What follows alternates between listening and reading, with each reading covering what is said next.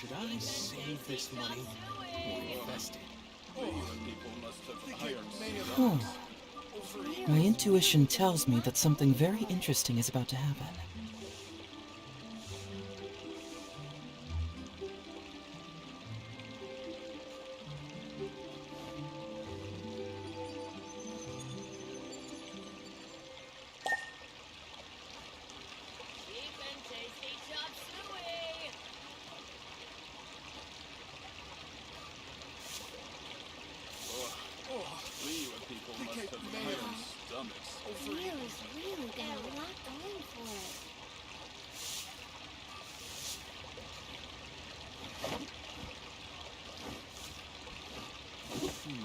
Should I save this money or invest it?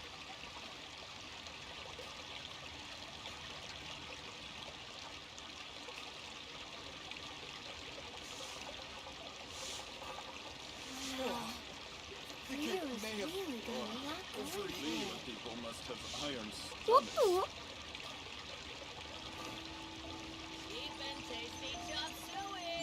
Should I save this money or invest it?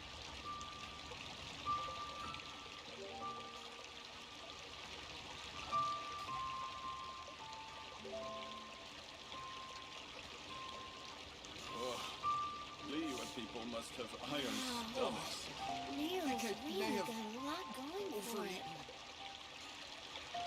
Cheap and tasty chop suey!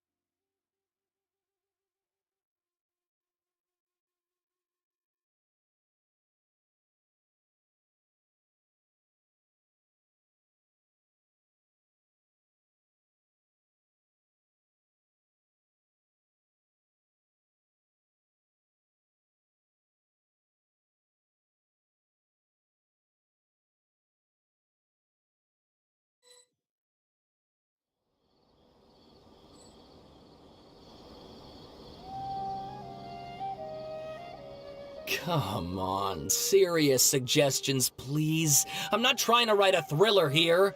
It's supposed to be an essay, you understand? An essay! That means facts and logic.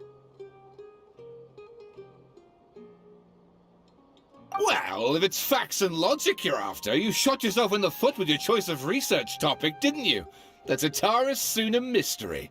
When so much remains unexplained, there's little to be objective about. Unless, of course, you restrict yourself to textual criticism. Yeah, well, this is my teacher's area of research. I can't change that. But it's fascinating enough without having to sensationalize it, don't you think? The strange location, the missing details, a mysterious person. I want to write my essay on something interesting, and I'm interested in getting to the bottom of all this. That's the only reason I came to you. Yes, you came to me, so all the more reason to take my advice. The fact is, it's the dramatization that will make people want to read it. There's no getting around that. Okay, but... Did one of them just mention Tatara Suna? But that's all the way in Inazuma! Is it just Paimon, or is it kinda unusual for someone in Sumeru to want to write a paper about that? Everyone here is just going about their business. Maybe it really is just Paimon. Guess people here are free to research pretty much anything. Great! Let's go find out what this Tatara Suna mystery is all about.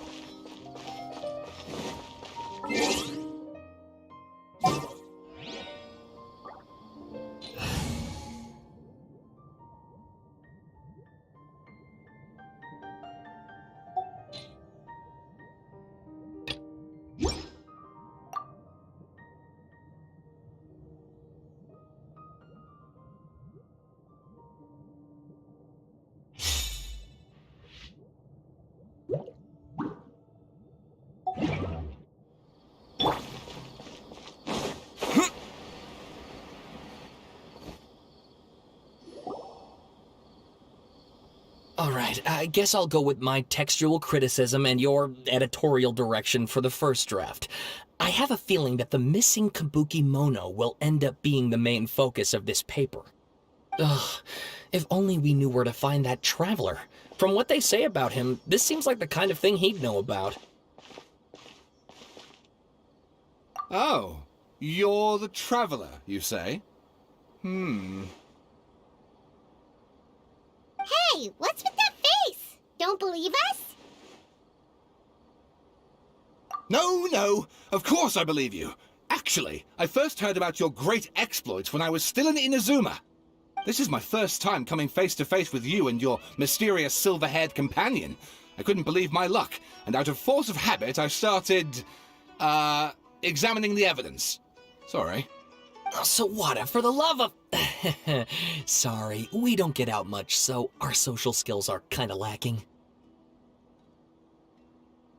Traveler, I hear you've helped many people a great deal and been to many places. Would you be able to tell us about Tatara Suna? Actually, we don't know much about that place either. In fact, we only came over here because we heard you talking about it and wanted to learn more. I see. My teacher chose this area of research as a personal challenge. He said it's difficult to get into because even Inazumans don't know much about Tatarasuna's past. But who'd have thought that... If you don't mind, I'd love to show you all my outline for the book I'm writing about Tatarasuna. Hold on, Sawada. Don't you think that's a bit of a deep dive or a first read? Well, fair point. In that case, please ease yourselves in gently by taking a look at Akaba's latest essay draft. Let me give you some background. This all started with the discovery of some records in Tatarasuna. The writings mentioned someone by the name of Mikoshi Nagamasa, who crafted a fine blade. But in the end, he threw it into a fire to destroy it, and killed his servant Katsuragi. Why? Well, no one knows. Apart from the swordmaker, his servant, and the one who wrote this all down, the records also mention a kabuki mono. This seems to be an Inazuman word for an eccentric stranger, someone who dresses funny or acts in an unusual way. That's right. Akaba's teacher has spent quite some time researching these events on the ground. This Kabukimono lived in Tatarasuna for a while before disappearing without a trace. And shortly afterwards, as Akaba mentioned, things got pretty ugly. So first this strange person goes missing, then a murder happens? Seems kinda fishy to Paimon. Yes, my thoughts exactly. So I helped out too. I asked everyone I could think of if they knew anything about what happened back then. And wow! Did I get lucky! Stop shouting! This part's important. I just wanted to make it stand out. It just so happens that a friend of mine works at the Government Records Office. He looked into it for me, and I can now confirm that all the aforementioned individuals did, in fact, live in Inazuma over 400 years ago. Even back then, Tatarasuna was already at the center of Inazuma's smelting industry. The man in charge was a government official named Niwa.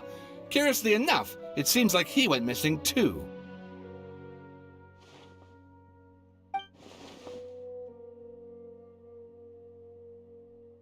Wait, so there are 2 missing people in this story now? That's right! What's more, Niwa is a name with a lot of history to it. Have you ever heard of the great swordsmith clans of Inazuma? Oh, the swordsmiths? Yeah, like Ishin art and so on? Wow, yes. You really know your stuff. That makes things easier. So basically, this Niwa was a distant relative of the Kaidahara clan, the last practitioners of Ishin art. Something then seems to have happened in the Kaidahara clan, leading to their downfall. I don't know the details, but taken in light of everything else going on around that time, it makes you wonder whether it's all connected somehow. The Kaidahara clan? Sawada, you left out the biggest detail of all. Oh, yes, of course. How could I forget? Brace your minds, ladies and gents, for they are about to be blown. Or maybe you won't believe your ears. I wouldn't blame you, of course, because in all my years as a writer, this is by far the most. Get to the point, for Pete's sake. According to information acquired by Akaba's teacher, the Kabukimono was not a human, but a puppet. A puppet?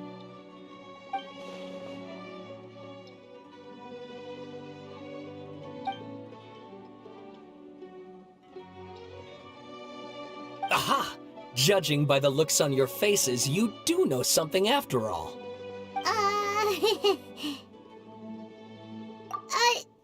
No! Paimon just meant, how creepy! The way you described it makes it sound like a ghost story.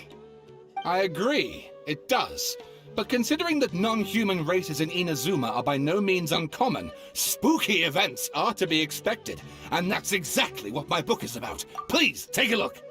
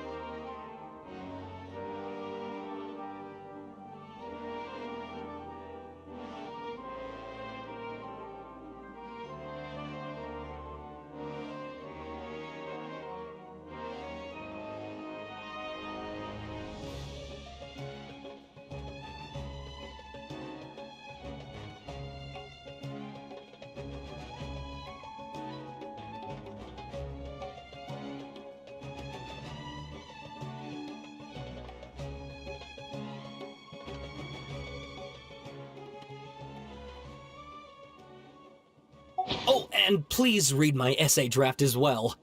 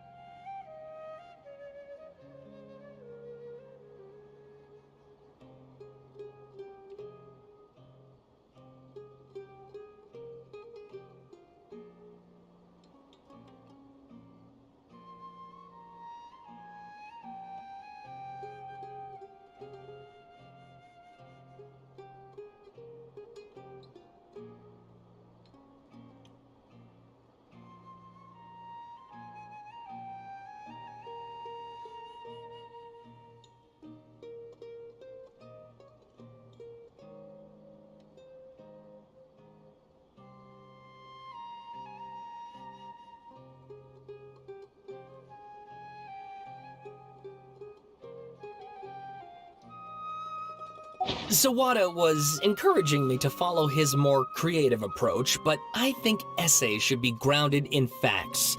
I don't think explaining everything away with mysterious forces will cut it. Oh, how about if I plug the holes in Sawada's narrative with political intrigue? Like, I could put a turf war between rival factions at the center of the whole series of events. Wait, you're allowed to just make stuff up? Pretty sure you've gone from essay to guessay there. Akaba, look. Your teacher has researched this extensively. I've reached out to everyone I could think of. Whatever information we have now is all that there is to know. This is as much detail as you're ever going to get. Besides, if there really was a political power struggle going on at anything like the level you seem to be suggesting, what hope would we ever have of finding out the truth? Good point. Okay, back to the drawing board, I guess. Give me some time. I need to find a new angle on this. We have some other stuff to do, so we'll have to say goodbye for now. Good luck with your essay! All right, thank you. If you find out any more info about all this, please do let me know. Thanks so much.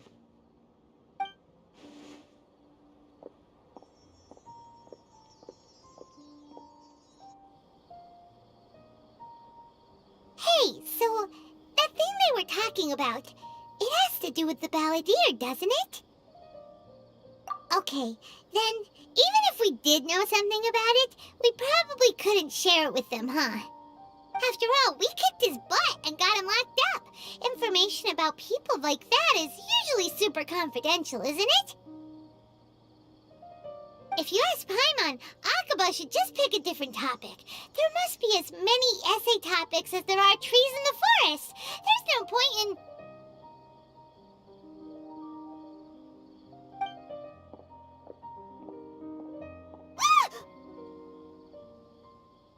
Hey, did you see that? He literally just went by, over there. It looked like... the balladeer! No, it can't have been. He got locked up. Oh, quick, let's catch up and see.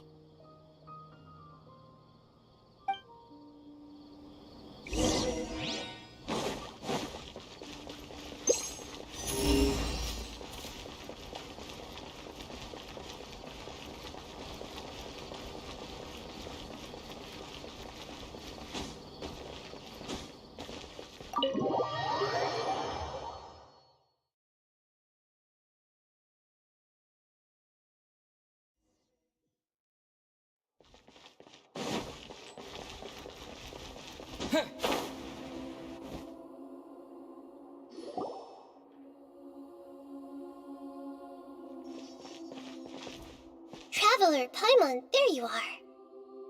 Nahida! Bad news. We just saw the balladeer strolling around in public. Did he escape or... Ah! It's him! Sure enough, you're here. Hey! What are you doing in the sanctuary of Surasthana? Aren't you supposed to be locked up? I know you must have a lot of questions. Please, allow me to explain. It was my idea to set the balladeer free. We made a deal, and he's gonna do some investigation in Irminsul for me. A deal? Huh. You sure you trust this guy? What did you expect? Why do you think Sumeru would keep me around otherwise? Or maybe killing me is all you can think about. But if that's the case, why haven't you done it already? Don't flatter yourself. It was... Nahida said there's still some mysteries in you to figure out. Ah, so if it were up to you, you'd finish the job? Guess I had you all wrong. There I was thinking you were just getting cold feet. Well, that escalated quickly. Not a good start. Could I ask you all to please calm down? But Paimon's worried about you, Nahida. Don't let him trick you.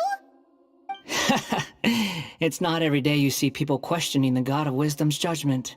Just when you think you've seen it all.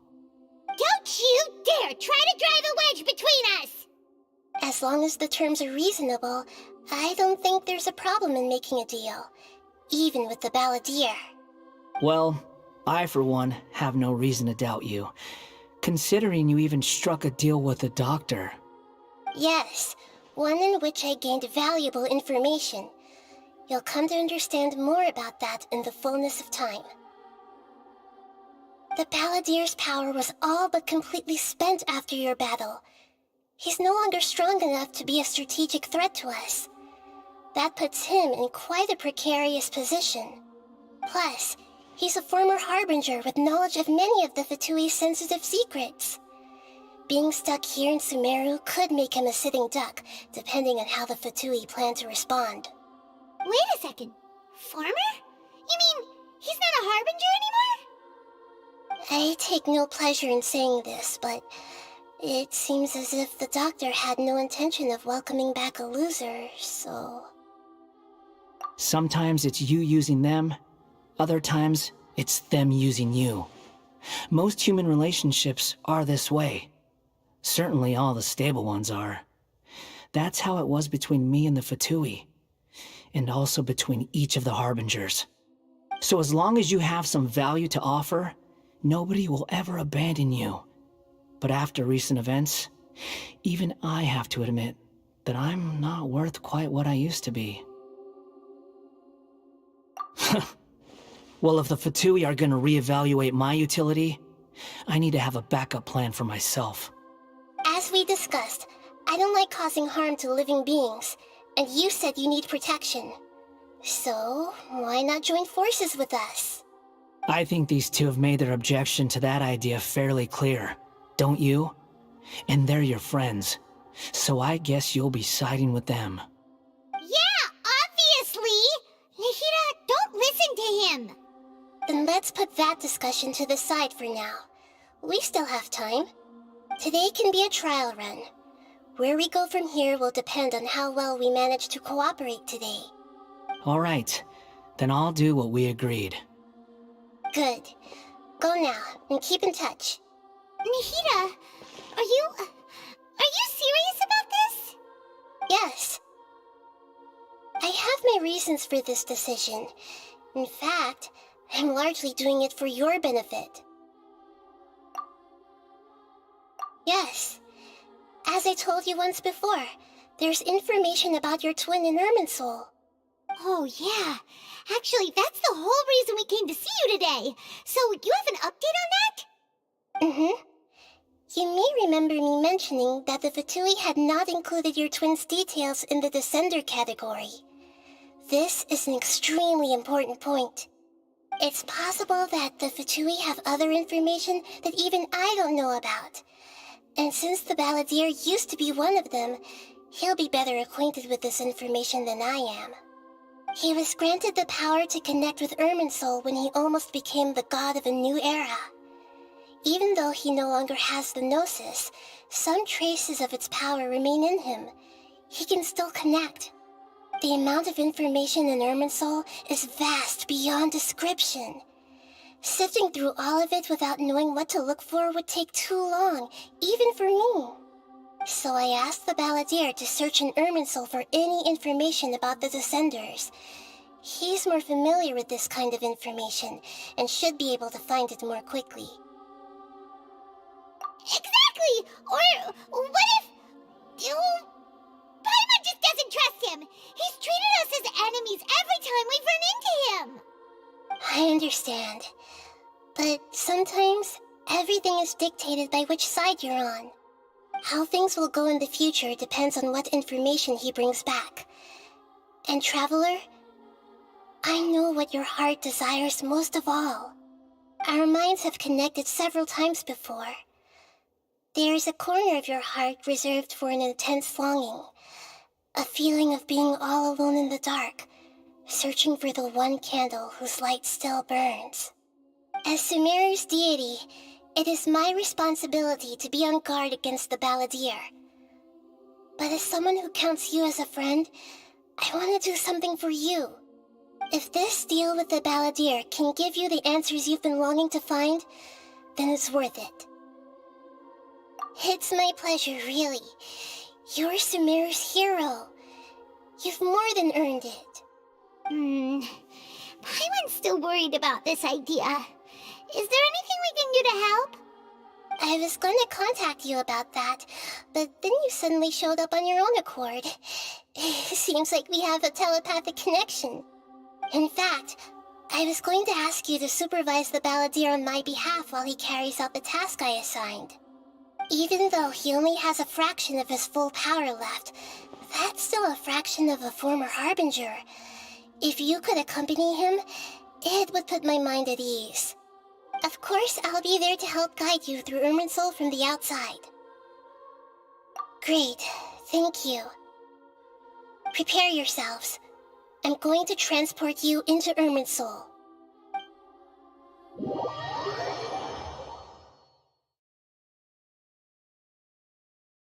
Wow, it looks pretty different here compared to last time.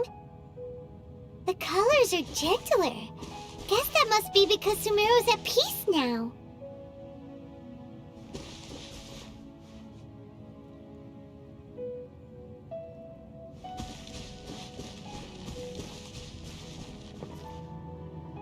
Look at that. Hot on my heels. You know, you didn't have to cut your catch-up short just to keep me company. Oh, but I guess you panicked when you realized that I might enter Irminsul ahead of you. Shut your beak, jailbird!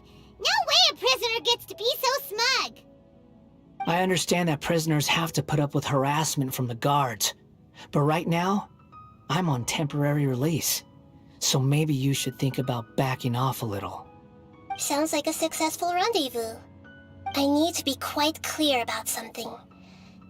In a few moments, you'll be entering into the innermost region of Irminsul. It is an environment like no other, and the most important place in all of Sumeru. Unlike anywhere else, Irminsul's inner region consists exclusively of torrents of information. You must put aside your differences and be extremely careful as you navigate your way through. I know there are many grievances between you, on both sides, but it is essential that you remain calm after entry. This is as much for your own safety as anything else. Fine, let's call it truce, but only until this mission's over. Let's cut each other a little slack, shall we? We are going to be traveling together after all. Per my agreement with Lesser Lord Kusanali, I'll be at the front. It's my job to lead the way and get rid of any obstacles in our path. All you have to do is keep your pretty eyes open and try not to fall behind. You sure are confident. Paimon will give you that. You make it sound like you're even more experienced at adventuring than us. If there are no further objections, I suggest we get going. Or did you need some time to mentally prepare yourselves? Ew! Ugh, the snark on this guy, it's unbearable. We can start now. Irminsul access granted. Initiating connection procedure. Is this a small sapling? Oh, darn it! Come on, let's catch up with him.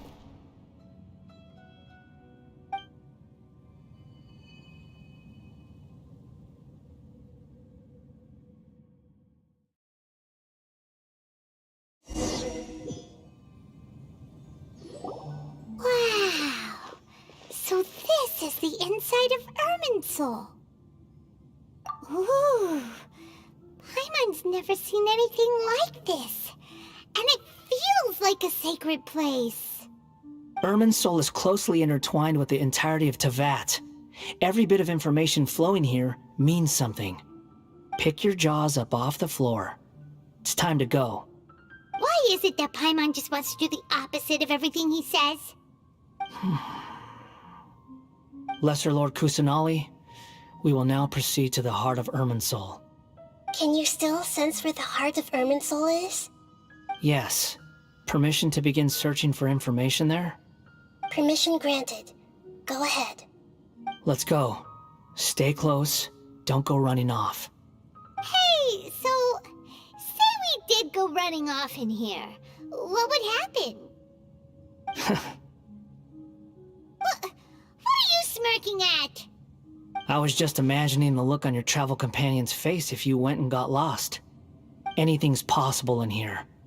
You can't rule anything out. So if you want to stay safe, your best option is to stick close to me.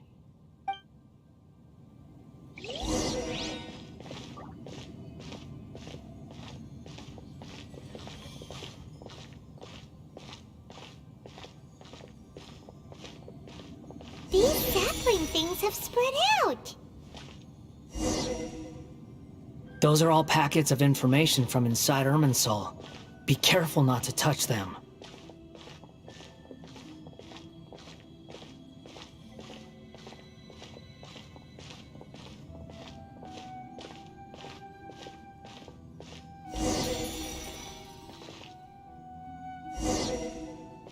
It looks the same in every direction.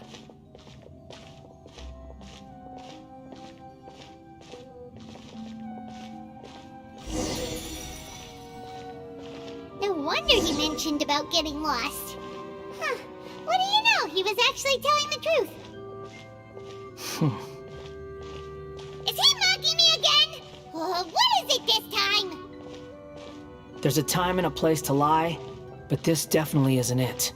So why don't you relax your guard a little?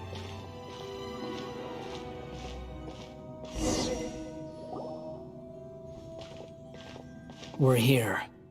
What a huge tree!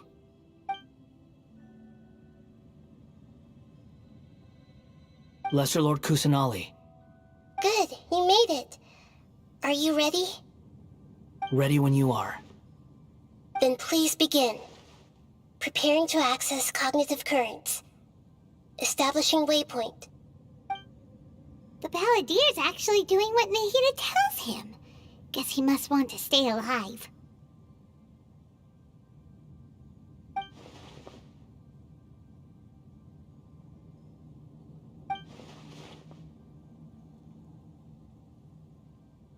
The rest is up to you.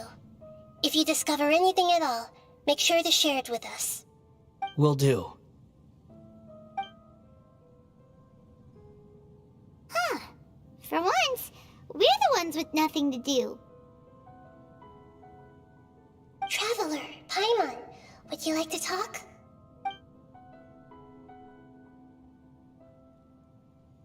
Yes, I've also invited Paimon to join. Huh? What the?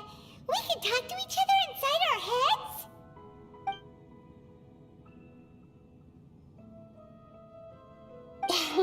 That's part of it. Plus, we're all friends. There's nothing wrong with us talking like this once in a while. Paimon's never tried this before. This is great!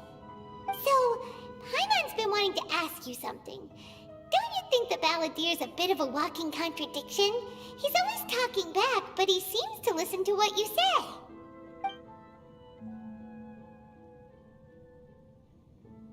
As I've told you before, there are still some mysteries for him to resolve. Things that are clear as day to me, but that he has yet to understand. Perhaps today will be the day that he finds some answers.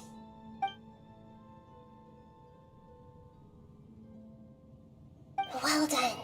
Smart and attentive as always.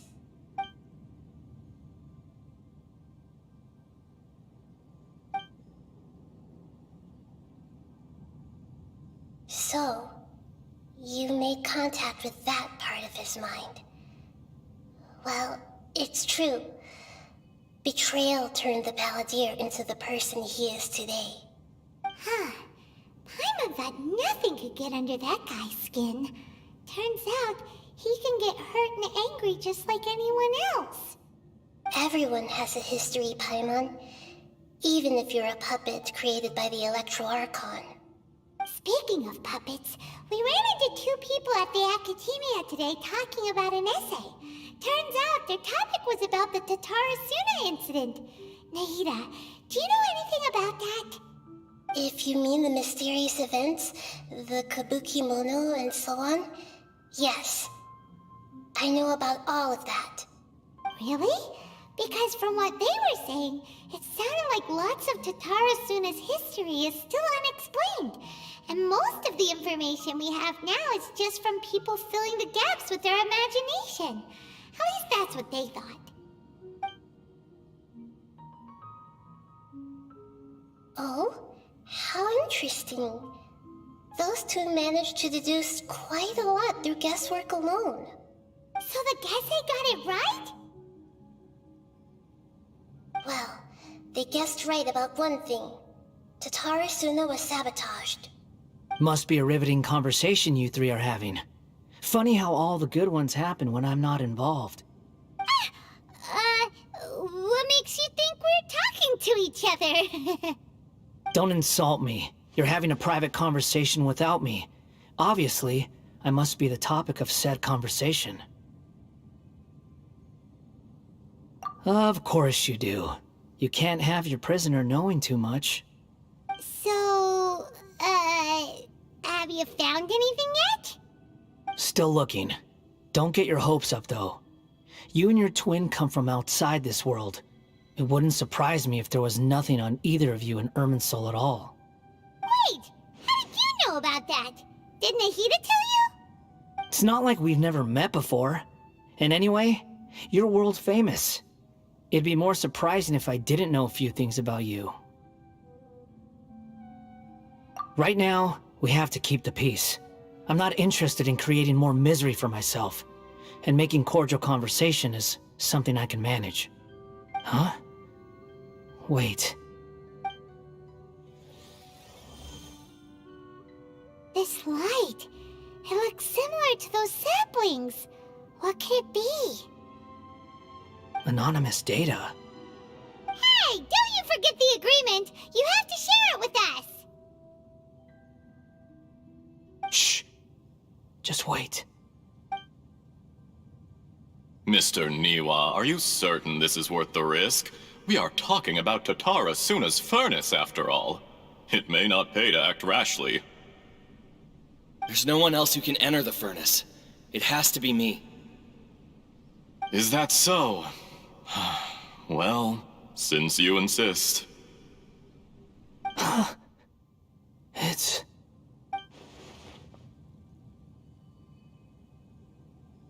Whoa!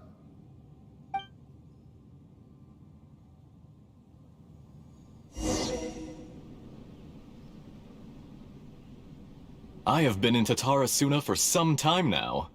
You have shown me great hospitality, as has Mikoshi Nagamasa, and indeed, everyone else. Under your leadership, Tatara Suna is a warm, welcoming place. Like a giant village. People are gainfully employed, their lives have purpose. They are motivated.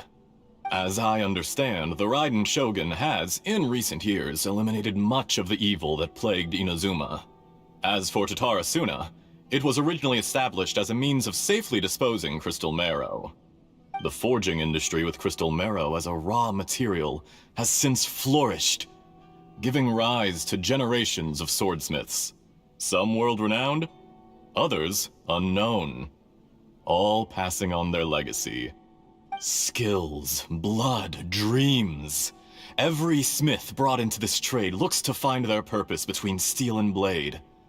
That is why you accepted the proposal brought to you by myself and Akame. Yes, well, were it not for you coming to Inazuma and happening to make Akame's acquaintance, the two of you never would have joined forces. And he would be the first to admit that there's no way he could have revolutionized our forging process like this on his own. At least not on the same timescale. You allowed Akame to take all the credit for a method that you jointly developed. He sold it to me, and now every piece of ore here is smelted using the new technique. Even now, you remain one of Tatara Suna's key consultants, working right here alongside us. I believe it is you, sir, who are truly responsible for the changes in our manufacturing and forging methods. You flatter me. From the outset, I saw much that was commendable in the forging industry of Inazuma, and it has been my great honor to befriend you all. So you say, Escher. But is this really the truth? My good sir, what do you mean? I tried to resist thinking it was all connected. Because I didn't want to speculate. And I didn't want to believe that things could turn out this way. What have we gained from adopting your new technology? Ominous black smoke? Mounting production problems? Worker fatigue and casualties are up and continuing to rise at an alarming rate. And recently, as you well know, someone died because of that strange filth inside the furnace. We've kept the truth from spreading outside, but still, I suspect you understand it better than I do. None of the people who went out to get help have come back. Now, our mutual friend, the Kabuki Mono, is taking the Golden Feather to Narukami Island to seek an audience with Shogun. This is our last hope. But that doesn't faze you, does it, Escher? Nothing does. Otherwise, why would you still be standing there with that smile on your face? I'm just surprised that you finally chose to be so sincere. I'm sure you've been harboring these suspicions for quite some time. Mikoshi Nagamasa may have noticed that there was one common denominator among all these events. Namely you, Escher. But Mr. Mikoshi is more cautious than I. He does things by the book. After all, Nagamasa is the adopted son of Mikoshi Torichio, the yokai struck down by the Shogun's own hand. If he truly seeks to redeem his family's honor, an abundance of caution is well advised. You're well informed on the subtleties of his situation for a mechanic all the way from Fontaine. Are you sure you're not a little overqualified? Why, Mr. Niwa, are you suggesting I find a job as a diplomat? Sadly, I am so very attached to my craft. Enough, Escher. I'm here because an evil force is raging inside the furnace. And someone needs to take your new device inside the high-risk zone so we can absorb it and put an end to the problem. I'm in charge here. And I'm about to take some responsibility and head inside. Probably to my death. But what about you? What are you still doing here? Judging from the look in your eyes, you don't seem to trust me. Drop the act! We're past that now. Whoever you are, it looks like your plan to destroy Tatarasuna has worked. I just want to know what you're still doing here. What's left? Don't you have all your answers by now? Honestly, I'm just waiting for the right moment. A moment like this, where you finish talking and I stop you from entering the furnace. You...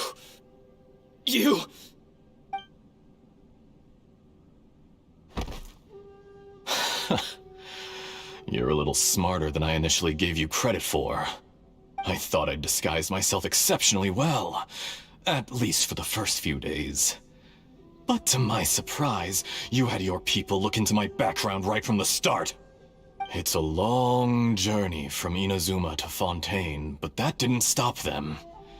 Eventually, they managed to confirm that Escher was an alias, and that I was not from Fontaine at all. And yet, despite all of that, you still fail to realize my true identity, and what I seek in Tatarasuna.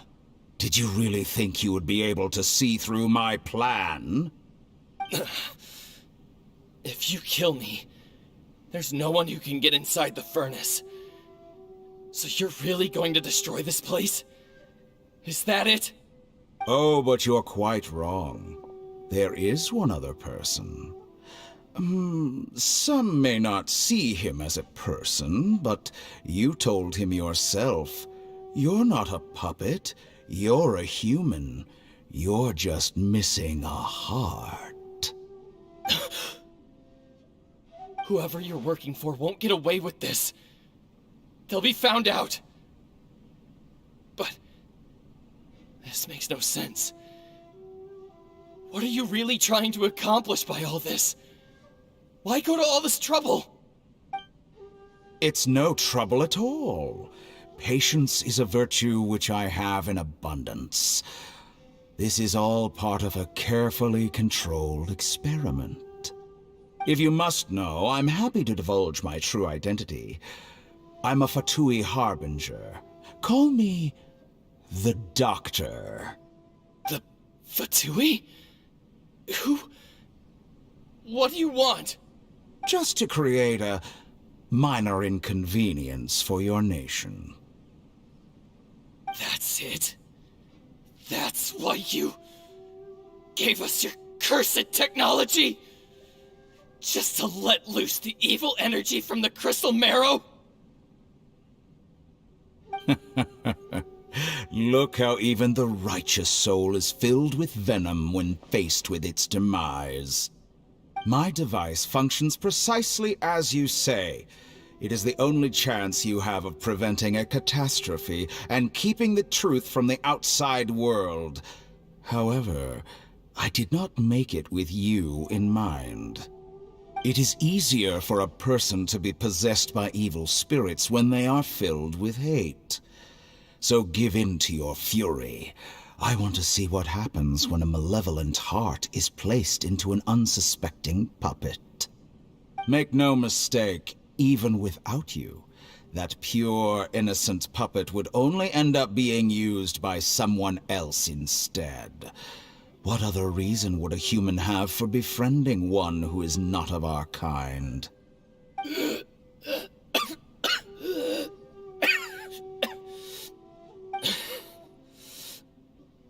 If you give him my heart, tell him that both Nagamasa and I see him as one of us.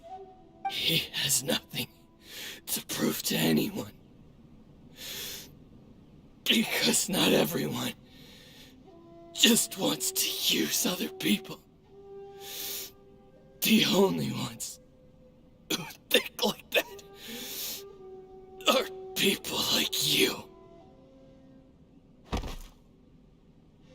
What a beautiful way to see the world.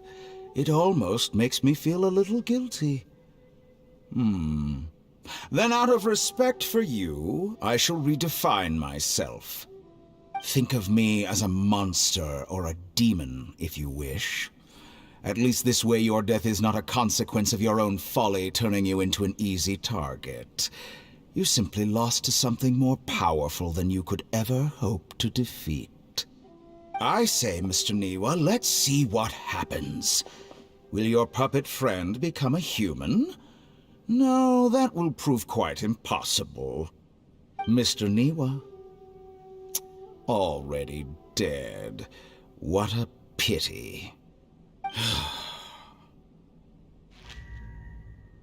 Jester, I have completed the task you gave me.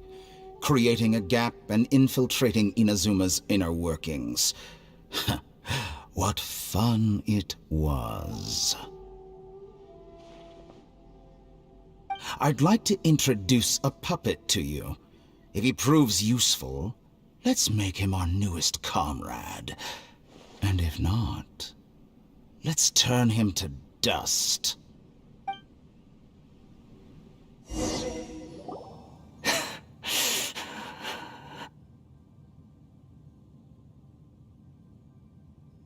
Hey, are you alright? Dottore.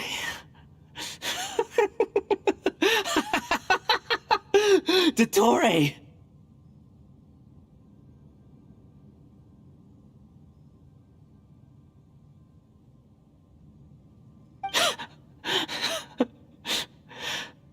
Good. Good. Was that the doctor? Did he turn into a mechanic from Fontaine? But why did we see things from his perspective? When I touched the doctor to confirm whether he'd eliminated all his segments, I read this memory in his mind. You have to admit, it must be the truth. Maybe so, but it means nothing. Does it? But this memory shows that Niwa didn't betray you. He never meant for you to be the one to take the device into the furnace. You know very well what that means. Even more so than I.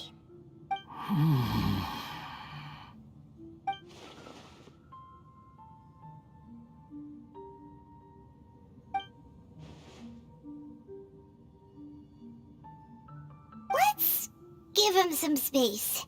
He looks really mad. Paimon doesn't want to be anywhere near him right now. We need to give him some time to process his emotions. Paimon's still confused about the Tatarasuna incident. So, the doctor was behind it, but why has that gotten him so worked up? Nobody has ever deceived you like that, Paimon. It's natural that you find it difficult to understand. Perhaps he needed to learn this someday. So now you have the complete picture. Katsuragi took the kabuki mono to live with the people of Tatarasuna. Later, the doctor showed up, disguised as a mechanic from Fontaine. And that's when the trouble began. It was all a horrific experiment planned by the doctor. Everything he did was just to plant seeds of disaster in Inazuma that would bear fruit in the future. Of all the unwitting participants in the doctor's experiment, the balladeer became the main test subject. After the events you just saw in that memory, the doctor put Niwa's heart into the device and handed it to the balladeer. Then, he instructed him to enter the furnace and absorb all the filth caused by the smelting process. The load was far beyond what he expected, but the balladeer survived. He left the furnace in sheer exhaustion and said to the mechanic, "This device seems to have protected me. What's in it?" The mechanic answered, "Niwa fled this place for fear of punishment, but he left you a gift. He said it's the one thing that you've been looking for." He took it straight from the chest of one of his innocent servants. The mechanic removed the withered heart from the device as he spoke. The balladeer was stunned that such unthinkable cruelty had brought him the thing he'd been longing for his entire life. A heart acquired through cold-blooded murder is a cursed thing, but it has protected him from the filth. He thought Niwa had completely betrayed him, and yet this very betrayal had ensured his survival. Overwhelmed with anger and sorrow, the balladeer threw the heart to the ground and left Tatarasuna without looking back. Holy moly. So the doctor killed an innocent man and pinned everything on the victim? That's terrible.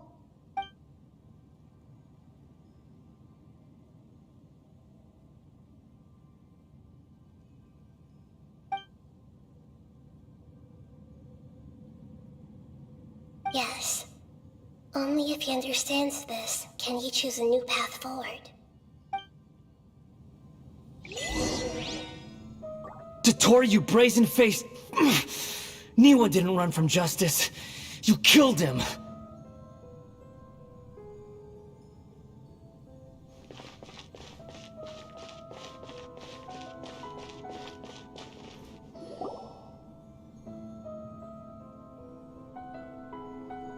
Shall we see how he's doing?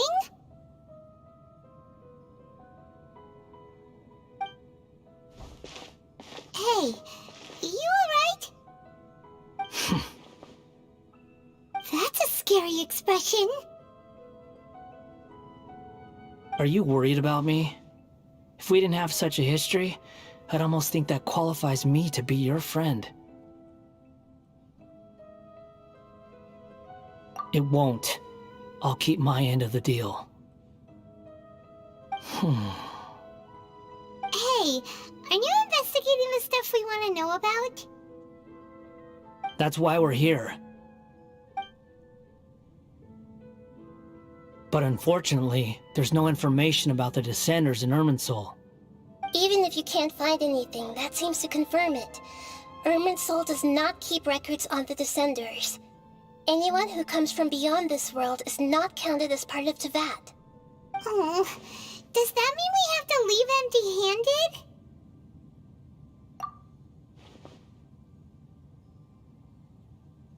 don't thank me just yet. You look really upset. Well, since Irminsul was a dead end, I guess I can share some other info that might interest you. Huh? About what? The reason why there are records about your sister in Irminsul. It might have something to do with Conria. Apparently, Conria was her first destination when she arrived in this world. Plus, she only came to this world because the heavens responded to the summoning. The heavens responded? The Jester told me this himself. You can take his word on this. He was a royal mage in Conria, and lived with your sister for a time. I don't know the details. It's up to you whether you want to believe me. All I can say is, I wouldn't lie to you about this. Did you get all that, Lesser Lord Kusanali? Yes. Astonishing news. Does this info count towards my mission? It wasn't from Irminsul, but was it valuable? Very valuable. Good. In that case, I'll take some time for myself now. Huh? What have you done? Lesser Lord Kusanali was right. My power's all but completely spent. Even if I use all of the divine power left in me, I can't sustain this shield for very long. I shared a secret with you, and now you owe me. So in return, I'd like you to answer a question for me. Give me your hand.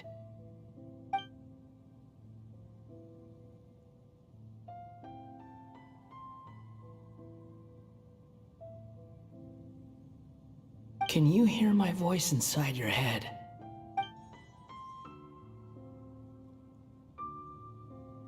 No, I can't do anything like that anymore. At most, all I can do is exchange a few words with you. So tell me, in this world, is it possible to change the past?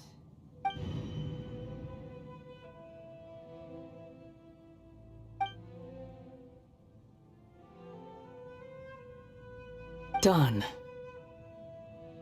Huh? What happened? Paimon only saw you hold hands for a second. Nothing. I was just thanking him for helping me.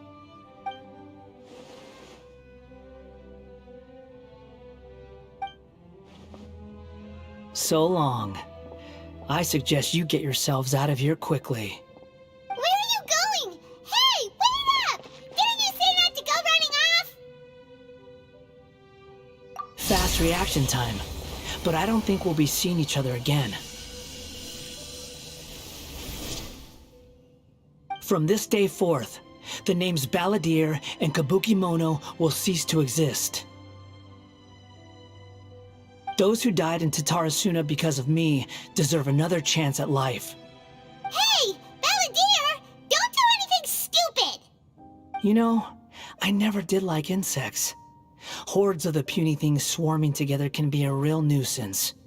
And I enjoy nothing more than to stamp them out like the pests they are. But if a colony of harmless ants isn't threatening anyone, I guess they deserve to be left alone. Luckily, everything can be set right. It's time to solve this once and for all. Balladeer! Balladeer! Uh-oh, he disappeared. Come on, we gotta find him somehow.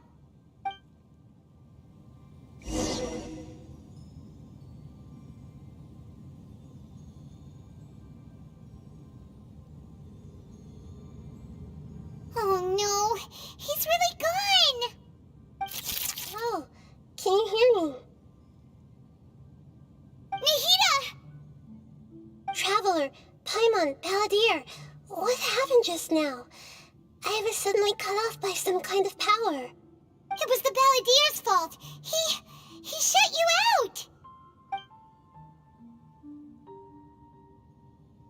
I didn't think he'd be capable of something like that with so little power left. Did he keep some of his power hidden when he was defeated? Or did he achieve something beyond his abilities, and it took everything he had? Where the heck did he go? Ugh, it's all our fault. We We were supposed to keep an eye on him. Sorry, Nahida. Don't be. It's not your fault. Please, let me handle this from here, even though I'm not sure I can solve it. We're running out of time. Follow my lead and get out of Irminsul as soon as possible.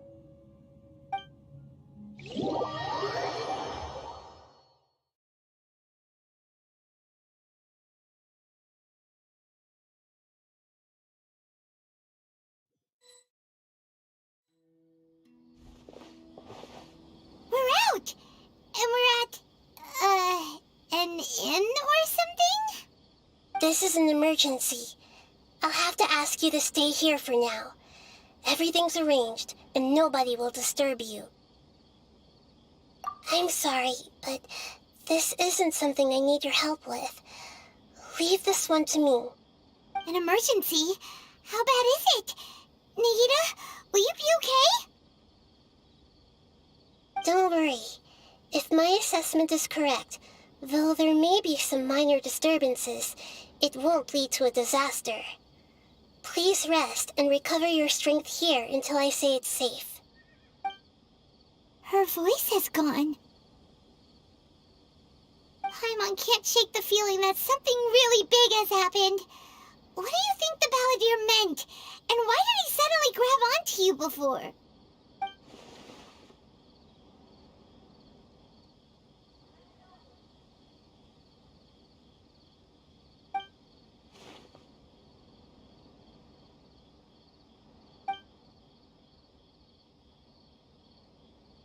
He wants to change the past? But surely that's impossible! Right! You can't just rewrite history! All that stuff happened already in real life! It's like, imagine Paimon drank all the water in this inn. Even if no one was there to see it, Paimon would sure as heck remember drinking it. So, why does Paimon still have a bad feeling about this? Paimon can't help but feel scared about what he might do. Oh, Paimon's so confused. Huh? Ah! Sorry, Paimon accidentally... It's the balladeer's fault for causing Paimon all this mental stress. But erasing yourself from history? It's unthinkable. Is that really possible in Irminsul? Uh-oh. Paimon's head is overheating from trying to understand what he's up to. And it's still not working. Ugh. Paimon's had it with that little brat. He's been nothing but trouble ever since we met him. There's no way he'll actually succeed, right? Otherwise, won't everyone who's connected to him be affected too?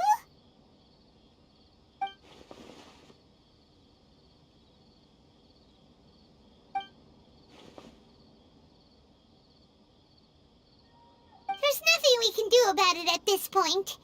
Hey, have you got any ideas on what we should do next?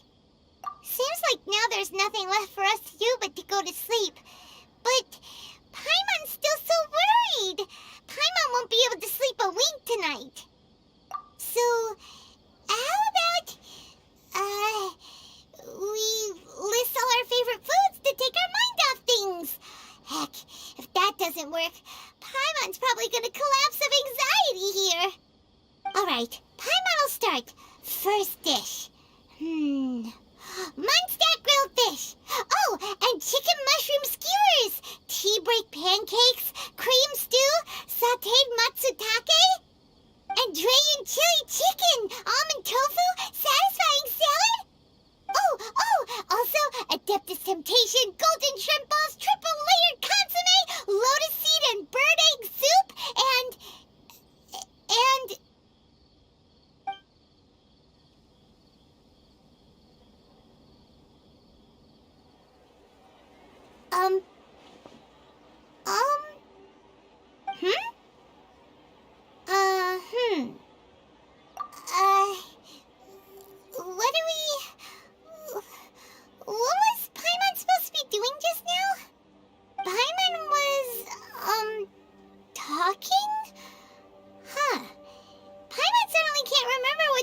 talking about? What was it again? The balladeer? Is that a food too? Huh. Weird name, though.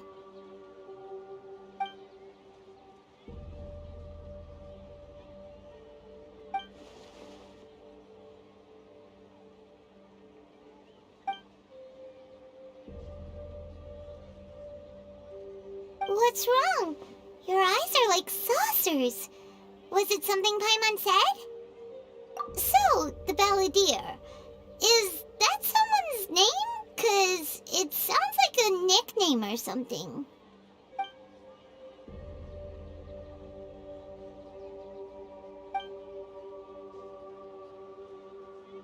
Okay, sure. Where are we going?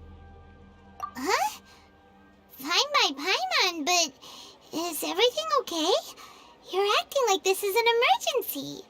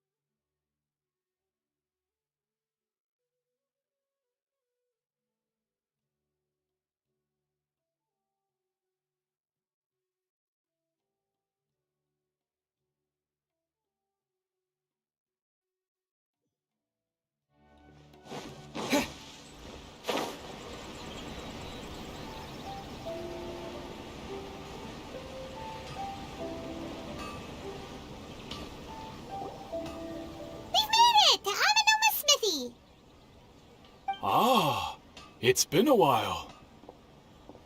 Of course. Go ahead. No. Now there's a question I wasn't expecting. Very well. I'll tell you what I know once more. The once renowned Raiden Gokuden, comprised of 5 branches. Amenoma, Futsu, Ishin, Hyakume, and Senju. The art of forging practiced by these 5 clans was first taught to them personally by the almighty Shogun. Over time, the 5 branches diverged from one another as generations of bladesmiths honed and perfected their craft until they became 5 distinct traditions. Most of the great swordsmith clans of old have since fallen into decline, and for a long time, only the Amenoma branch kept its art alive. But fortunately, Kaedehara Kazuha recently returned to Inazuma and took up the mantle of the Ishin art. Now, 2 clans remain of the original Gokuden 5. If my memory serves me right, you yourself were present when he forged the Ishin blade. Oh yeah, we were! Paimon remembers that now. They learned a bit about the decline of the Raiden Gokuden then too. It seems like such a shame. That, my friends, is a tragic tale indeed. In fact, this was not made known to me for most of my life. All these years, I knew of those great clans' demise, but never the cause. Only recently, when the question was on my mind, did I ask Kaedehara Kazuha about this. He told me that, as we are both heirs to a branch of the Raiden Gokuden, it was right that I should know the truth. There is no harm in telling you, but I must warn you. It is a dark and sorrowful tale. The Raiden Gokuden were the targets of a murderous rampage by a vengeful bladesmith. Vengeful? Why? 400 years ago, so I'm told, there was a catastrophic malfunction in Tatarasuna's furnace.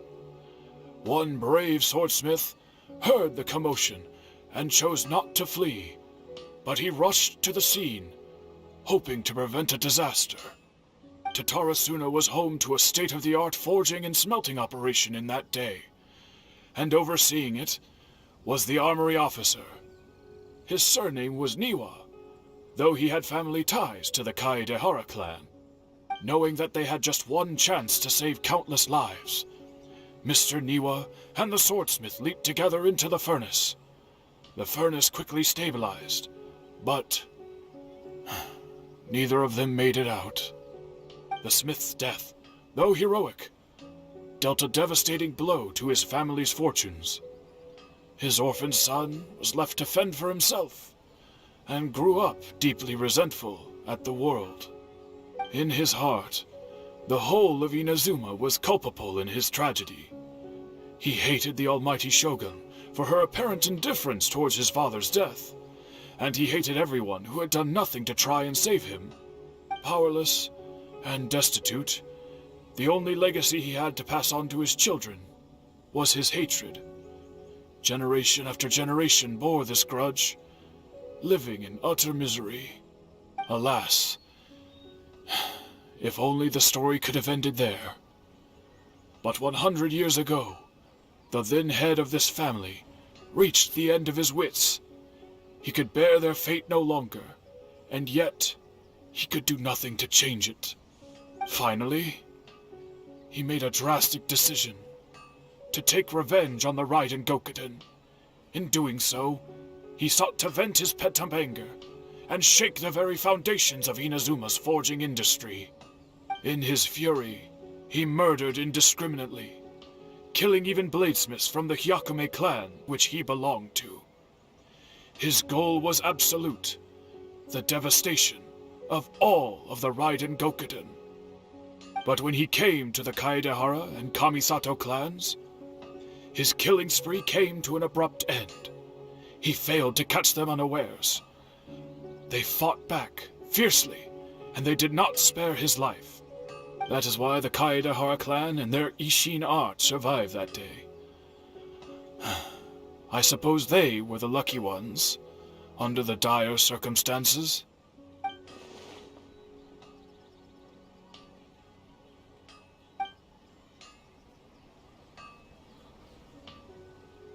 Was there anything else you wanted to ask?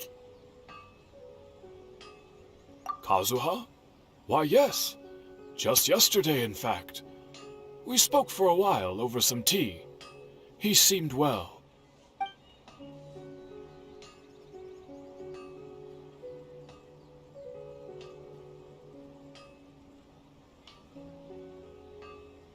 My pleasure.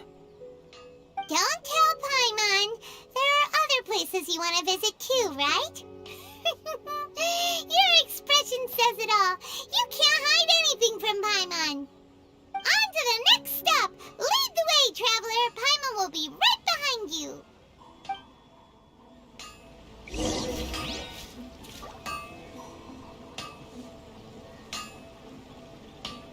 Okay. Unrelenting patience and willpower to move mountains.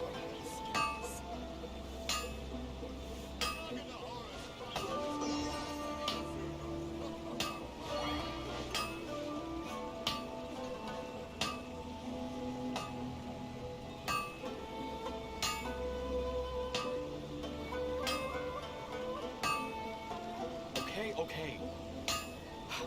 Unrelenting patience and willpower to move mountains.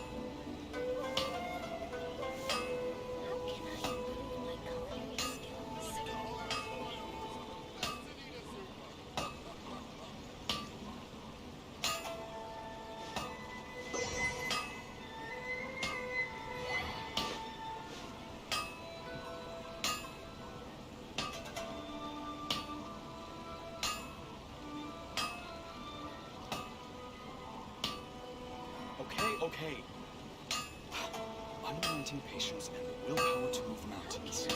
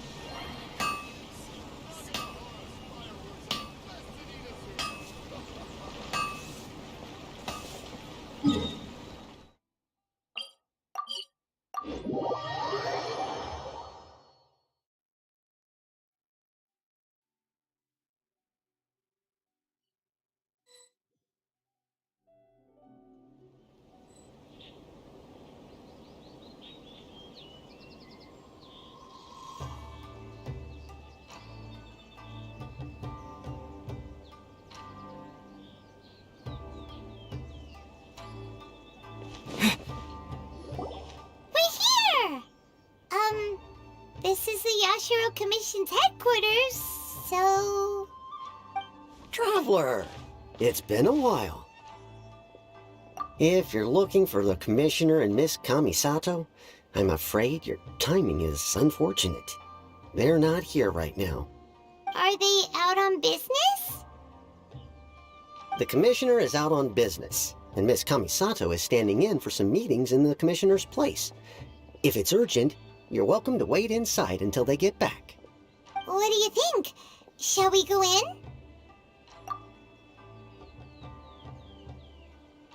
If it were anyone else, I couldn't allow it. But seeing as you're so close with the Commissioner and Miss Kamisato, I think it should be okay. I'll be heading in then. Thanks!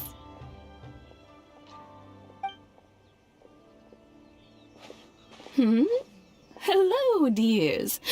Is there something you want to say? Of course, traveler. Yes, I know who you are.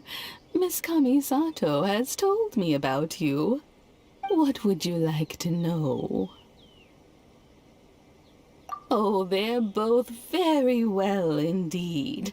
Lately, Miss Kamisato has been rather busy attending all kinds of meetings and occasionally paying visits to some local organizations on the Commissioner's behalf.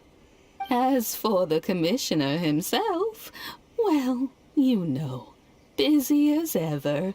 That much hasn't changed. Although he does seem to be in a rather good mood these days. So pretty much business as usual in the Yashiro Commission, huh? Very much so.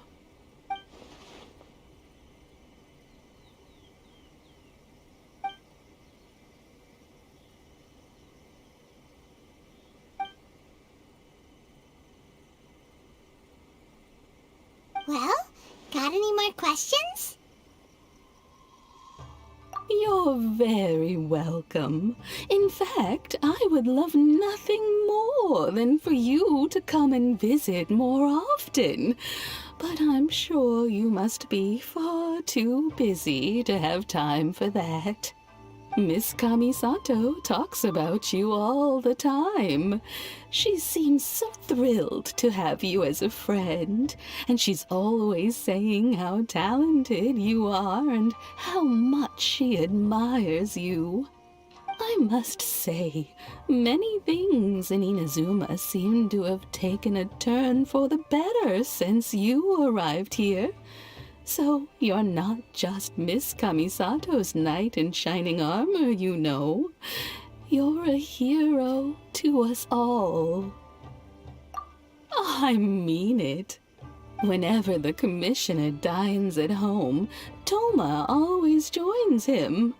I always find myself at my most relaxed when I'm serving the two of them and listening to them chat away. The Commissioner has such a busy schedule that he doesn't always have the chance to take his meals at home. But given the opportunity, he always prefers to dine here. They say it's because Toma is a much better chef than most. Oh, the Commissioner is so fond of home comforts. They get to talking about you sometimes, too, you know. Always with a very fond tone. The way one would talk about dear old friends around whom one can truly be themselves. Miss Kamisato occasionally joins them as well. Whenever the whole family gets together and they start talking about people they've met and experiences they've had, you always get a mention. It's been many years now since the late Mr. and Mrs. Kamisato passed away. Much has happened in the Kamisato clan in that time. As someone who is old and gray enough to have watched their son and daughter grow up, It makes me so happy to see them meet a dependable friend whose company they enjoy so much. So, in the future, if you ever do have the time, please know you are always very welcome at the Yashiro Commission headquarters. There will always be at least one old lady who would be delighted to have the pleasure of your company. Wonderful. Thank you. Paimon likes it here too. Also, you were saying something about the food here being really great. Paimon's itching to try it. We may just have to invite ourselves around for dinner sometime. Paimon meant we should come pay a visit again real soon. Ideally around dinner time. Of course. You're always welcome. Alright, goodbye for now. Where are we going next?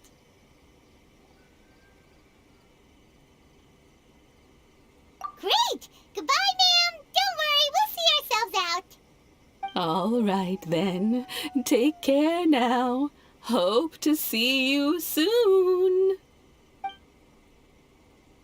Oh, are you two leaving already?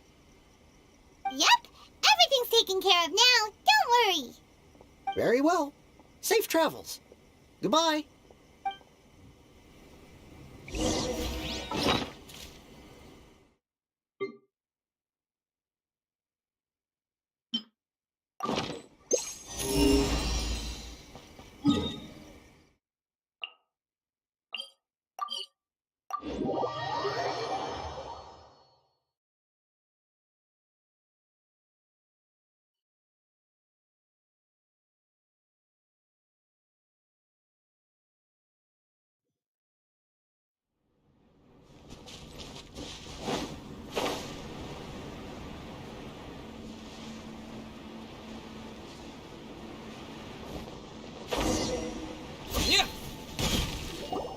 Well, here we are.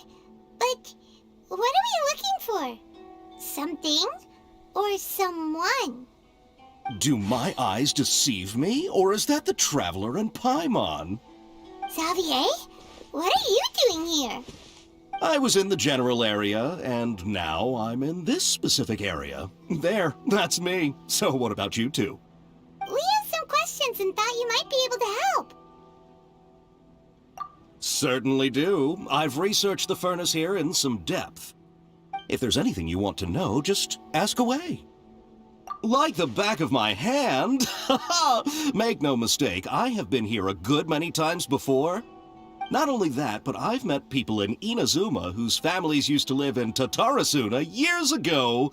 They said it's all true, the history here.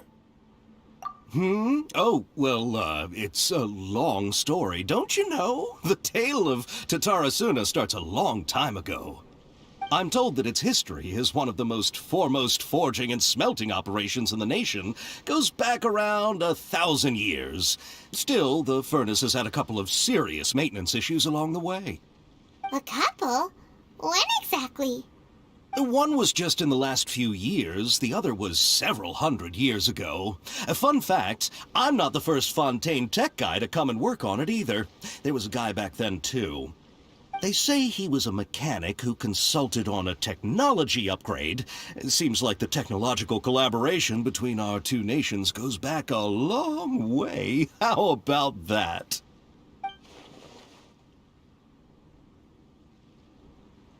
Hey, weren't you gonna ask Xavier something about Tatarasuna? Come on, ask already. Oh, I didn't realize you two were here for a history lesson. Me neither. Paimon doesn't know what's gotten into this one today. Feels like we've been preparing for a history exam or something. What brought this on? Did you just wake up today with a sudden burning desire for historical knowledge? Sure, go ahead. A kabuki mono? No, I can't say that I have. I do know the word, Inazuman for those eccentric types who always go around dressed to the nines. Just the sort of person that I'd like to meet, actually. But sadly, I've never had the pleasure, nor have I come across anything to do with a kabuki mono where Tatara Suna is concerned.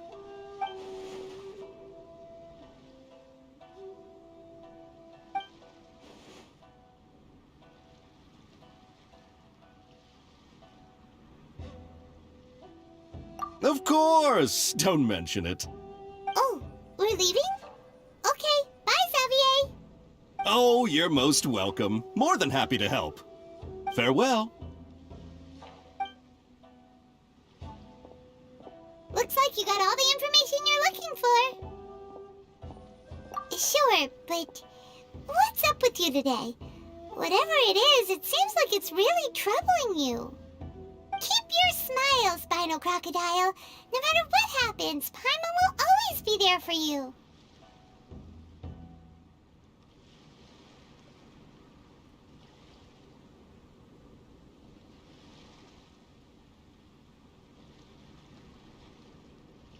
Hey, don't mention it. Alright, let's head off and go meet Nahida.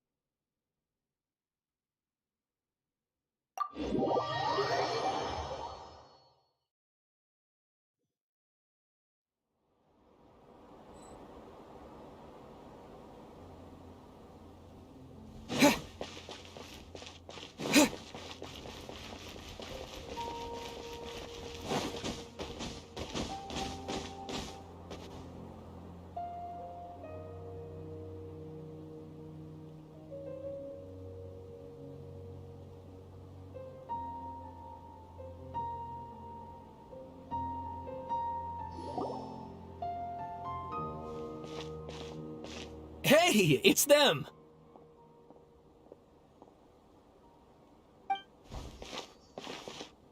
Akaba, Sawada, you're still here?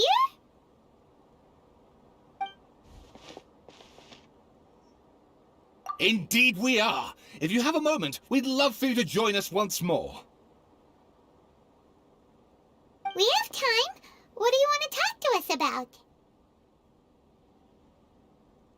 It's the same topic we discussed last time. Obviously. Still looking for more info about Tatara Suna, huh? Should we join them?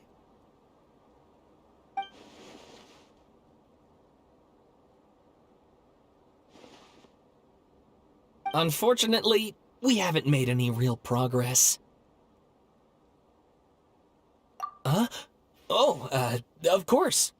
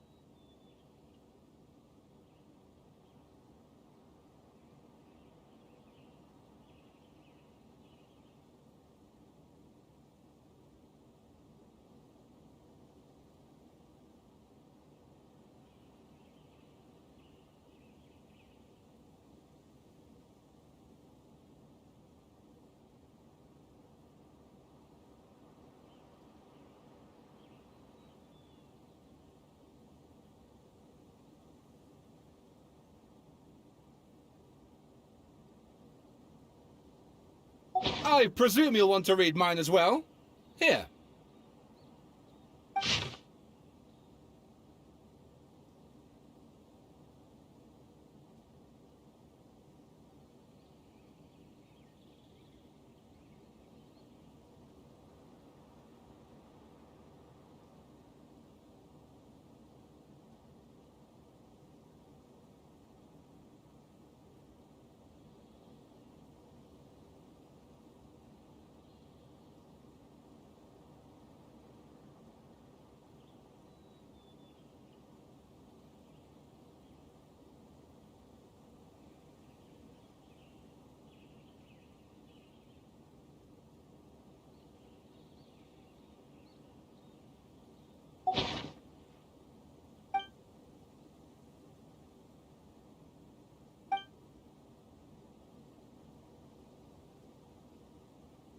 Well, what do you think?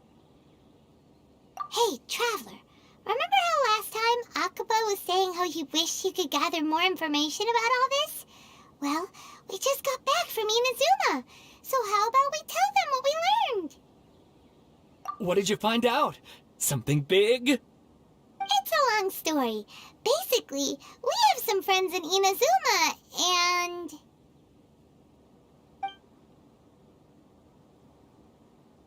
Wow, so many new details. Thank you so much for sharing that with us. Well, well. So it all comes down to one man's desire for revenge. Huh. You heard this from a member of the Armanoma clan, you say? Then I guess it must be true. Ugh. So there's no ghost story here after all. This new information actually lends further credence to my hypothesis. Evidently, swordsmiths were seen as having an incredibly prestigious role in society those days, to the extent that harming them was conceived of, at least by the perpetrator, as a way of exacting revenge against those in power. Yes, okay, point taken, you were right. But that doesn't mean I can't carry on with my novel. And they're back at it. These guys are really into this.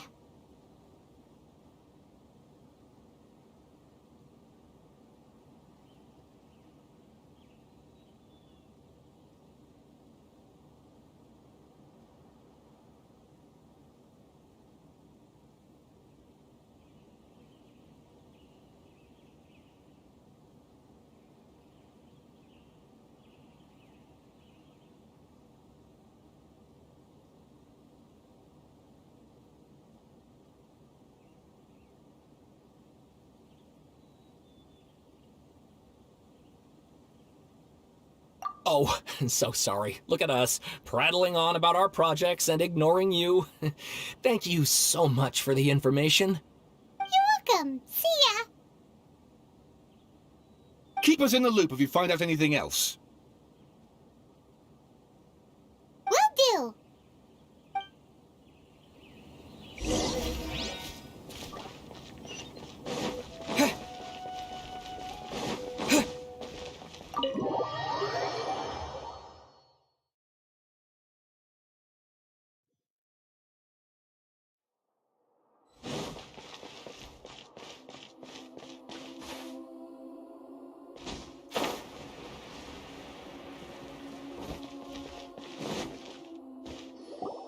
Nahida, we're here!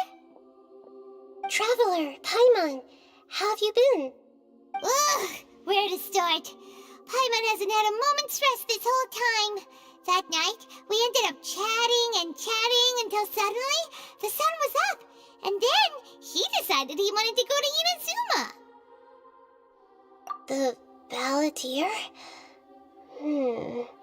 It sounds like some kind of code name.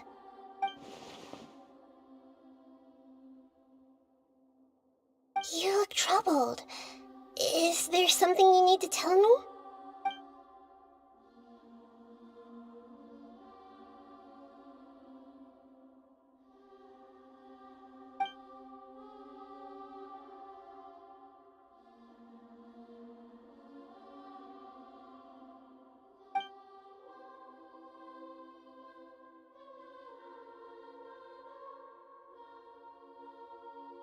Traveler?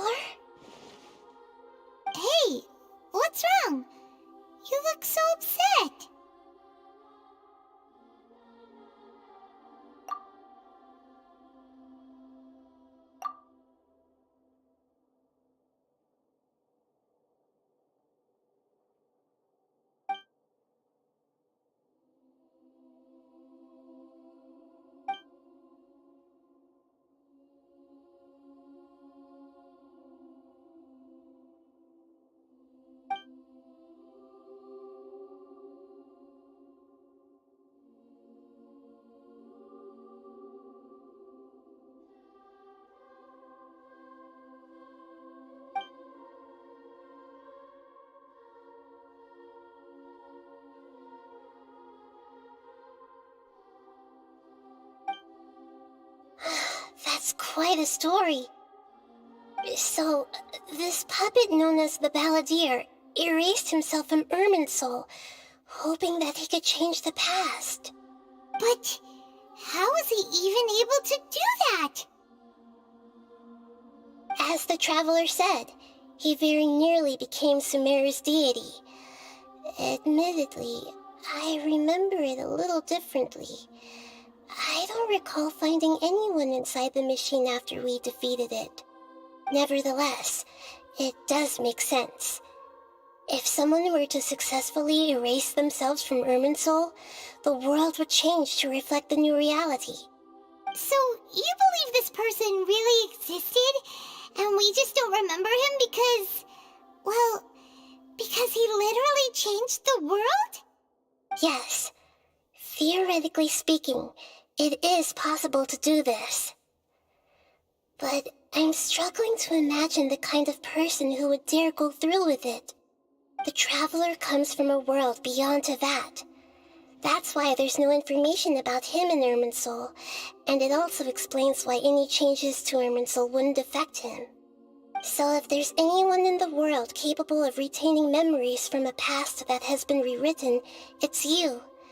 It's quite incredible when you think about it. Paimon's having a hard time understanding this Balladeer guy's motivations. Why did he do it? I can only make inferences based on the information we've been given. As for what kind of person he was, only you remember that.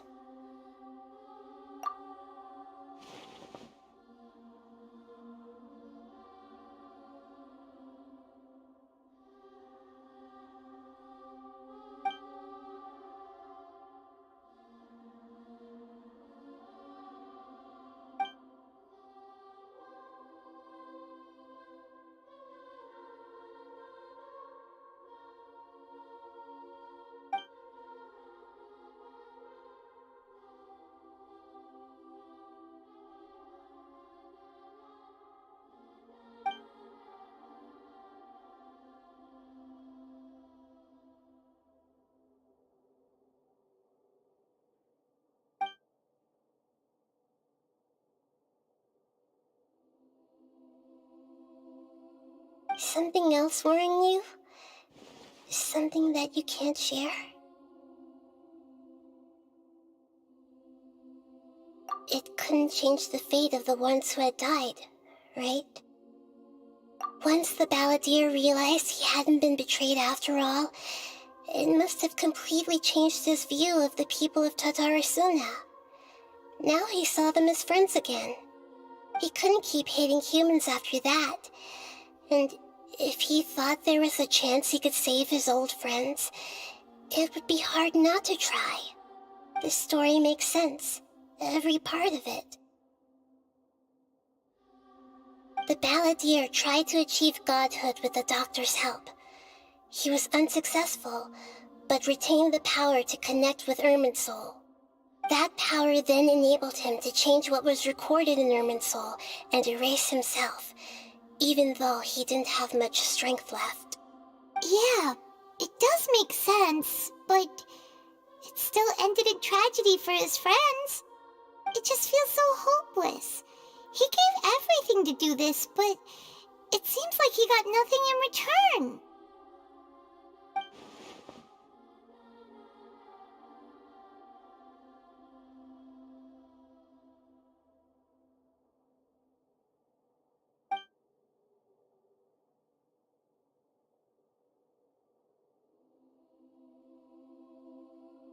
Please wait a moment. I want to check something. Found it. This should be the one. It turns out that I have a strange way of confirming everything he has told us. What is it? A record from a personal collection. It was tucked away in a corner. You should take a look.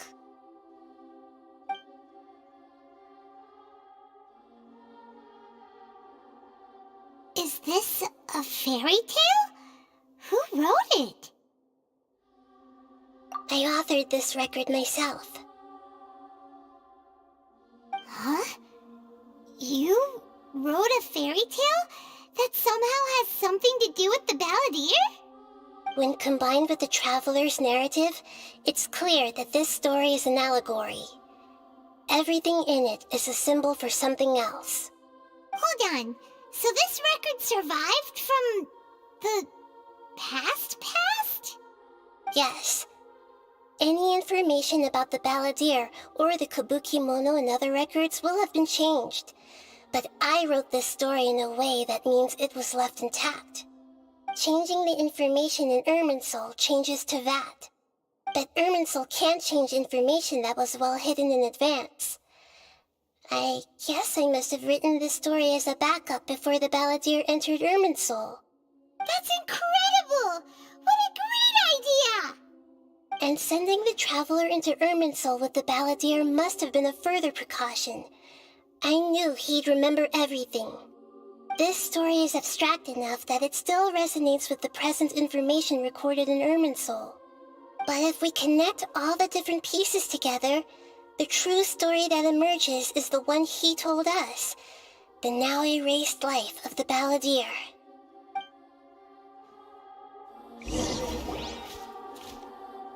There was once a lone monster draped in fox fur. The monster found a family of foxes, joined them, and they became friends. The monster lived with the family day and night, and everyone treated it as one of their own. Once in a while, the monster would take off its fox fur at night and lament to itself as it gazed at its reflection in the water. I am a monstrosity, yet they are too foolish to see it. I pity them. But the monster soon found solace when another came to live among the foxes who was not their kin. A kitten, carved from the wood of a white tree who had been abandoned by the humans.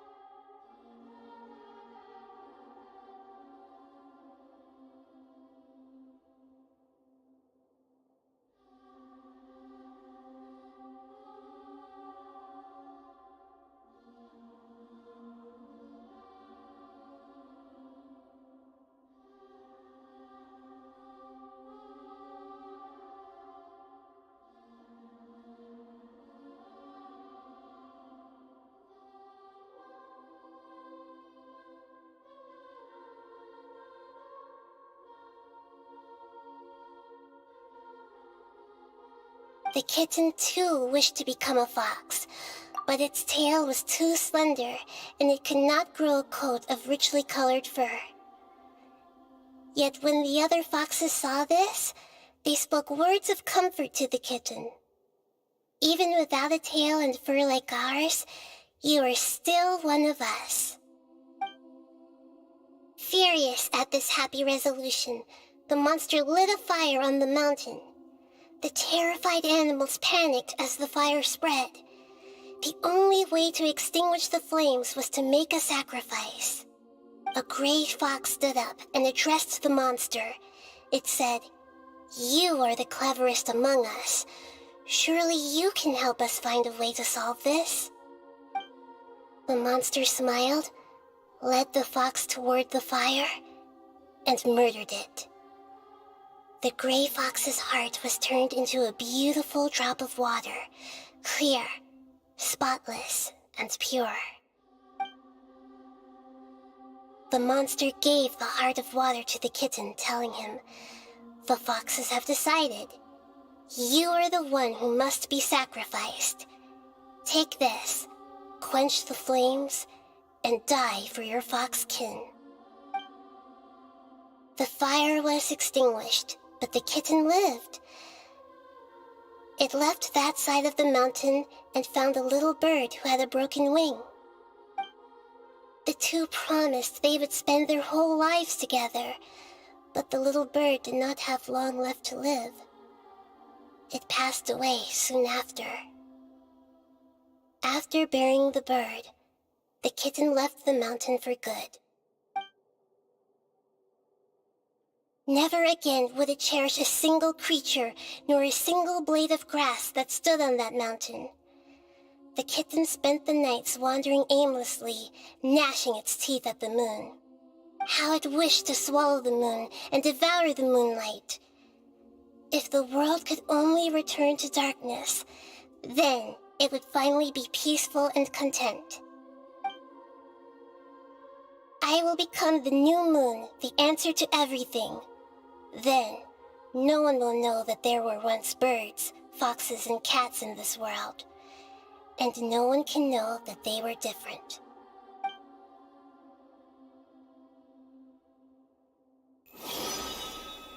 We solved it! I remember now. This is not just the balladeer story. It is his very own memories. I made a backup so that it would be preserved no matter what happened.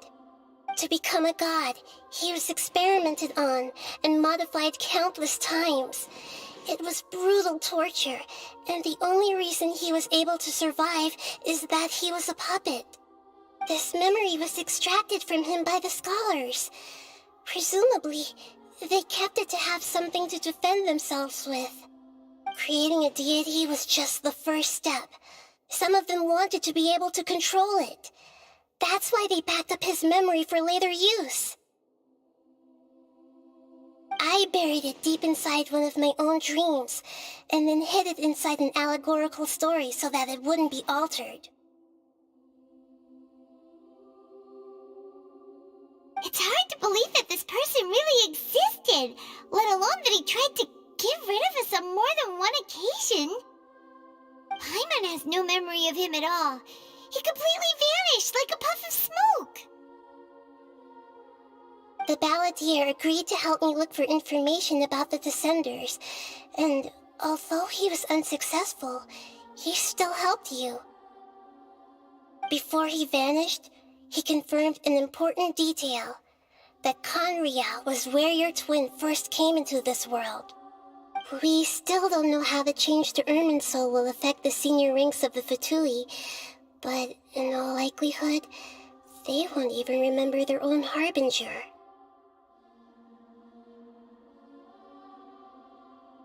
It sounds like Paimon wouldn't like this guy a whole lot if he was still around. But still, Paimon doesn't like the way it all ended that much better. This is why wisdom alone cannot answer all our questions. We look, we see, and we comprehend, but the question still troubles us. So the answer is not everything. People yearn to find the truth and then conquer the troubles they face. When you give someone the truth, you give them a chance to choose their own destiny. To others looking on, this may seem like a pointless endeavor, but for him, the chance to act on his desire to disappear must have meant a lot. Never forget that even when we walk beneath dark clouds along a road filled with suffering, the light of wisdom is always there, guiding us toward a better destination.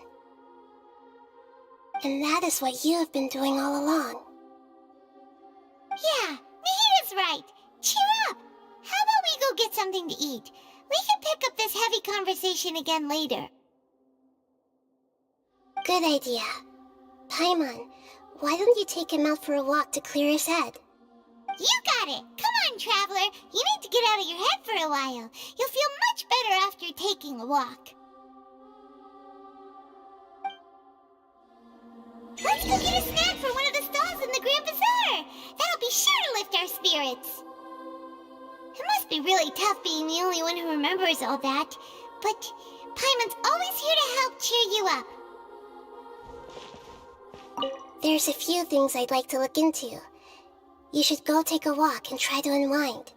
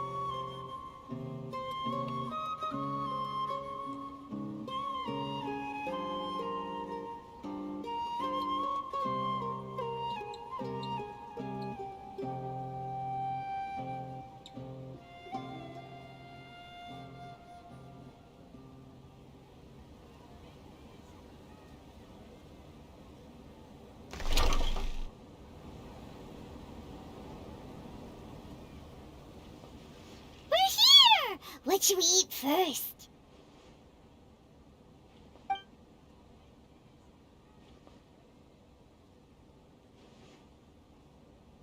Hey, are you gonna answer or what?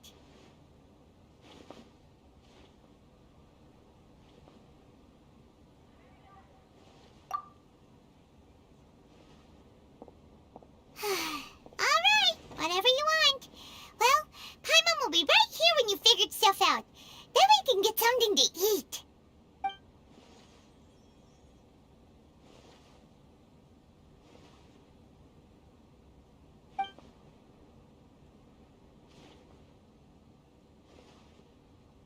What is it? Have you figured it all out?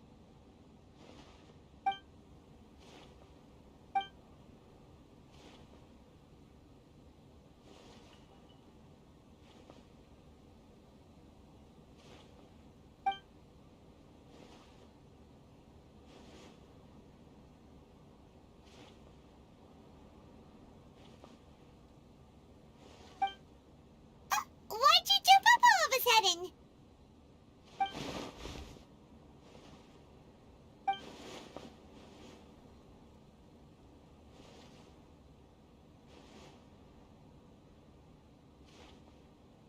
Excuse me, boss. There seems to be a small problem with the last bill.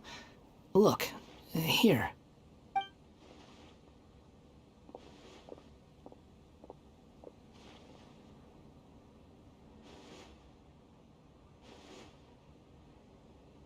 Hey! Hey, wait! Hmm? You mean me? No, not you. That kid! Didn't you see? Little rascal grabbed my last 2 fresh Sunsettias and ran off. Look, if you're gonna help out here, you can't keep spacing out, okay? What is it? Work's too boring for you? Or has the big city got too many distractions? I wasn't paying close enough attention. Sorry, boss. I think you're right. Maybe it's the city. It's so exciting. It can be hard to focus. Who's that guy? You know him or something? He's who? You're a strange one, kiddo. You say you don't want any money for helping out here, and then when I actually give you some work to do, you keep letting yourself get distracted. I don't want to take advantage, so I'm happy to pay you what I'd pay anyone else. But if you keep acting like this, Pretty soon, I won't be able to afford to. No, please. I mean it. You don't need to pay me anything. I'm just so thankful you agreed to take on an outsider like me. You're welcome, I guess. But I got bigger things to worry about. Look, we're all out of Sunsetias, and I promised the lady down the street I'd deliver a fruit bowl this evening. Leave it to me. I'll find some more. Just a moment. I'll be right back. Stop. I'm gonna level with you, kiddo. I've never met a worker who said they didn't want a wage before. And at first, I got greedy. Couldn't believe my luck. But I figured you'd start asking for something in return eventually. You don't want money. You don't take days off. And in your free time, all I see you do is wander around, taking in the sights. Are you a drifter or something? That's right, I am. We can talk more about that later. First, let me get those fruits you needed. Sunsetias, was it? I'll be right back. Hey, what do we do now? Okay, stay out of sight. Don't let him see you.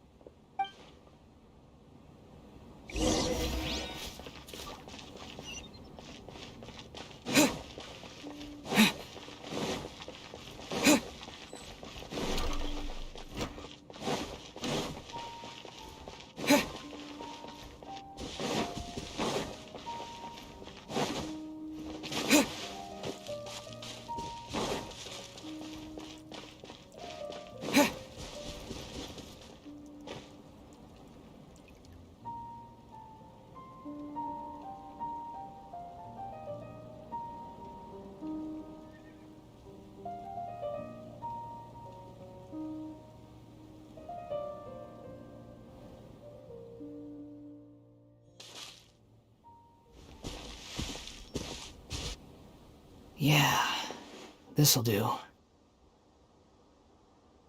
though you say he's the balladeer, what are we planning on doing? Stealing his Sunsetias? Isn't that a bit too cruel?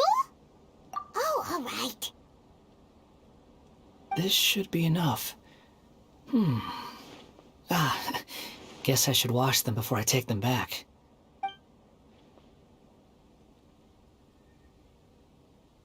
Huh?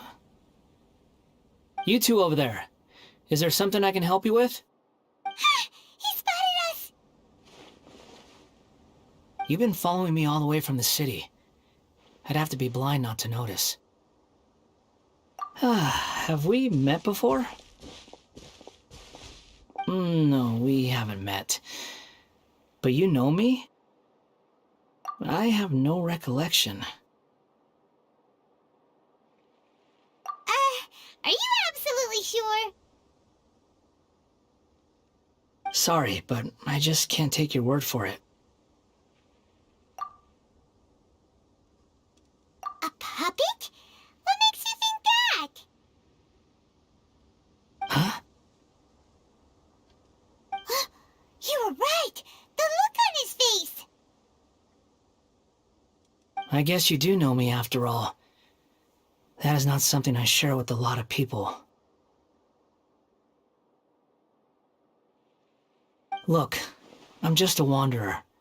But seeing as you've gone through all this trouble to track me down, I'm sure whatever it is must be important. Okay, but please let me deliver these goods to my boss first. Are you really working for that guy? He said you don't want any more for it. Is that true? Yes, I ran into him out in the wilderness during a storm, and he let me take shelter in his cart. In return, I said I'd be his helper for a while. That's oddly nice of you. Let me take these back. Then I'll come with you, okay? Then let's return to the city.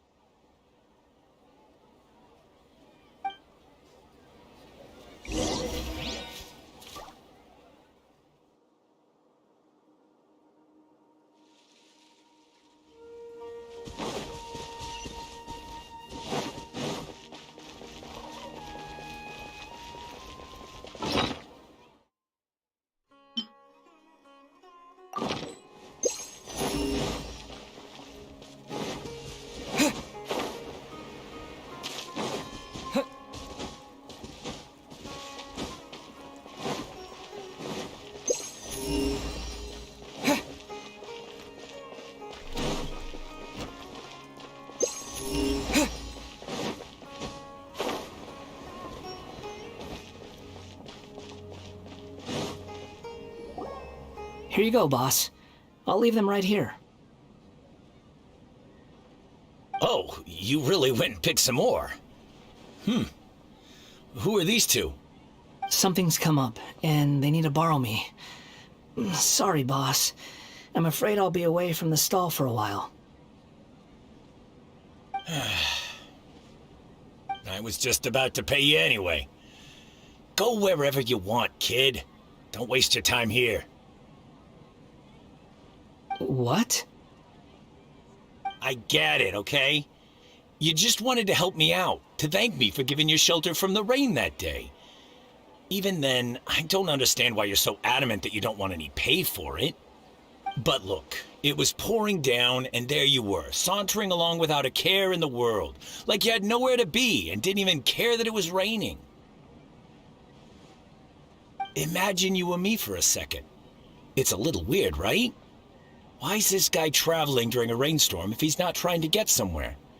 And why is he taking a shortcut through the open country if he's not even in a hurry?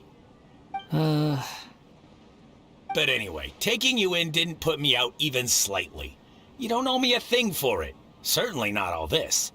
Your time is valuable. You know, you should go live your life.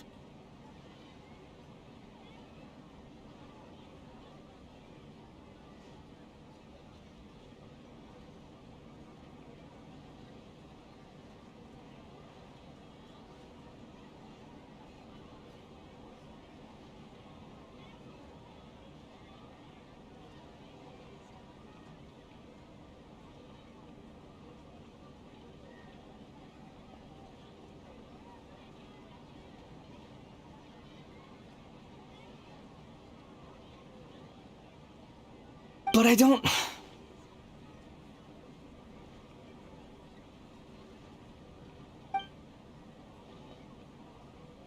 No, you're right.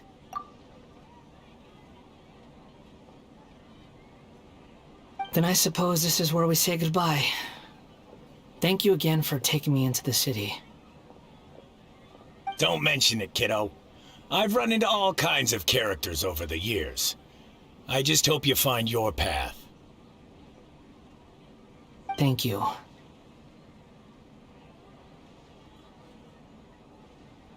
All right, done. Thanks for waiting for me. We can go now.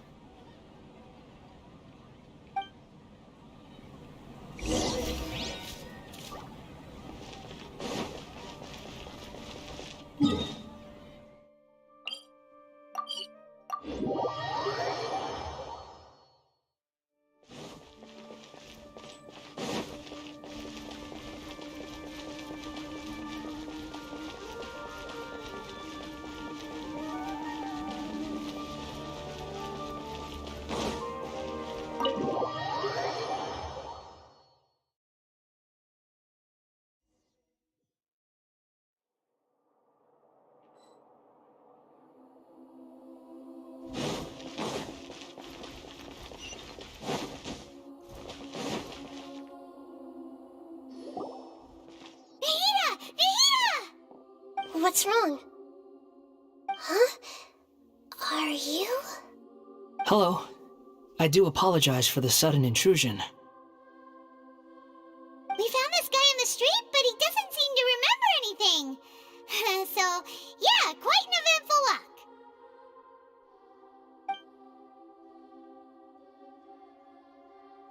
You say that you are trekking across Teyvat to train yourself. Many other Inazumans who describe themselves in this way call themselves Shugenja. Why do you refer to yourself as a wanderer? Well, it seems more relevant in my case. To me, it sounds like a plant with no roots.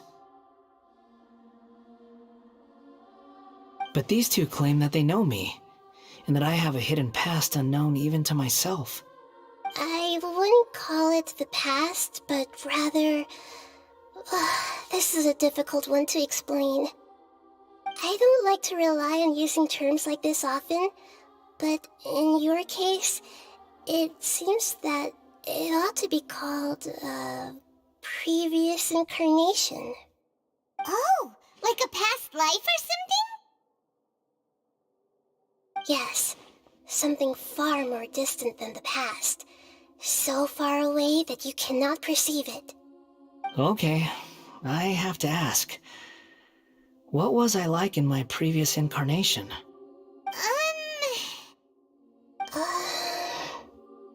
Oh, okay. I see. You want to tell me, but you can't bring yourselves to say it. Looks like I didn't have the most wonderful existence in my previous incarnation. If it's that difficult to talk about, I have no doubt it will be just as difficult to hear. But I'll be able to handle it. Please, tell me the truth. Is truth something you care a lot about? Yes. Then I'll be straight with you. In your previous incarnation, you did many things that would be considered evil. You nearly died because of what other people did, and many died because of you. As a non-human being, you hated gods and humans alike.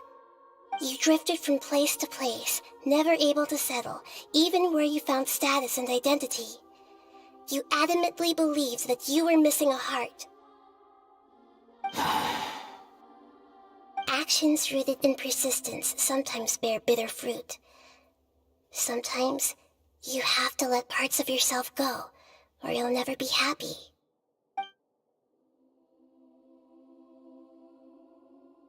I gave everything I had, but it barely changed history at all. In terms of the outcome alone, that's true. I don't think I can judge everything I've heard purely in terms of right and wrong. Each choice a person makes belongs to a specific place and time, a chain of cause and effect, a cycle of karma and consequence. That is the nature of truth. If one thing is right, its opposite must be wrong. And yet, dichotomies like this are not enough to explain the world in all of its complexity. It seems like my previous incarnation wasn't the most likable individual. We're not trying to hurt your feelings or anything, but yeah, we weren't your biggest fans. If we were enemies, why are you trying to help me find the truth? This is so frustrating! This guy's supposed to be our arch enemy, but now he's just some random stranger we met on the street! He's got so much to answer for, but we can't make him talk because he doesn't remember anything. What a weird situation. Lesser Lord Kusanali, as the god of wisdom, I trust that everything you told me must be true. Yes, it's all true. I can even show you the memories themselves, if you're willing. Please, I want to see them for myself. I want to experience my own transgressions. Even though it will cause your present self great mental anguish? I'm just a puppet, with no heart and no name. There is nothing in this world for me to cling to fill the void within me. Except maybe these sins that can never be undone. Very well. As you wish. Wait, shouldn't we go with him? This one's kind of on us for bringing him here. Don't worry. Whatever danger I might face, it's my burden to bear. Traveler, could I ask you to supervise him on my behalf? Oh, good point. Given your, unique situation, we'd better keep an eye on you. Understood. Thank you. Now, prepare yourselves, everyone.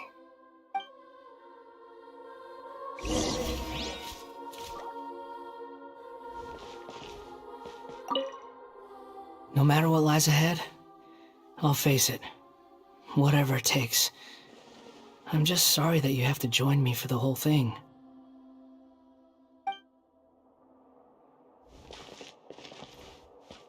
It's time to get ready.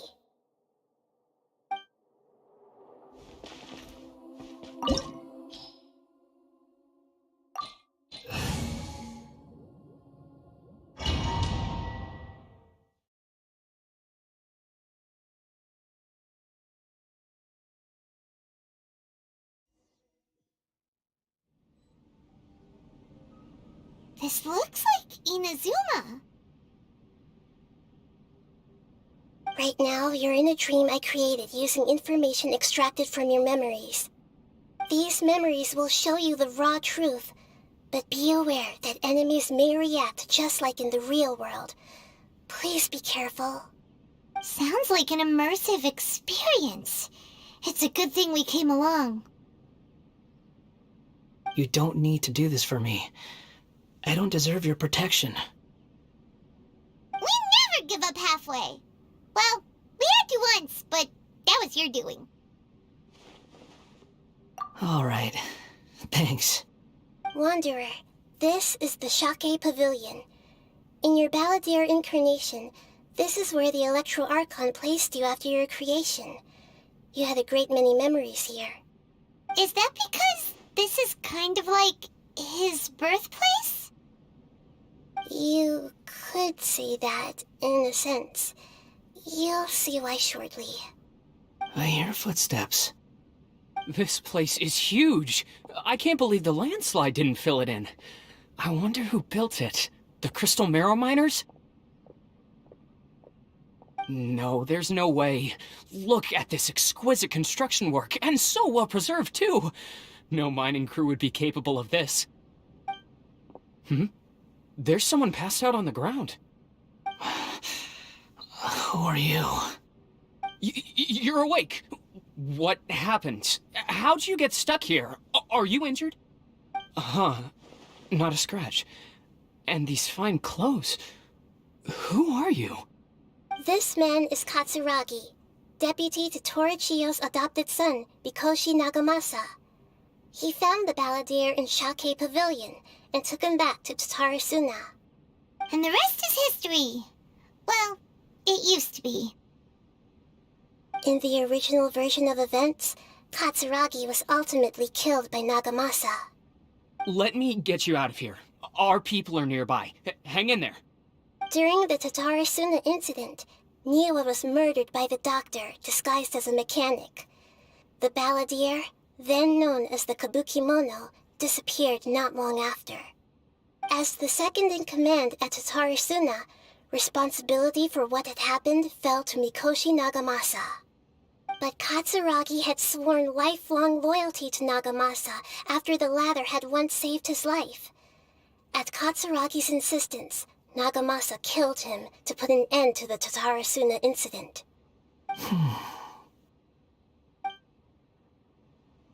Katsuragi seems like he was a good guy. He looks like a warrior, but he has a kind face. Why couldn't he live a long and happy life?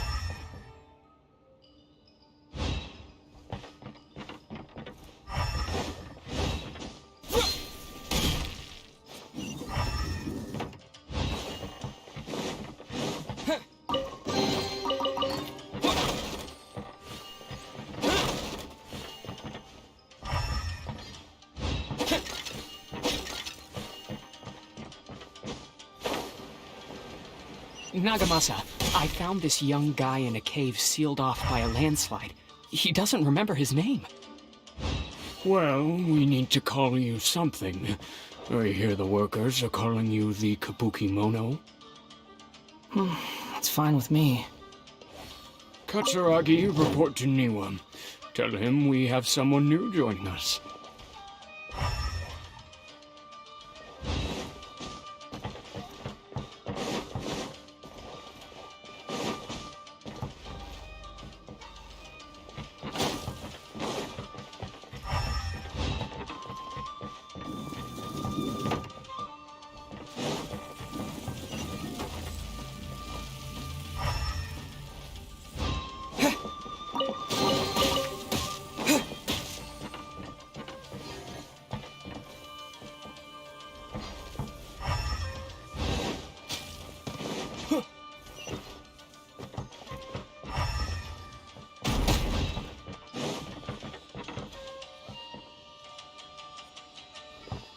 Let's dance.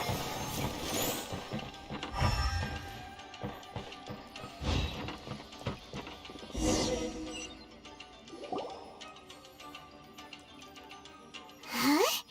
What are we doing back here? is where you were born? It's pretty. But there's nobody here. I was abandoned, like you. I lived here for a while at first, but there's nothing for us here. We can't stay.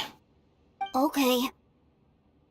I heard my mom and dad used to make swords, but the factory manager died, and then my dad got sick.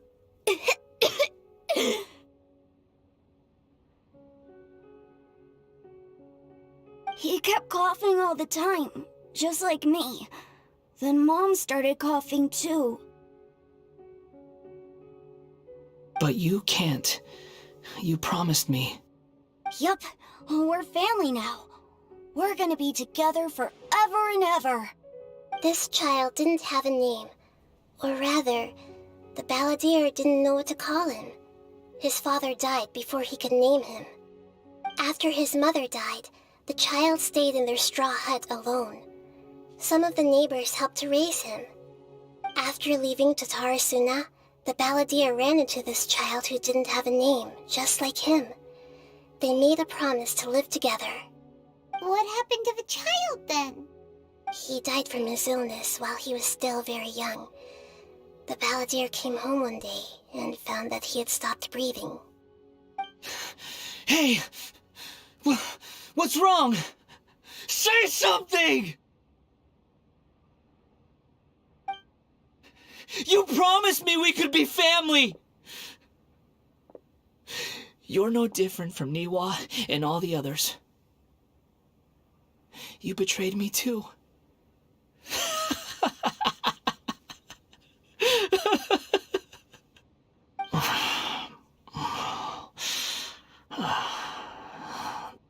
The voices have gone. It looks like the memory ends here. Let's keep going.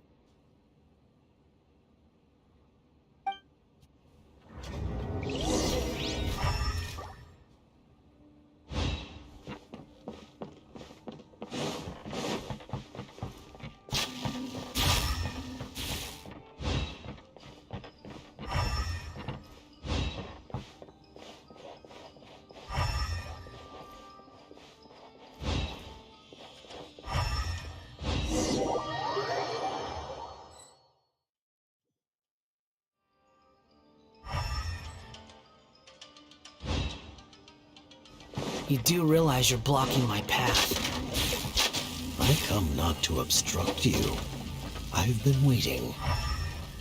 What you are truly is a weapon, one that could be wielded with an iron will.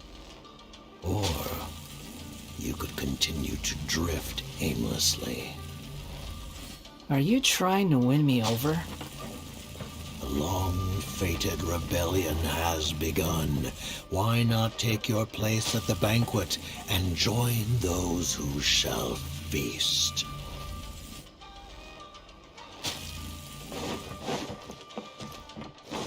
Scatter!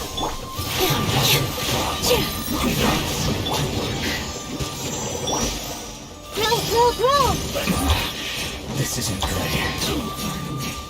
Some quiet.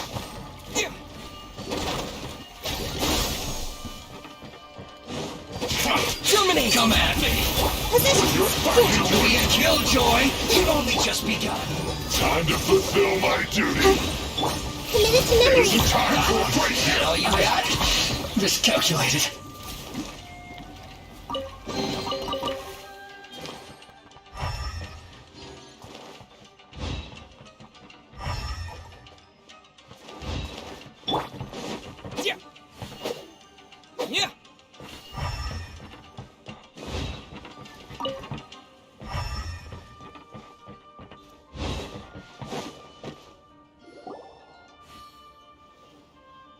This place is dark.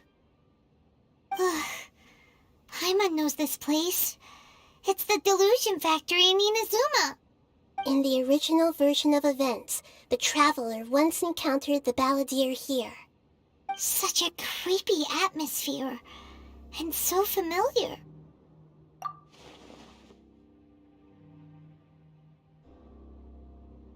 Hey, look over there! Well, well, my fair lady. Is this rundown factory and these incompetent fools all for me? Wow. You shouldn't have. Huh. What do you have to gain from belittling your subordinates?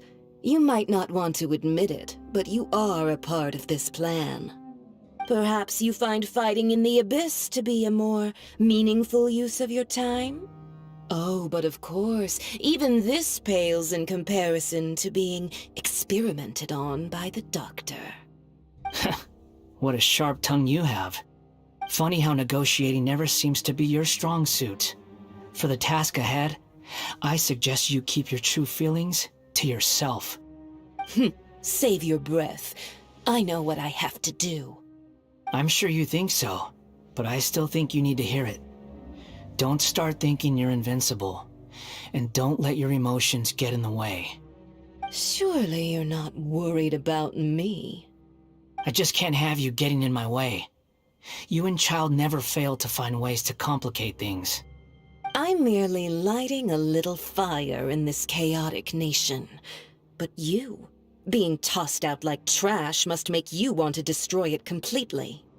Do you remember the last time you were here? That was a lot of swordsmiths you killed.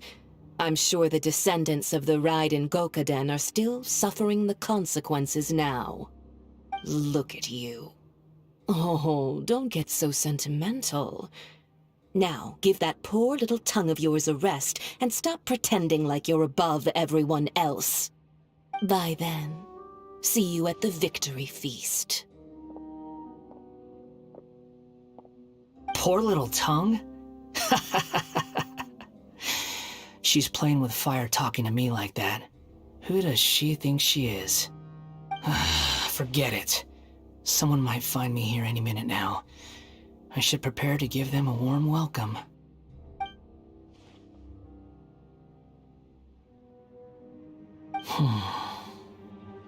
The plot does not end here. There is more of this story to come. Wanderer, are you able to continue?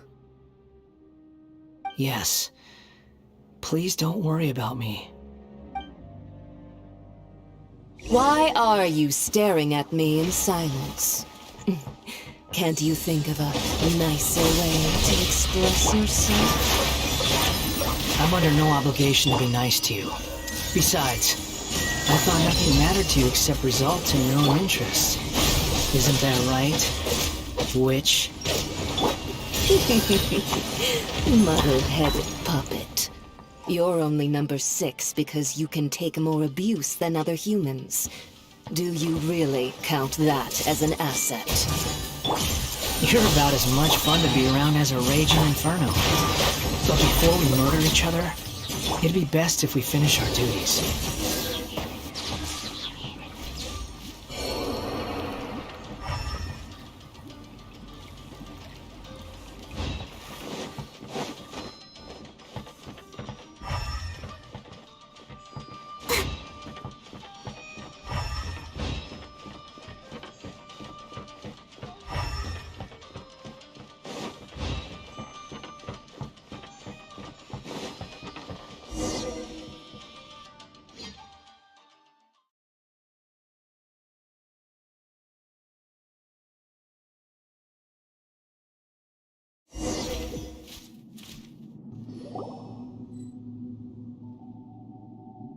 Looks like we've arrived in Sumeru. Is that? Considering that Amorta's sage, Nafis, refused to join this project, I'll take part in the experiment in his place. Welcome. I look forward to a fruitful collaboration. When do we start? You seem impatient. You should know that becoming a god is far from a trivial affair. The biological transformation is a lengthy process. As such, I too would recommend that we commence as soon as possible. In the event that a successful connection is established, his body will become permanently bound to the machine, and he will be unable to move independently of it. Nothing worse than what I've been through before then, Doctor. You were the most resilient test subject I ever came across. Thanks to you, I was able to garner a great deal of information. Alas, after that, you were under orders to remain in the Abyss. We barely saw each other, and it became difficult to further refine the knowledge I had gained. That was gracefully worded. Ever wonder what they think if they knew that nothing matters to you, apart from your crazy experiments? I suggest you speak to me in a more respectful tone, Scaramouche. The mere fact of your utility does not make you indestructible. The doctor again? That was uncomfortable to watch. That person gives off a very sinister energy. It's normal for him to give you the creeps. He scares the bejeebers out of Paimon. Let's move on.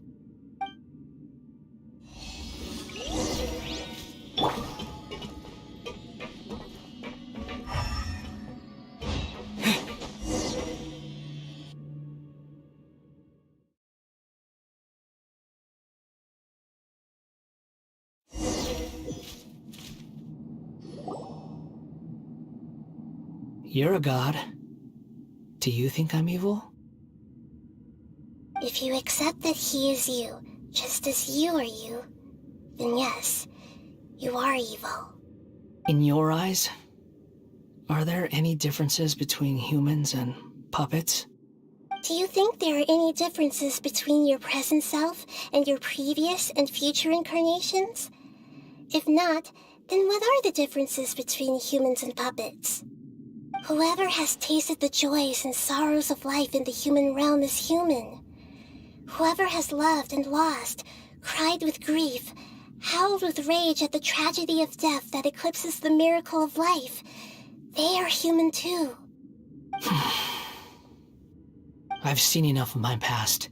If possible, I'd like to reclaim the sins that are mine to bear. No matter the consequences, I won't run from blame or punishment. Whatever I am due, let it come to pass. Can you return my memories to me? Huh? But won't that mean you'll lose your current identity? I've always believed that human lives follow a set of rules, with each person being a collection of past experiences. As a puppet living in a human world, my life is subject to the same rules. Regaining your memories means reverting completely to your previous incarnation. All the emotions that you discarded will return to you. Are you sure you want to do this? I've lived with a void in my chest my whole life. My creator didn't need me. And ever since I awoke, I've just drifted from one place to the next. But then I met you. And I finally realized that reclaiming my missing sins might be my one opportunity to become my true self.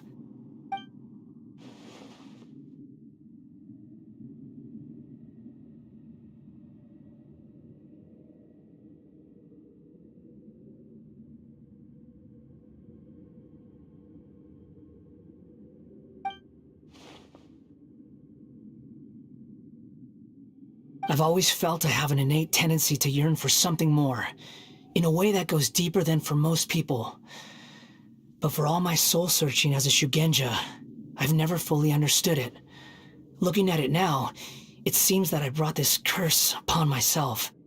So I beg you, grant me this opportunity to gain a purpose, to change my destiny, and end my wandering.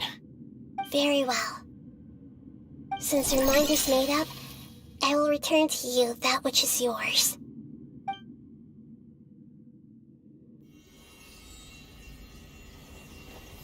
You have made your decision. Now, take this.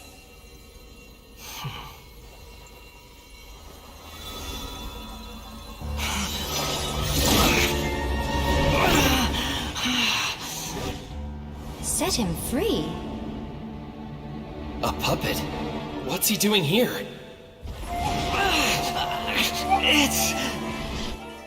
You're a human as far as I'm concerned. Everyone's here. Wonderful. What a fine blade. Nagamasa will be thrilled. This is my...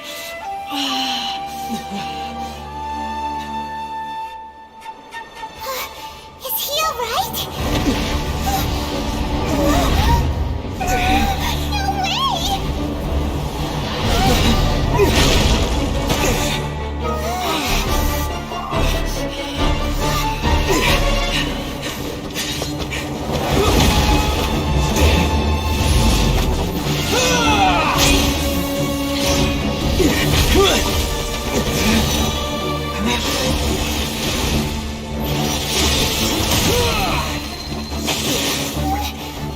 Hey!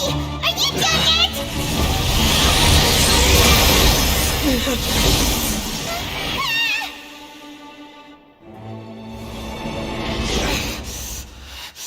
All worthless dross will be purged. That's why this won't be the end.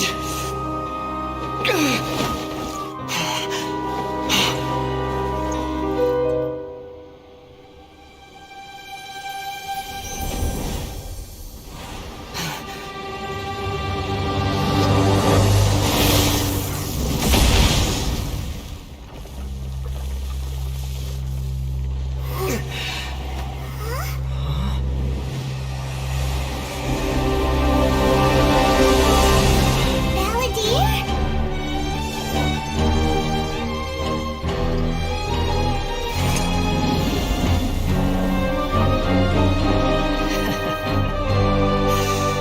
Die.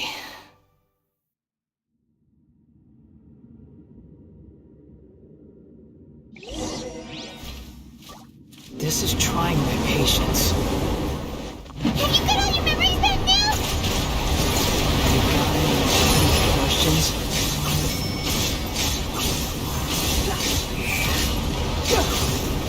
Insignificant past! Quit following me. The wind rises.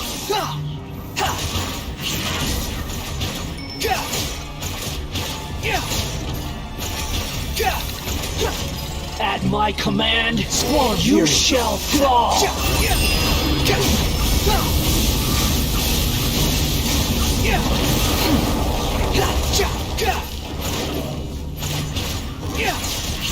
Insignificant wind rises.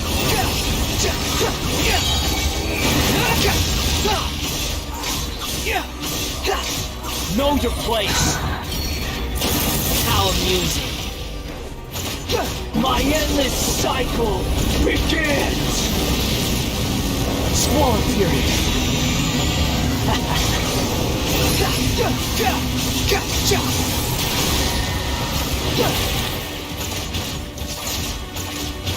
Insignificant past! Too slow. Behold!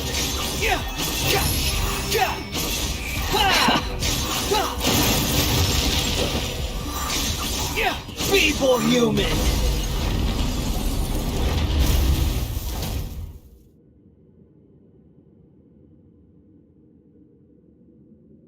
Imbecile! Get out of my sight. It disappeared. Did we win? What did you expect? I'd never lose to that. There's the tone of voice again. You're definitely back to your old self. Wait, but it was you inside that thing too. What have you got to be smug about? Sorry. I'm harsh on myself and everyone else. Just the way I am. You sound like you're concerned about me.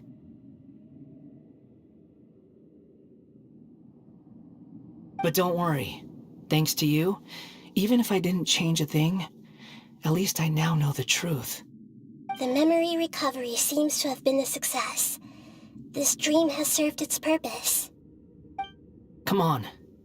Let's continue this outside.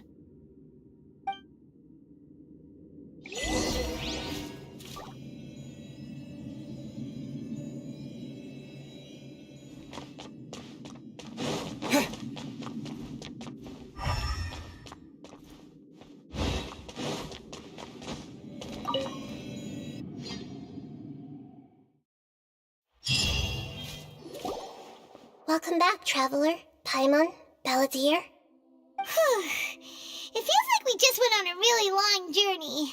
Paimon's exhausted. You don't like being addressed by that name? It's fine. But I was just thinking, I should probably change it. After learning about everything the doctor did, there's no way I can carry on using a name connected to him. I'm not planning on returning to the Fatui, and they wouldn't take me back anyway. Recent events will have affected a lot of people, and they might not even remember who the sixth is. So, you're quitting the Fatui for good? It's like you said, Lesser Lord Kusanali. Everything may look futile, but it wasn't completely meaningless. At least I made a lot of people forget about me. But that doesn't mean your own past has disappeared. Of course. And your main goal, for which you gave up everything you had, you weren't able to achieve it. I hope you can see and understand that. Changing the world, changing the past, changing the fates of other people, these are not simple things to accomplish. What you were looking for is complete annihilation. But this is just a fantasy. Even if the balladeer is removed from existence, the world will not heed your will. Indeed. How ridiculous. Do you regret doing all that when you've gotten so little in return? Even if I'm completely worthless, there's nothing in the world worth regretting. Lesser Lord Kusanali, you purposely left that information in Irminsul, didn't you? Yes, and I took pains to make sure that you'd acquire that information naturally. Why would you go to such lengths? You trying to win me over too? In all honesty, your past experiences have made you a useful asset to Sumeru and to me. Winning you over was indeed a part of my plan. But before that, I wanted to tell you the truth about your past. If all I wanted to do was use you, then I'd be no different from the doctor. Very clever. I guess you could say that's one of my virtues. Utility to others is what gives me worth. So if embracing my sins is what it takes to make me useful again, so be it. Oh right, I almost forgot. You're the good guys. You're into justice and all that. Sorry if I have a slightly different perspective on things, but I don't feel like I've been duped. The wisest leaders are fated to end up with the best helpers. I can live with that. I'm glad you're able to think of it in that way. Traveler, in the future, I'll continue to search Irminsul more deeply and see what secrets can be uncovered, including the beginning of your twins' journey recorded in Irminsul. What exactly happened before and after that point? I want to know as well. I will try. Traveler. After I dove into the information torrents in Irminsul, why did you go to Inazuma? So that's how you found out whose fate had changed. And how? Well, whatever your reasons, you did me a favor, and I'll do everything I can to pay it back. Borrowing and returning are the only real relationships between individuals. I'll balance the books one day. Don't you worry. That's not true. A relationship between two people is not simply a ledger that can be reset to zero. I think deep down you realize this. People who show up in your life don't just evaporate like water drops and leave nothing behind. There is no such thing as balancing the books. Some things in this world can never be brought back, and they can never be changed, which is why there is emotion in the human world. Everything that you feel is real and lasting, and whatever is missing in you will not be made whole. To be human is to live with imperfections. You can choose whether or not you want to be human. But humans can't live without a heart, can they? Anyway, I gave up trying to become a human a long time ago. You understand what pain is perfectly well, even without a heart. You're just bearing your feelings. The past is set in stone, but you can keep moving on. And the longer your future lasts, the shorter your past will become, until one day, it is but a tiny fraction of your life. Sounds like you've got a future planned out for me. Everything's ended up being pretty darn complicated. Paimon doesn't even know where to start, but the most important thing now is that you need to follow Nahida. Otherwise, all our efforts will have been for nothing.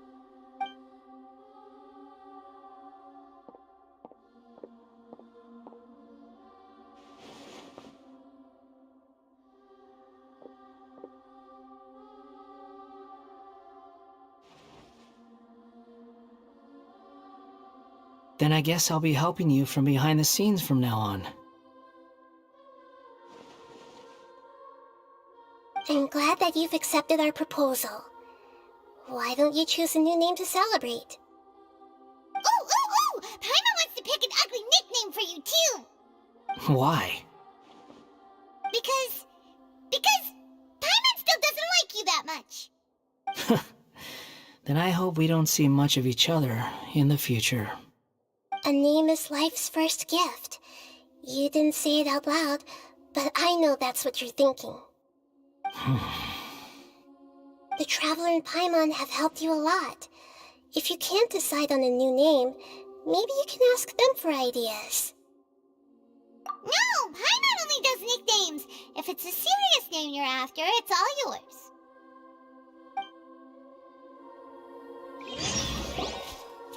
Have you got anything?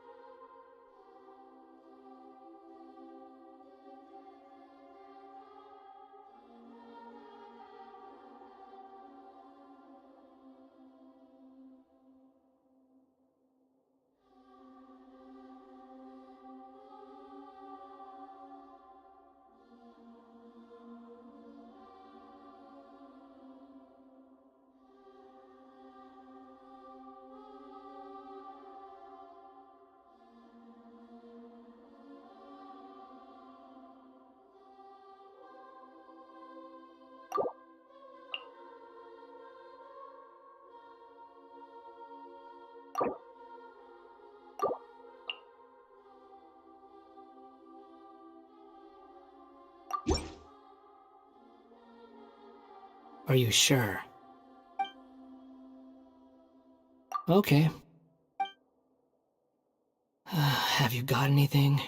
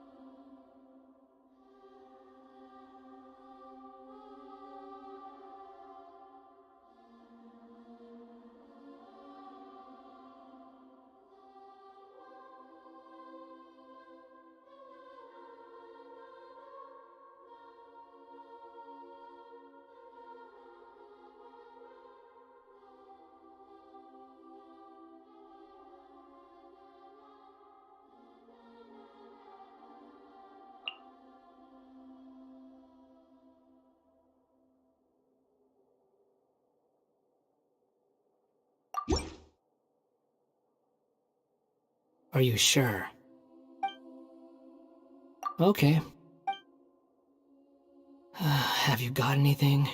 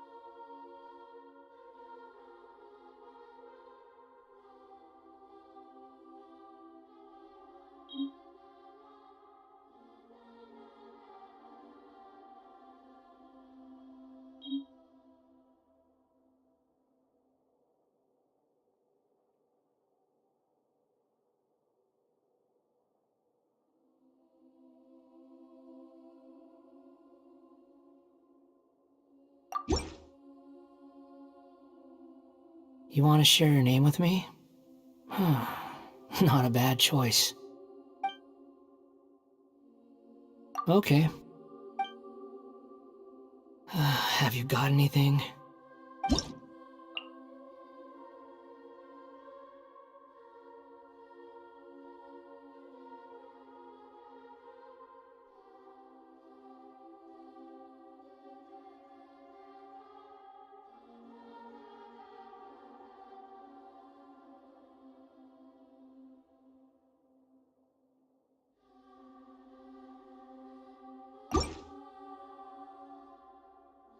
That won't work. Okay. Have you got...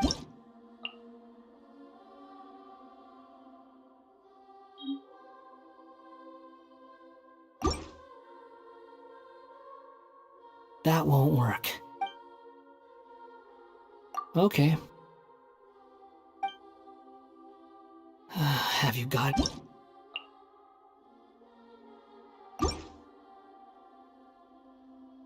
That won't work. Okay. Have you got anything?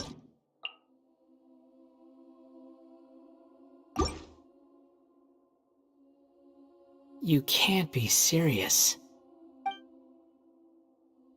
Okay. Have you got anything?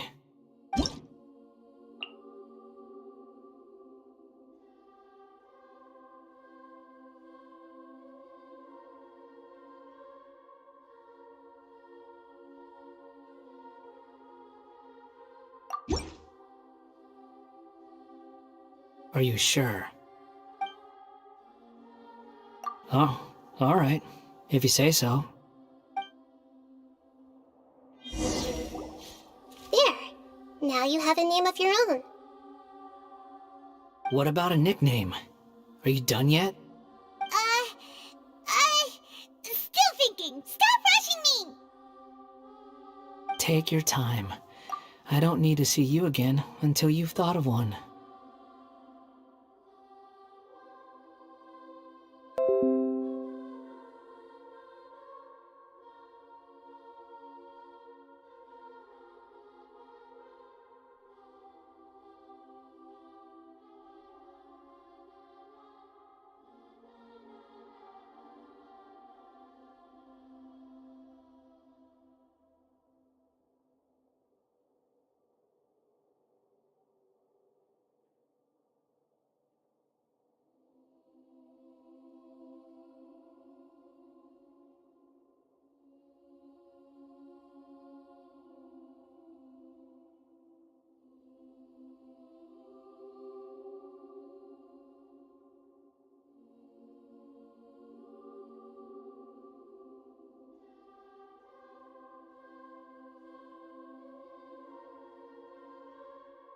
Everyone who manipulated me and made me suffer will have to pay the price. You mean the Fatui? The doctor, at least. Now that your stance has changed, I believe your future path will change accordingly. But it won't be immediate. You still need some time to compose yourself. One more thing. There are still some descendants of the Raiden Gokuden living in Inazuma. Some of them know. Well, they ought to know about the connection between Raiden Gokuden and myself. I don't plan to leave Sumeru for the time being. If you see them in Inazuma, please tell them that I was the one responsible for the Raiden Gokuden's downfall. Even though the events have been erased from the world, they still deserve to know the truth. I see. That is up to you. Huh? But if we do that, then... It's fine. Let them stab their blades into my chest if they so desire. Maybe that's how it always should have been.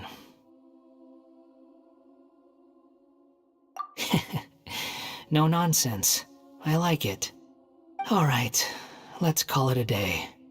Goodbye, wise deity. And you too. He's gone. What he went through today would have been like living an entire lifetime in an instant. He'll need some time to calm down. Yeah, true. But even so, after everything that's happened, he doesn't seem quite as fierce anymore. So we can finally go eat? Paimon is starving. Thank you both. I hope you will find somewhere nice to go and relax for a while.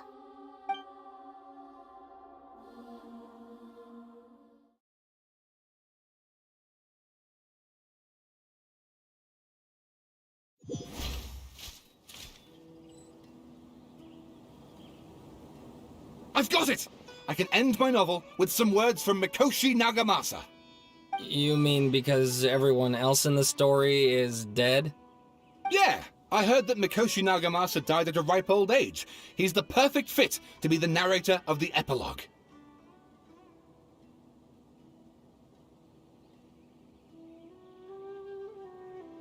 The dark clouds had dissipated, but they continued to cast their shadow in Mikoshi Nagamasa's mind for decades to come. Then, one night, as an old man, he had a dream. On the night when that prized blade, the Daitatara Nagamasa, was forged, the people rejoiced, and there was painting, dancing, and drinking. All these expressions of joy melted down in the furnace fire and turned into red clouds that rallied around the final sunrise that Mikoshi Nagamasa saw in his lifetime. Life is a story too long to be told, a journey that you must walk to behold.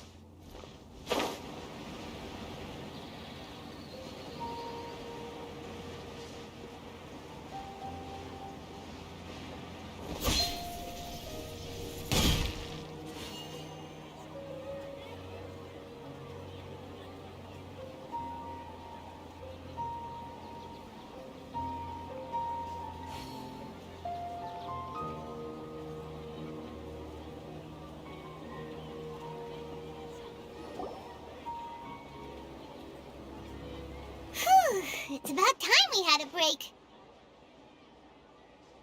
As soon as you stop, all the tiredness and hunger comes rushing back.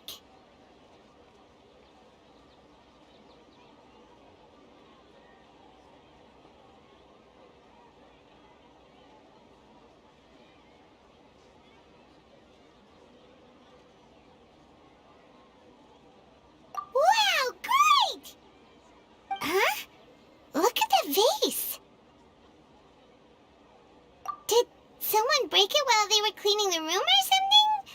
But Paimon doesn't remember there being a cleaner.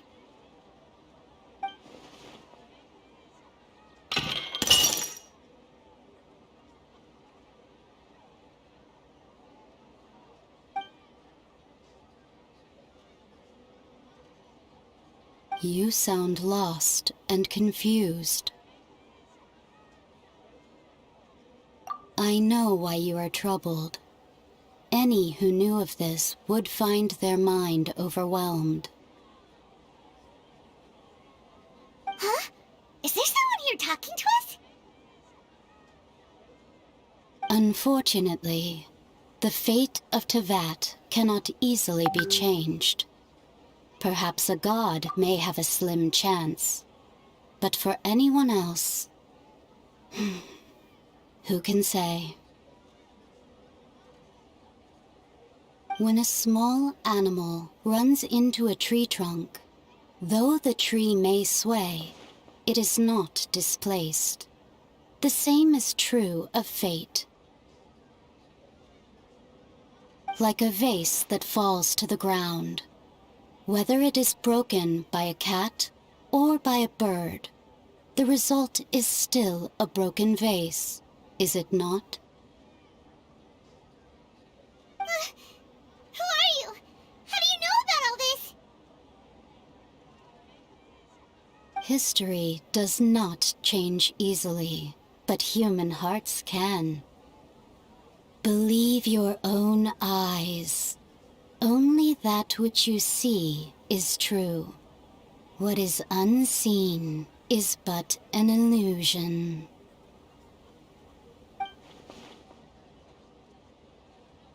The voice has disappeared.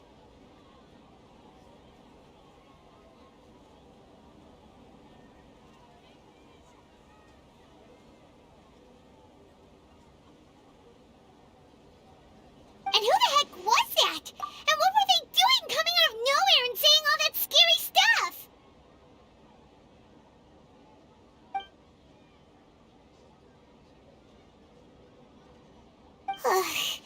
Anyway, that face is still lying there broken on the ground. Should Paimon go get someone to clean it up? It feels wrong just leaving it there. Just a moment. Paimon will be right back.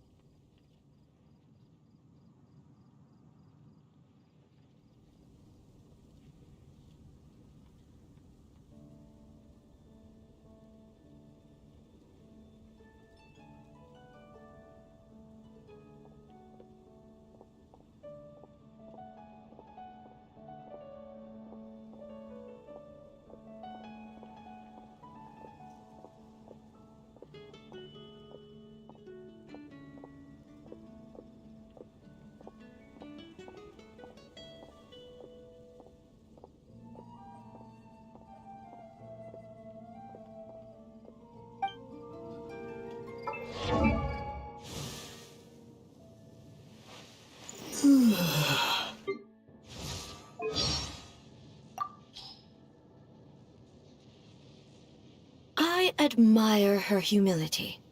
It is a sign of true wisdom. With the power she holds, Buer is capable of doing many things beyond our wildest imaginations. And yet, she uses her power only to right wrongs and to protect. She is a truly gentle god.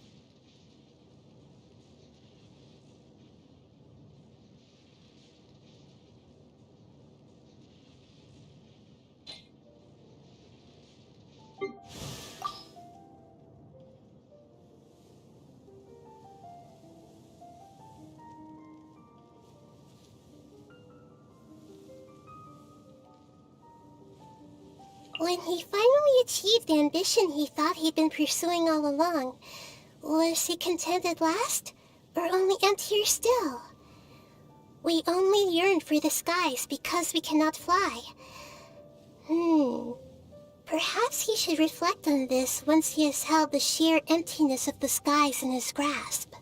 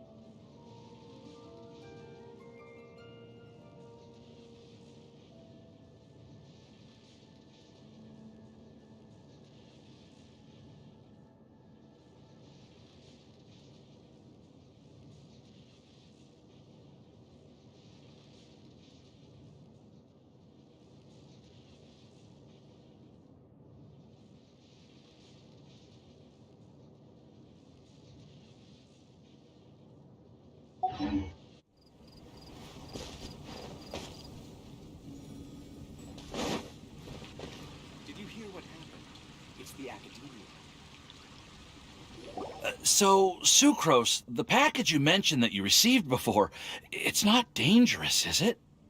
You need to be careful when you're opening packages. I once had a friend mail me some research materials, and all the bouncing around in transit caused a reaction. Once I opened it, it let out a stench that could wake the dead. If your package contains anything like that, then maybe you should check with Albedo first and see what he thinks. No, this package didn't contain any hazardous materials. Timaeus! Sucrose! What are you two chatting about? Oh, hey, you two. We're just talking about a strange package that Sucrose received recently. A strange package? Yes. I believe it's from a Sumeru scholar who came here to study in Mondstadt. It's most likely a thank you gift for collaborating on some research together. Huh? A package from an academia scholar? Oh, then there could be anything inside.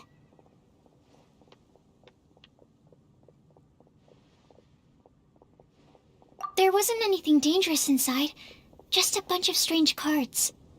I think I've seen Timaeus with some similar-looking cards before, so I came to ask him about what they might be. You've seen me with some cards? Maybe those were the testing cards used for distinguishing reagents. No, they didn't look like test cards. Here, have a look.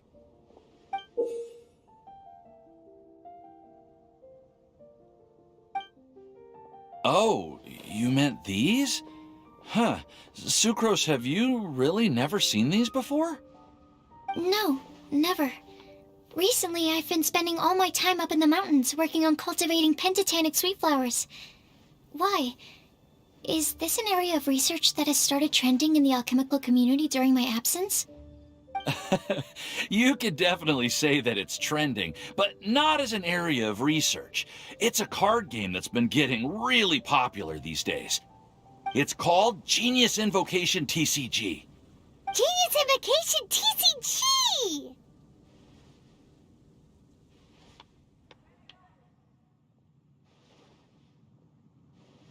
Yeah, we've been hearing about this game all over the place, but this is the first time we've ever actually seen any of the cards. We didn't know it had made it all the way to Mondstadt. Must be pretty popular, huh? That's right. The game's been catching on lately. The Yae publishing house in Inazuma has even published a series of light novels based on the game. The story is really good. It starts with a young guy in Sumeru who finds an ancient casket of tomes in the attic. He opens it and discovers that the soul of an ancient TCG player called the Crocodile King has been captured inside. It turns out that the Crocodile King was King Deshret's viceroy, who battled an opponent named the Ibis King. During the match, the Crocodile King fell prey to his opponent's scheme and was sealed away in the casket of tomes. After being unexpectedly released by the kid, the Crocodile King possesses him and helps him to gradually climb the ranks and become a legendary TCG player. Timaeus. Huh? What's wrong, Sucrose? If you're interested in how the story plays out, I can lend you the novels. No. I was just thinking about that time you requested an extension on your progress report deadline, citing personal reasons for the delay. Well, I did go through a phase recently where I wasn't putting enough focus on my work, but it's under control now. I've committed to not even touch Genius Invocation TCG until I've made enough progress in my research. Well, that's unfortunate. Oh? Why's that? Well, since it's a gift from a researcher I've collaborated with, I thought that I should at least try to learn the rules. That way, I could say that I at least tried to appreciate his gift. Oh, right! And since it's a game from Sumeru, who knows? Playing it might even make you smarter. Okay, fine. Paimon's curious and would like to give it a try. Please? Although, it seems like we can't learn how to play it anytime soon, 'cause Timaeus has given up for a while. Well, research is my priority, you know. But if you'd like to learn the rules of Genius Invocation TCG, then I'd actually suggest you go to the Cat's Tail. Yep, that's the place. It's where everyone in the community goes to play when they have time. They gather there, trade cards, and they're very welcoming to new players. Trying to learn the rules can be intimidating at first, but it's a lot of fun once you get the hang of it. Understood.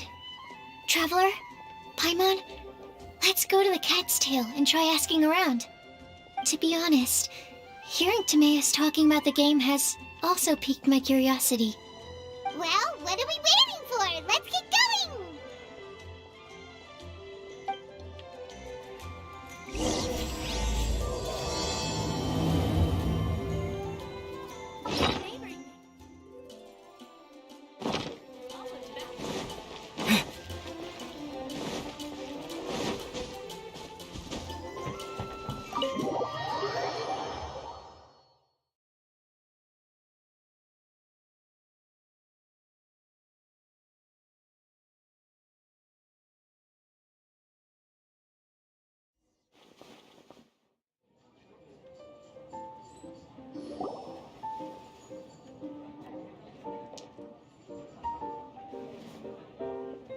welcome to the Cat's Tail. Ah, it's the Traveler and Paimon. What a nice surprise. Oh, and Sucrose the Alchemist. It's been a while, hasn't it? I'm afraid I've already told you before. Fur from the Cat's Tail staff is not for sale, no matter how much Mora you offer.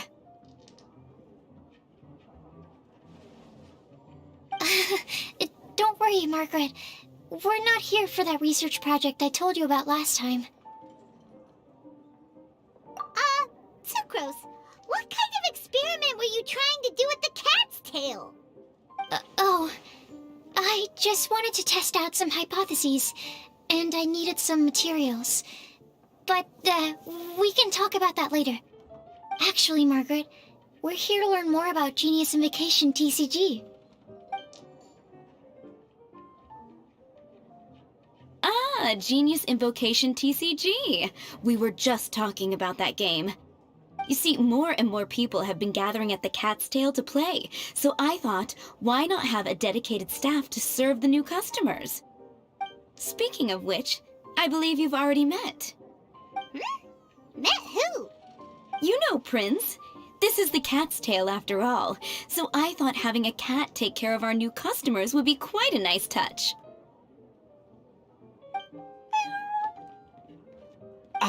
Allow me to interpret. Prince says that the word customer is much too loose of a term, and we should instead refer to anyone who loves dueling with cards as TCG players. My mistake. So it seems I haven't introduced you yet. This is Prince and Shuyan. They will be in charge of taking care of our TCG players.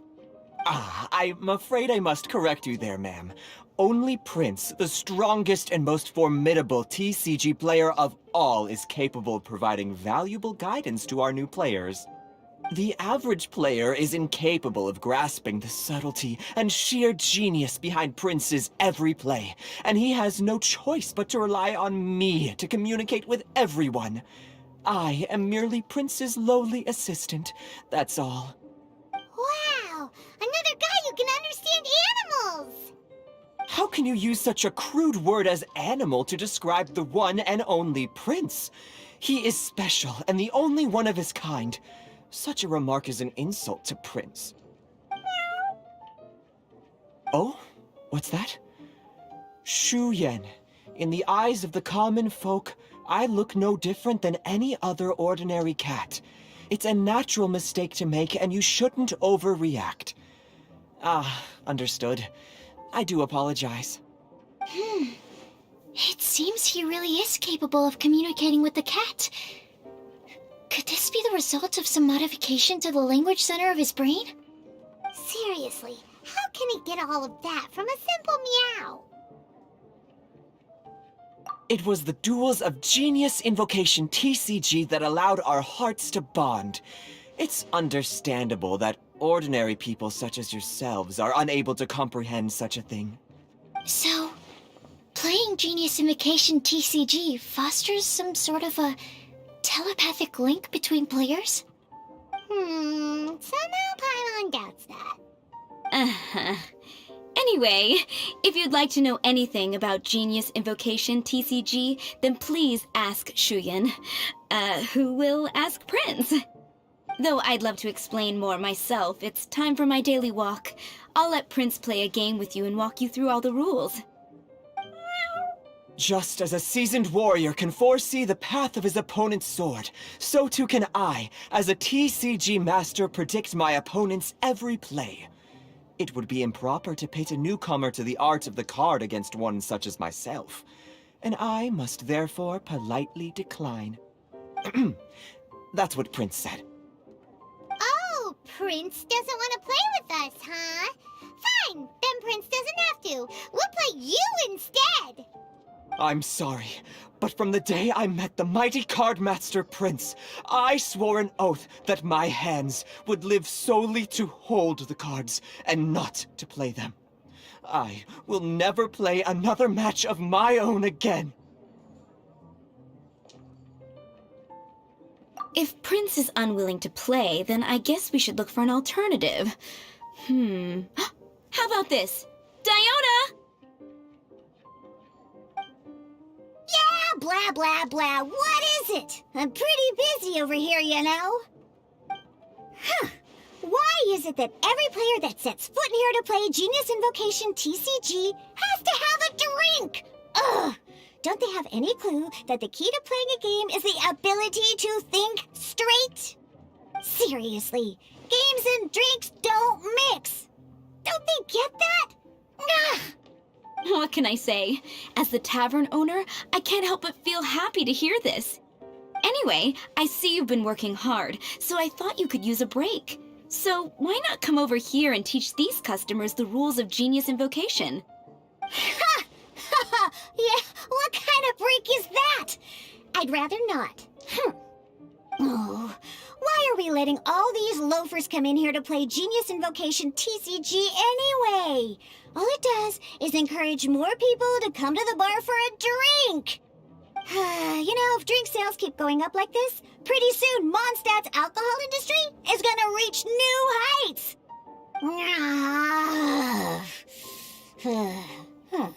Looks like my first step in destroying Mondstadt's alcohol industry should be stamping out the spread of Genius Invocation TCG. My dear, you are quite mistaken. You said it yourself, a clear mind is necessary to win. Soon, their thirst for victory will overcome their thirst for alcohol. Prince speaks the truth, Diona. Not only is the spread of Genius Invocation TCG no obstacle to your goal of destroying Mondstadt's alcohol industry, it could even support you in this endeavor. Could it really? Sure, why not? Alrighty then, our 2 customers are waiting to learn. Shuyan, let's put you on drink mixing duty for now. But Shuyan is destined for a far greater purpose. Shuyan, drink mixing, now. Okay. Ooh, all right. We'll need some space to learn. Let's go to that empty table over there.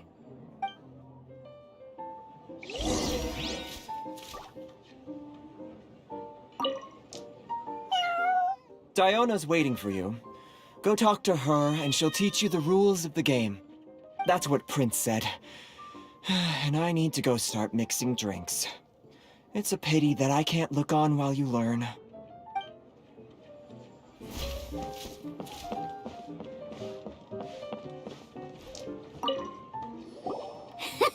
Okay, let's go through the rules.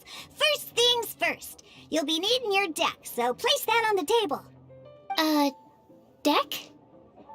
Yes. You should have built a deck. You know, a set of cards that meets the bare minimum requirement to play the game. What's with the blank stares?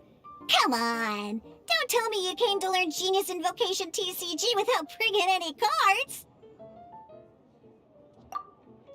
That's right. We have some cards that I received from a friend.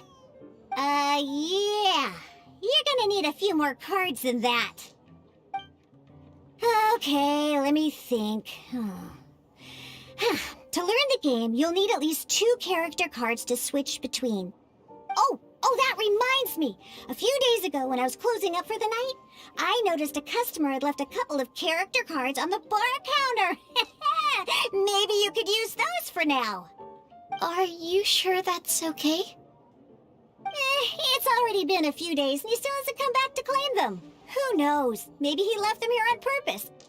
Oh, okay, yeah, I got them here with me. You know, just in case the customer came looking for them. Yeah, not because I like to play the game or anything. Please.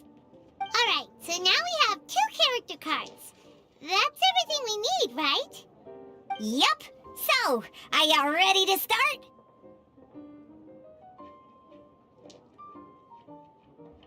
All right, then let's begin.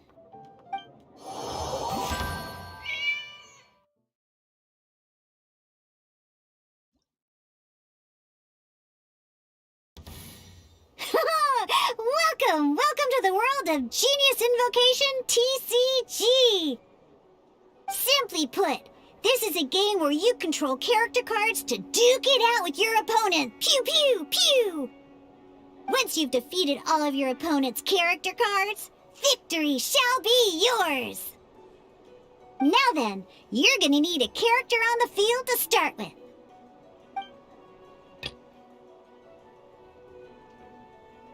Let's go.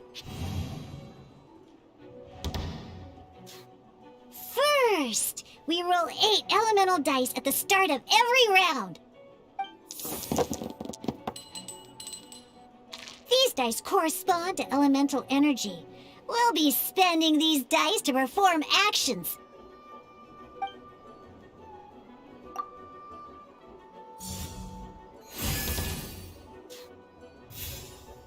Once the roll phase is over, you'll enter the action phase, where the real game starts.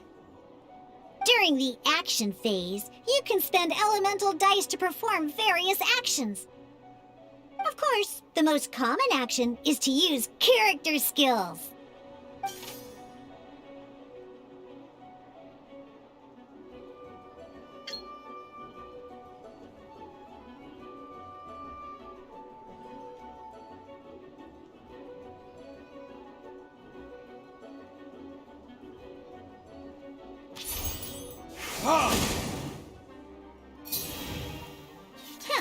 Not bad. You just made your first attack. During the action phase, both sides will take turns making their moves. After you use a skill to attack your opponent, it's their turn to attack.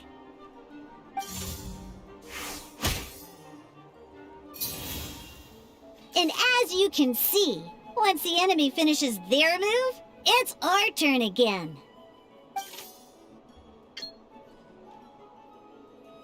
Now, these are Omni-Element dice. So, we're gonna use them to pay for the Pyro dice needed for this skill. Go on, give it a try.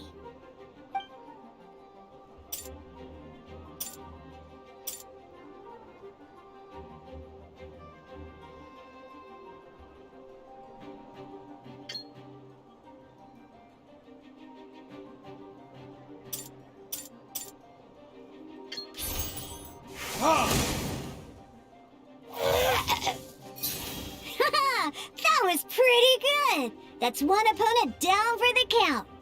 Bam! But the game has only just begun. Remember? You have to defeat all opponents to win.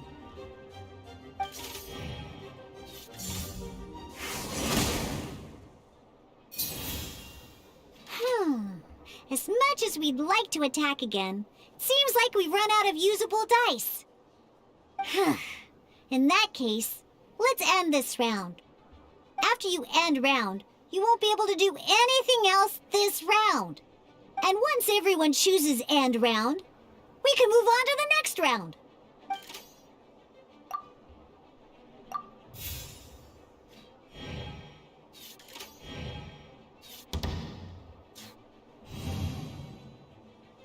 All right, here we are, a fresh new round. Woohoo! And a fresh new round means time to roll the dice again. That's how we're gonna get the elemental energy we need, after all.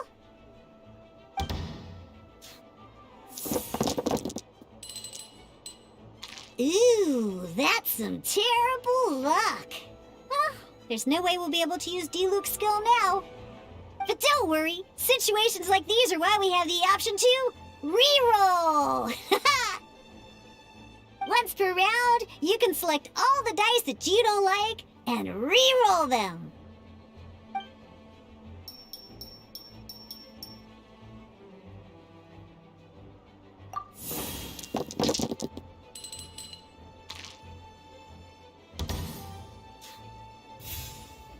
When the action phase begins, the player who first chose end round in the previous round takes their turn first.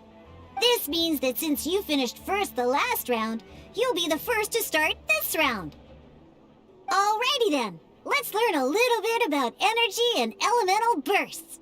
Each time you use a skill, your character will gain 1 energy.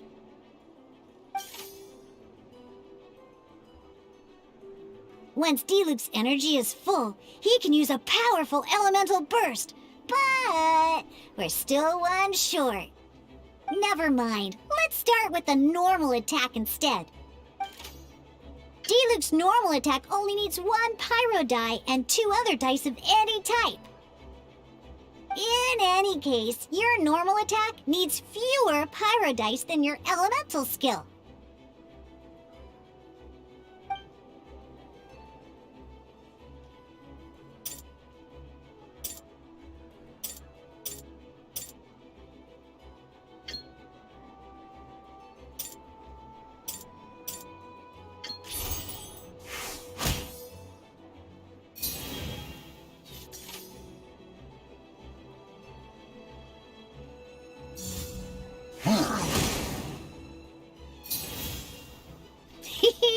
Now we have 3 energy, plus we have enough pyro elemental dice left over.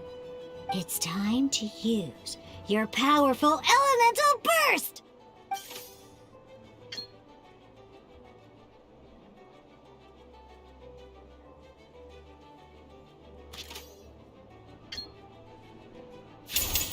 Burn!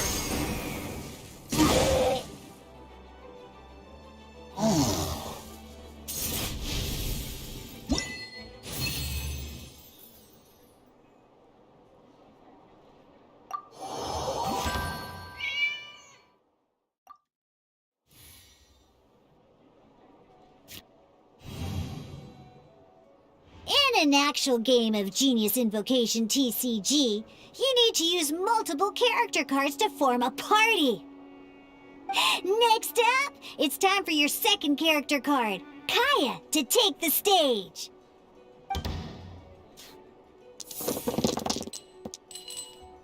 Oh, it seems like any move by Kaya is going to cost quite a lot of cryo dice.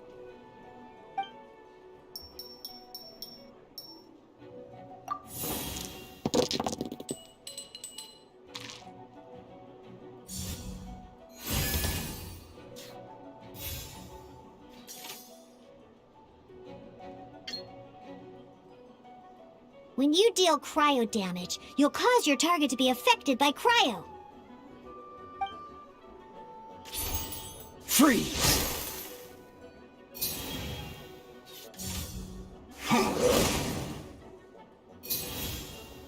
Good! Now our opponent is affected by cryo.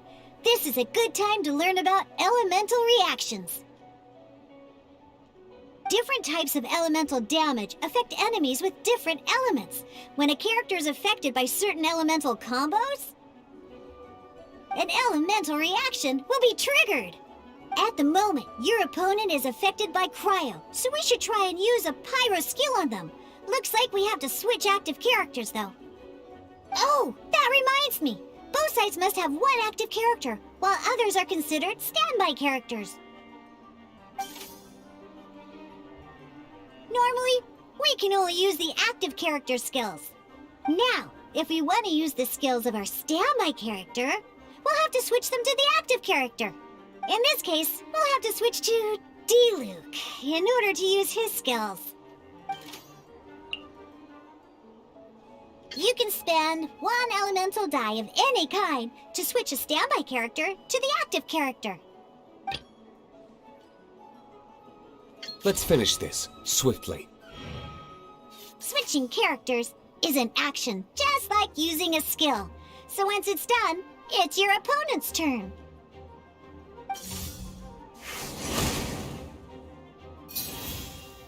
Most skills can only target the active character. As you can see, your opponent just attacked D-Luke.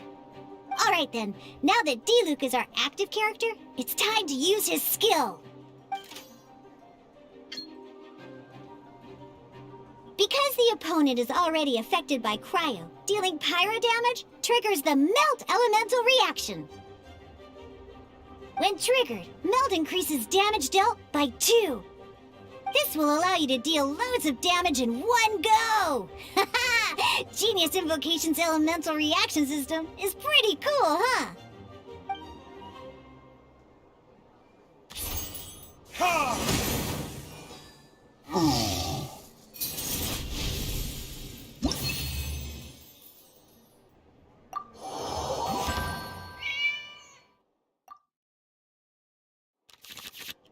Alright! Next up, let's learn how to use card types other than character cards. These cards are all known as action cards. Each time a match starts, you have to draw 5 action cards to form your starting hand.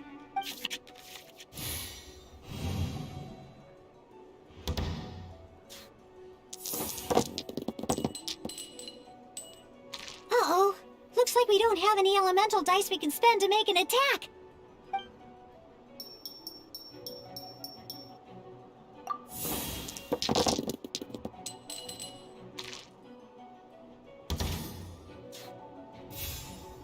Seriously? We still don't have any usable dice even after that reroll? Well, never mind. Even in cases like this, we can still attack. We just need to put the action cards in our hand to good use.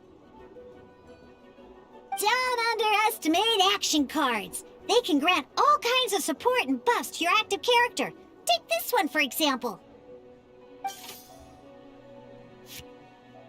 So playing this action card will require 2 of these. See the symbol? Yeah, that means you'll need to play elemental dice of the same type. Some other cards will cost you these instead. The cost requirements for these are much more lenient. You can spend any kind of elemental dice. We'll cross that bridge when we get there, though. For now, just play this action card.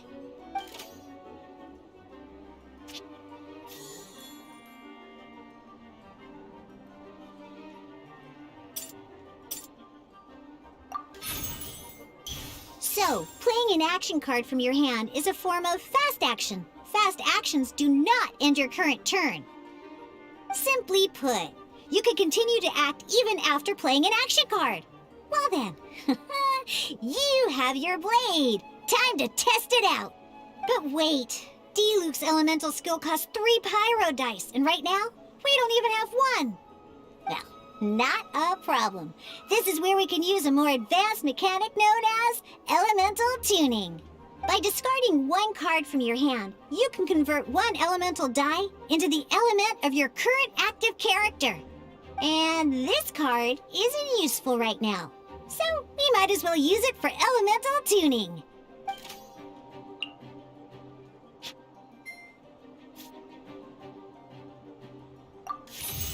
Sometimes you won't be able to perform any actions you want to because you didn't roll the elemental dice you wanted. Oh well. Moving on. In Genius Invocation TCG, keeping up a constant flow of combat is much more important than the number of cards you have. In this case, well, let's just take all these useless cards and use them for elemental tuning. Just like playing cards from your hand, elemental tuning is a fast action. Come on, hurry up! Use elemental tuning to get yourself 3 pyro dice.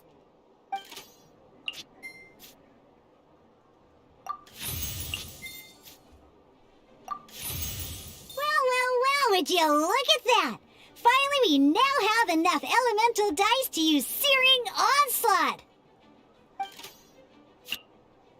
Because you have the White-Iron Greatsword equipped, Searing Onslaught will deal 1 extra damage! What?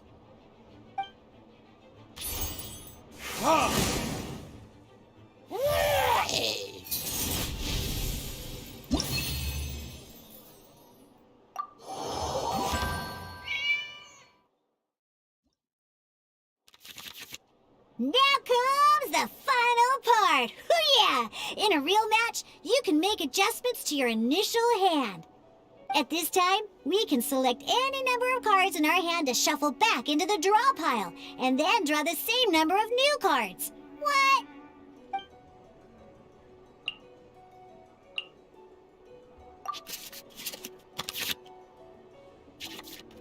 Once you have confirmed any adjustments you wish to make to your starting hand, both players have to select their starting active character at the same time. Oh boy, this one's a real doozy. We gotta take it out pronto. Let's see how you do this time. Remember, start by selecting your initial starting character.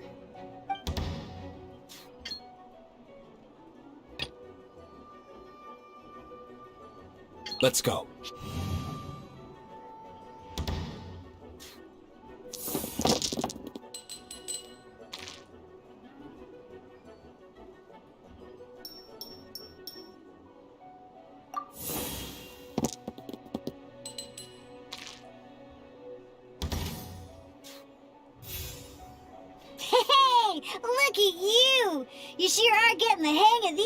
rolls. Now let me teach you one last trick, free of charge. You can preview your opponent's actions. That is to say, you can read their intent. Check it out. So here's where you can see all your opponent's intentions for this round. All your opponent's intended actions for the round will be listed here in order. Reference this to come up with effective countermeasures and easily defeat your opponents. Well then, that's the end of the tutorial. You're on your own from here. May victory be yours!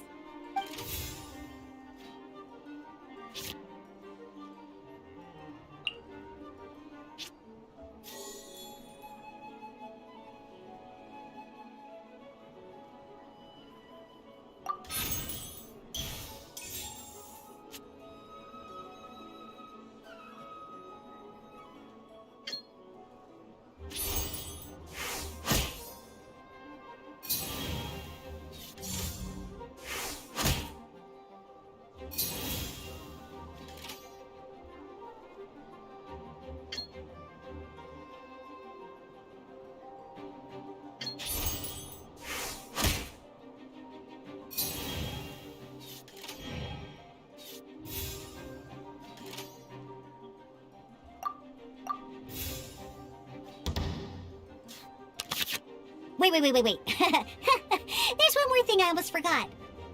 Every time you hit an end phase, you get to draw 2 cards from your action cards pile. Remember, you have to make...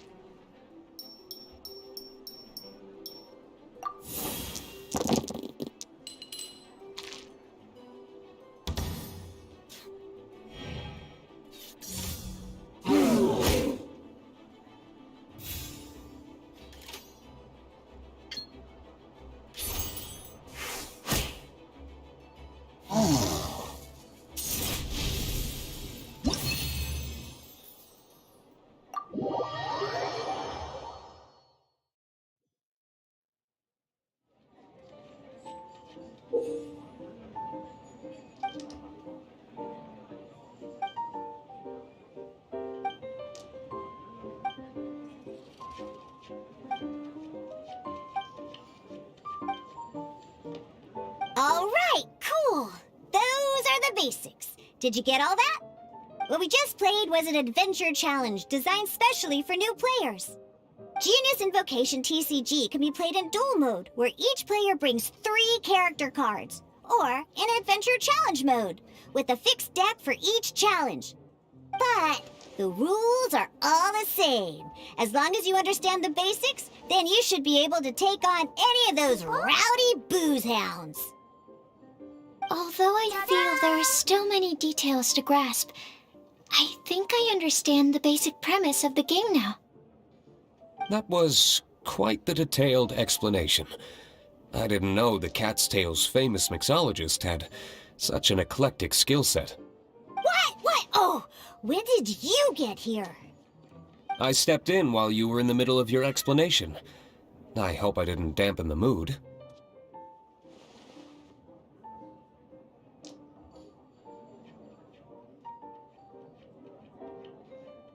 You have slow reactions. Wait, are you copying me?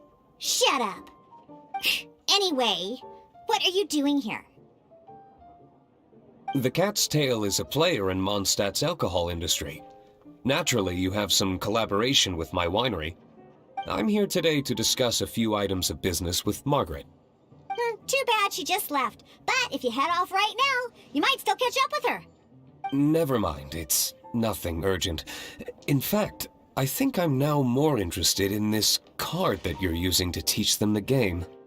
Wait, this card? It's Diluc's character card! Although I have some degree of experience with Genius Invocation TCG, seeing this particular card is a first for me. A customer left it behind a few days ago, but he wasn't even playing the game while he was here. Oh? And what sort of a customer was he? He wasn't wearing an eye patch, okay? He had a light complexion and a super serious look on his face. He wasn't much of a talker and looked like he was just drinking his worries away. Never seen him around here before. Eye patch, you say? Gah! I was trying to give the opposite description, but I just ended up giving it away. Sorry, guard captain. Don't worry.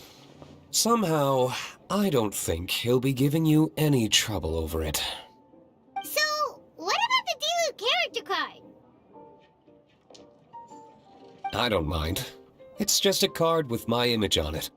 I didn't expect Diluc to be familiar with Genius Invocation TCG. The game has been catching on lately. It's hard to go anywhere without hearing it mentioned. Every now and then, I'll sit down and play a game with the customers in Angel's Share. I was hoping we could play a game, but this issue of someone leaving a character card with my image of the Cat's Tail is very intriguing. It's getting late, and someone has some explaining to do. We'll have to have that duel another time. Good. Then I'll take my leave. You know where the door is. Don't let the door hit you where Lord Morbido split you. Uh-oh. Guard captain. I hope Kaya will be alright. Well, now that we are familiar with the rules, why don't we try playing a game of Genius Invocation TCG? Ooh, 2 new players having their first ever duel! This sounds like fun! But, in order to play an official duel, you need to have 3 character cards. Remember, a complete deck has to have 3 character cards and 30 action cards. Got it? Then, let's use my cards. These were mixed in with all the others I had received. And I didn't know what they were for at first. But now that we've learned the rules, I can see that this one must be the Sucrose character card. Now, it looks like we each have the Kaya, Diluc, and Sucrose character cards. So why don't we have our first duel? Alright, let's duel.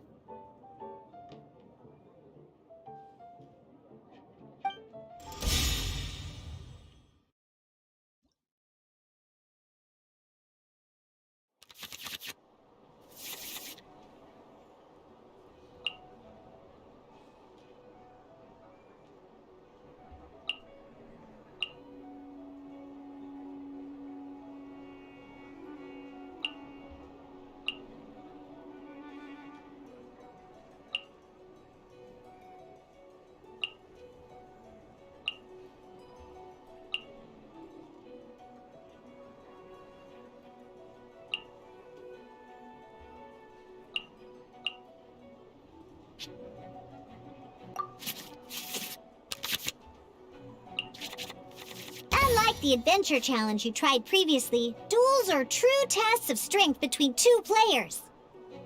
In a duel, your opponent can also use action cards, and they'll also be able to grab new cards during an end phase. At the same time, your opponent must also spend elemental dice to take actions, so you'll be unable to view their intent. Are you ready? It's time for some exhilarating fights to the bitter end. Musa!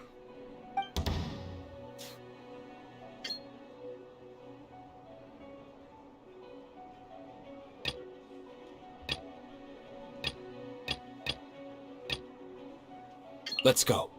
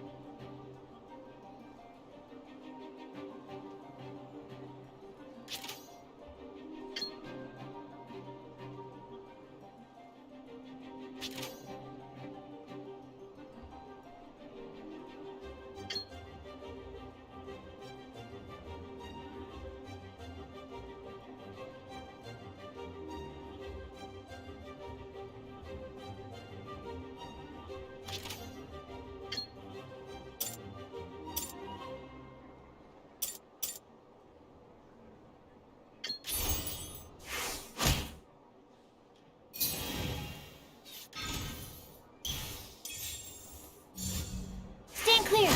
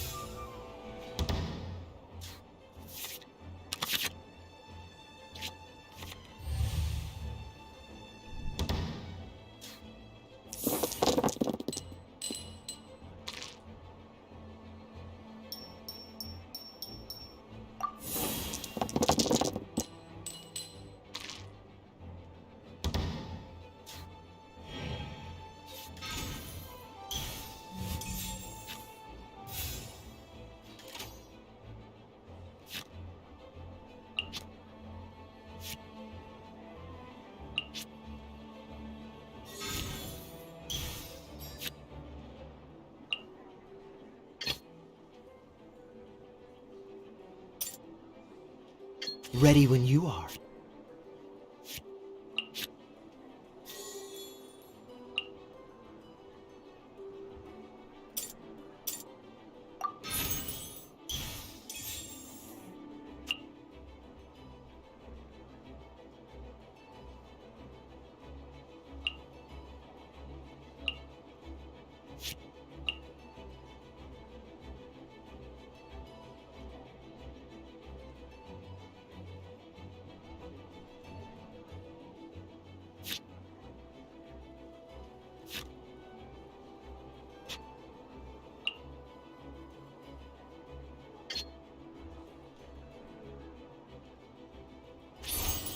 Dodge this! Dodge this!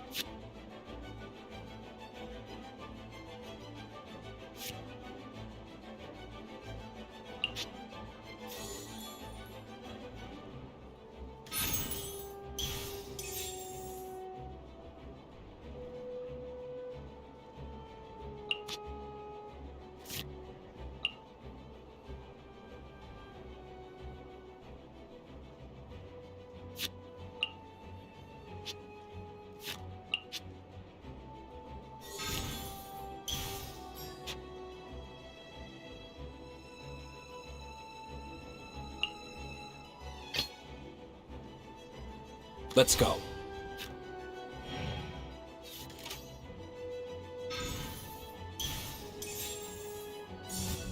Dodge this!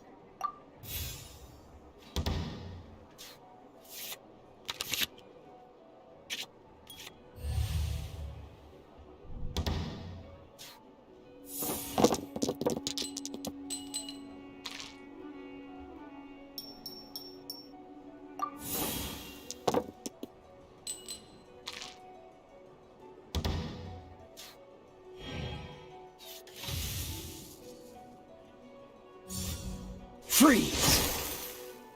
Where did I go wrong? This will... Okay, one character card defeated.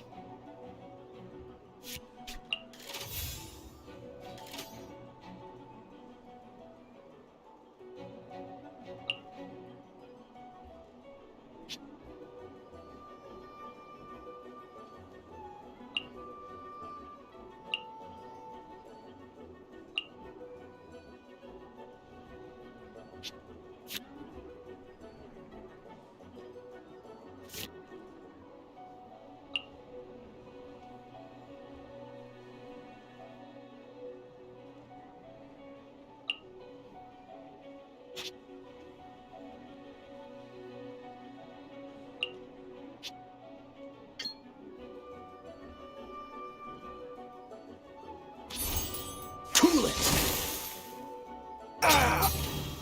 Darn, I didn't factor that into the equation.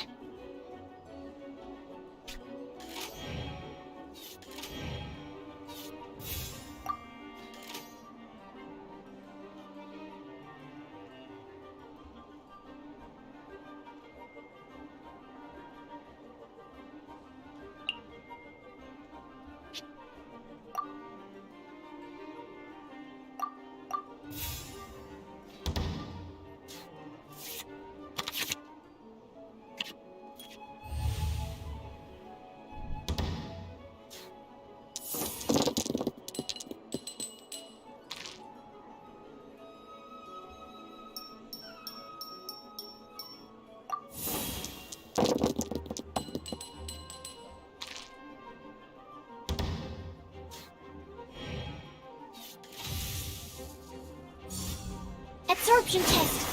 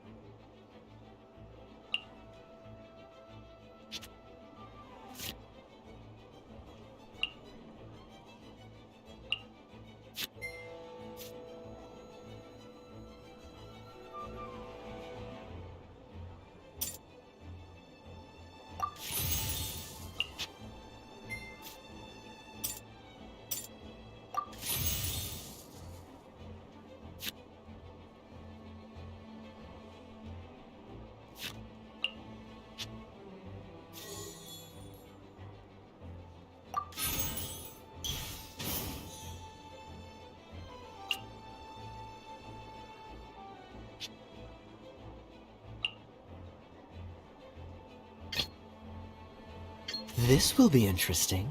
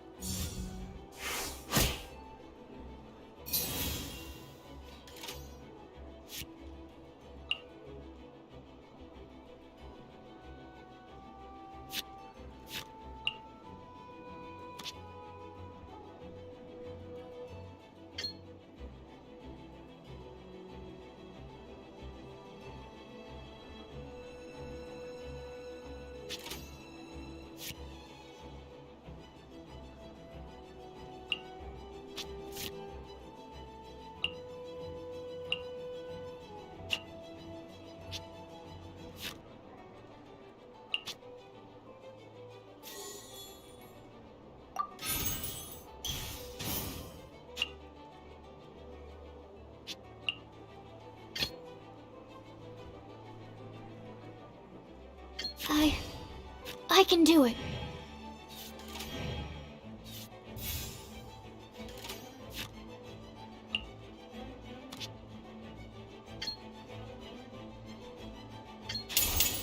Swirl, Mark 2!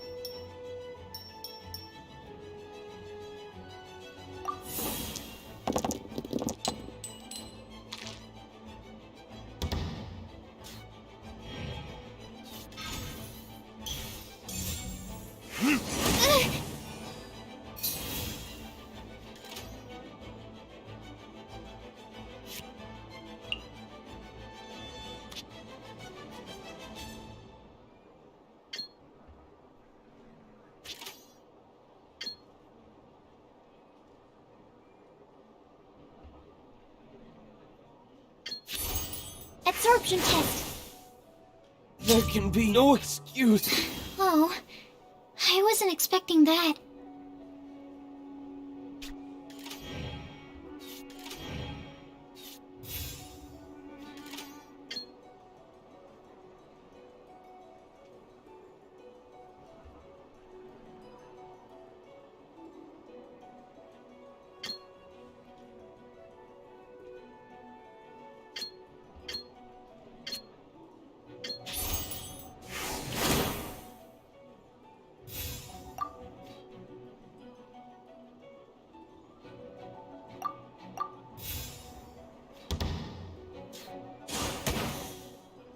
Need to make adjustments.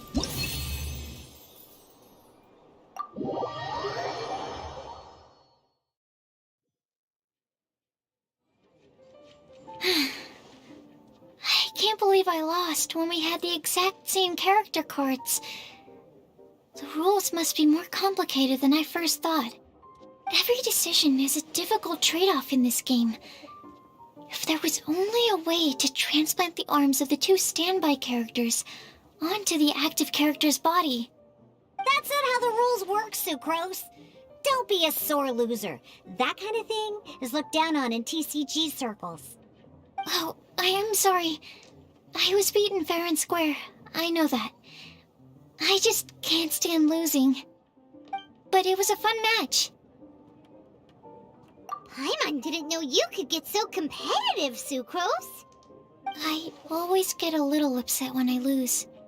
It's like that with my research, too. It always gets to me when my experiments don't go as planned. Especially when there's an alchemy genius like Albedo around to compare myself to. You lost me at alchemy and experiments.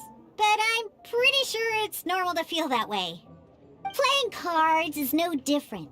Each game you lose makes you want to win the next one to settle the score. And the desire to win pushes you to improve your strategy and build a better deck. Seizing victory through a winning combination of luck, skill, and experience is where all the fun of Genius Invocation lies. But what if you keep trying and never win a single game? A losing streak, yeah. That'll definitely get you down. But it's way better to keep trying until you win than to just accept you're a plain old loser and give up. You make a good point, Diona. Besides, Sucrose, you're already making great progress. It'd take at least 8 of our regular booze hounds to match your level. You played well this last match. Thank you. I'm just a little disappointed to lose, that's all.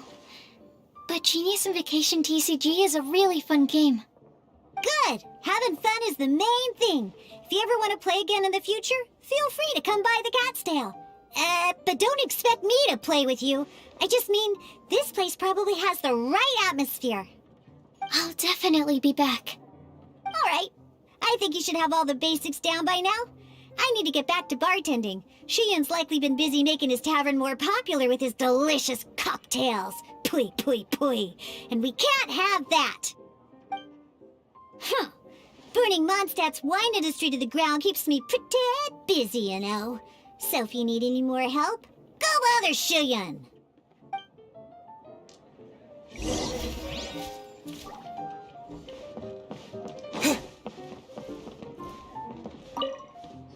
I see. So you have now grasped the rules of Genius Invocation TCG. That's right! The Traveler, Sucrose, and Paimon are TCG players now! Paimon picked it up from watching you and Sucrose. Becoming a TCG player is not as simple as that. You cannot call yourselves true TCG players until you have passed the test. Sobering words from Prince there. But I'm afraid he's right. To become official players recognized by the Genius Invocation TCG Society, you have to pass the test. It's just a tabletop card game. I'm not sure how you would plan on achieving something like that. Basically, to become an official and recognized TCG player, you have to best 3 opponents in a duel. So, you have to win 3 duels against 3 different opponents? The duel you just played can count towards this tally. I agree. Although I didn't get to observe the match myself, I did listen along, and from what I could hear, you both performed at a rather high level. Same way you can hear what Prince says? A well-trained ear is a basic skill expected of anyone hoping to become a TCG master. But back to the matter at hand. The Traveler only needs to beat 2 more opponents to become an official TCG player. Sucrose, you may have lost the last duel, but don't be disheartened. I can assure you that winning 3 games is well within your ability. But first things first, Shuyen. Before that, our TCG newcomers should receive their free gift. Ah yes, my goodness. Completely slipped my mind. I'm lucky to have Prince here to remind me. Everyone who wants to start playing Genius Invocation TCG is entitled to claim a free casket of tomes. Oh, Timaeus mentioned it, didn't he? It was from the light novels he's been reading. The thing that the main character found in his attic. Oh, that's right! The soul of an ancient TCG player was trapped inside, right? So the casket of tomes is actually real? Well, Actually, all card cases in Genius Invocation TCG are called Caskets of Tomes. Not only do they provide a reliable and sturdy container to store your decks, they can also sense when other people in the area are also carrying a Casket of Tomes with them. Oh! Paimon can guess what you're gonna say next! The reason they can sense each other is because they have the souls of ancient TCG players inside! That would mean an extraordinarily high number of people in history have been turned into disembodied souls as a consequence of playing card games? No. The real reason that it can sense other caskets is because it holds a nifty little mechanism invented by Sumeru scholars. Darn! What a letdown. Alright, now let's see this Casket of Tomes already! All Caskets of Tomes are issued by Margaret, so you will need to see her to claim yours. Probably for the best. If Prince and I were responsible for handing them out, knowing how eager we both are to promote the game, we'd probably have dished them all out by now. Okay, so go and see Margaret to claim your Casket of Tomes, use it to find another player, beat them in a duel, and then come back here. But even for the Traveler, that's only 2 wins in total. What about the last one? I shall choose the final contestant he must beat in order to become an official TCG player, for it must be one of comparable prowess. Excellent plan, Prince. Happy dueling, both of you.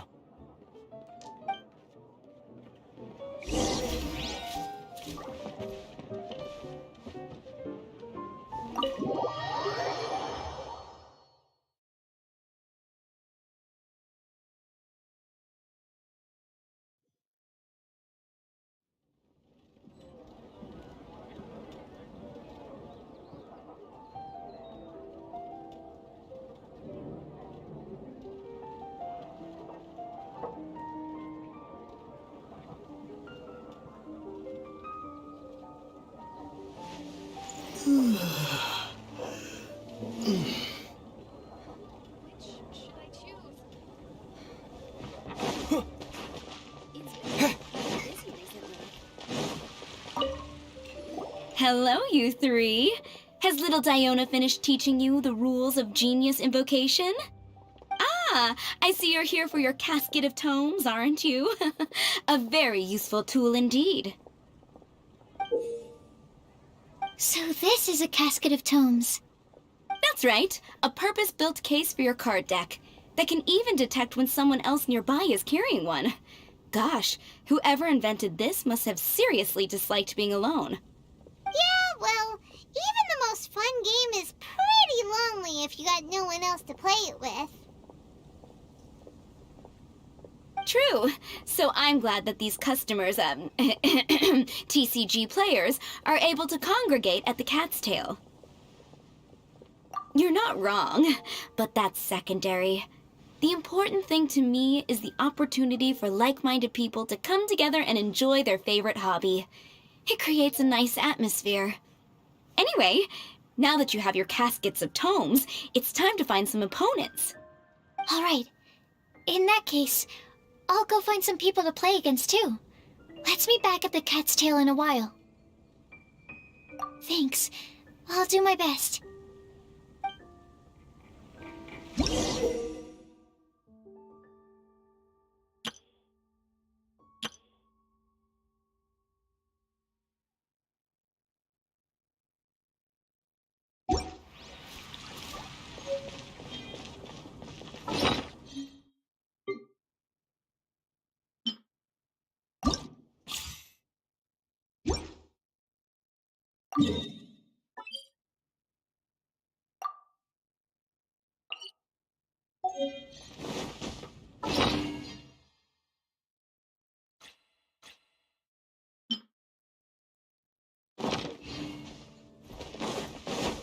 There's a player nearby!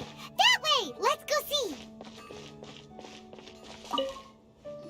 Aha! It's you! I'm sorry. Is there anything I can assist the two of you with? We want to become official Genius Invocation TCG players! But we have to pass the test first, so we need to beat 3 players in a duel. Our Casket of Tomes led us to you! Oh, I see. Unfortunately, I'm on duty right now.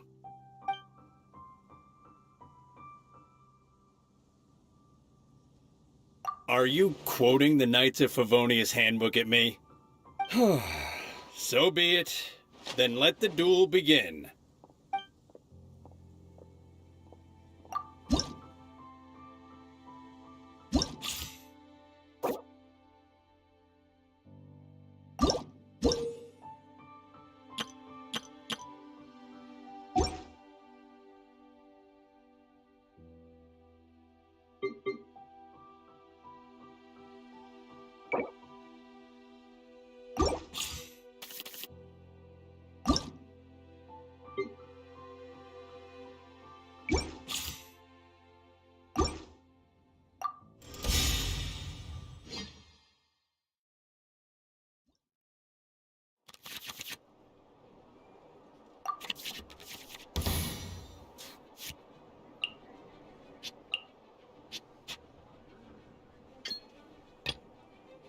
Let's go.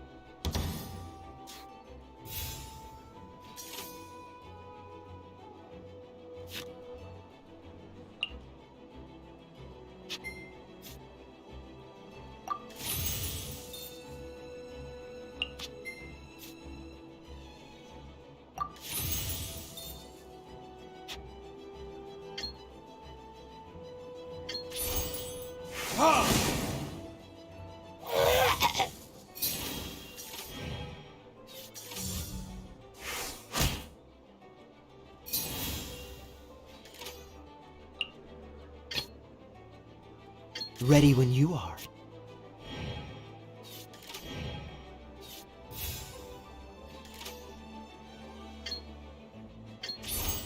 Dodge this!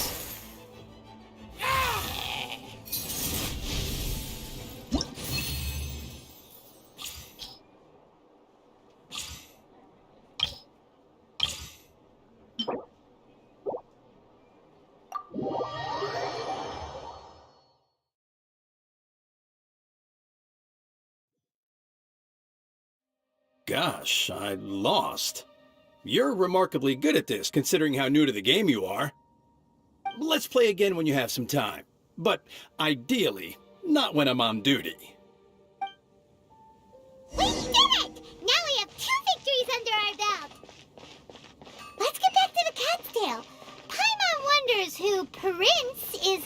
pick as our final contestant.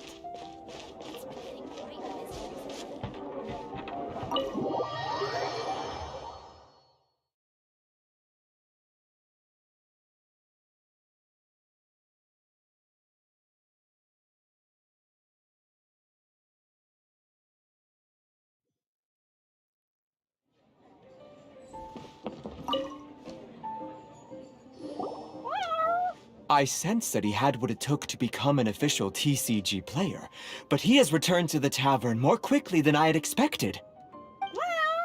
Defeat the opponent I have arranged for you, and you shall become an official TCG player. I look forward to watching this game immensely. Not just Prince, I can't wait either.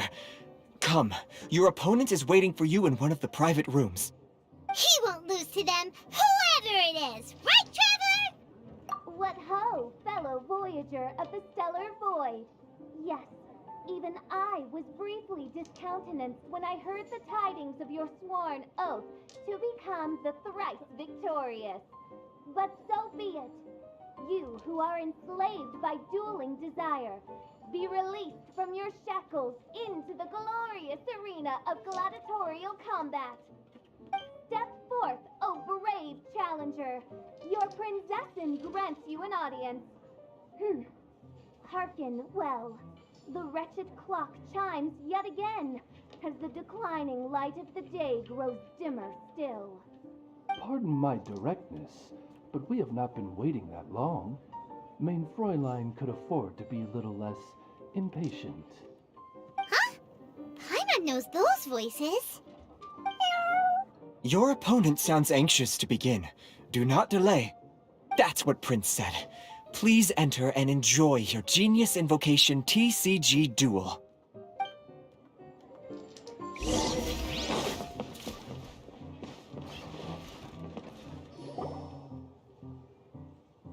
Paimon knew it! It's Fischl and Oz! Who else but the princessin? For, as the name of this hallowed rite suggests, only when the wisest of heroes is summoned can the Master of Cards hope to be crowned the champion. This path is a treacherous one. It must be tread with great caution, for eternal doom and damnation are but one wrong step away at any given moment. That is why none is more suited to appear in this audience chamber than the princessin, whose Aug de Verurtelung des großen Kaleido-Phantasmus has witnessed 10,000 battles across 3,000 worlds. Oh, is that right? Indeed. Mein Fräulein has watched many games of Genius Invocation TCG, and has gained a solid grasp of the rules. Even in a duel between beginners, it is best that both participants are well versed in them. Oh, that's true. Ah, this makes sense now. Prince did say that he was gonna pair us with someone of a similar skill level. Guess that means Fischl hasn't been playing that long either.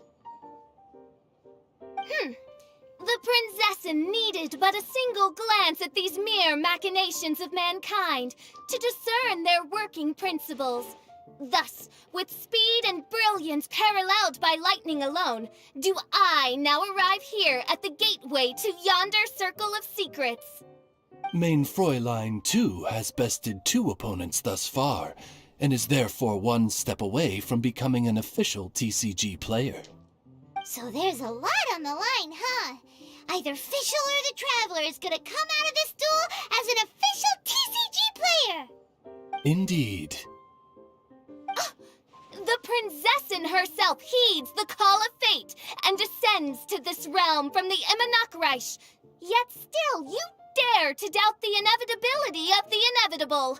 Your stubborn foolishness is contemptible. Mein Fräulein, I implore you to consider less odious turns of phrase, lest you be forced to feast on your words in the fullness of time. What? I shall not lose, Oz! What say you, Outlander? Do you wish to make an enemy of me, the Princessin de Verurtelung, who even now begins to strum the strings of fate that shall sound out the traveler's requiem? Then I say it is time to see what you are made of.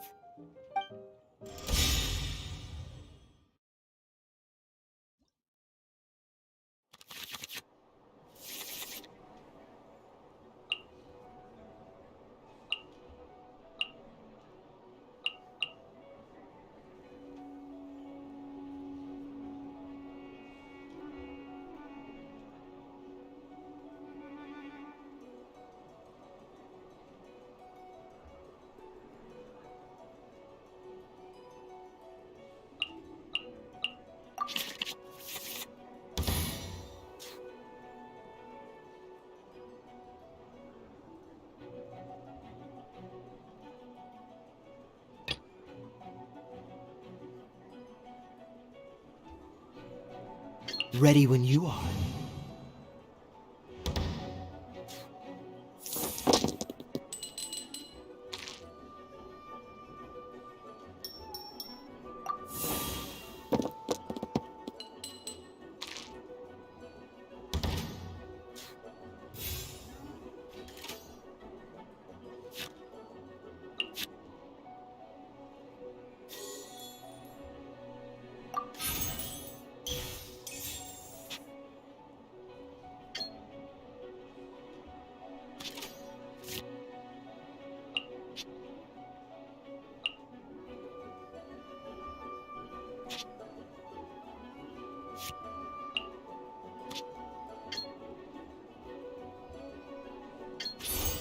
Freeze!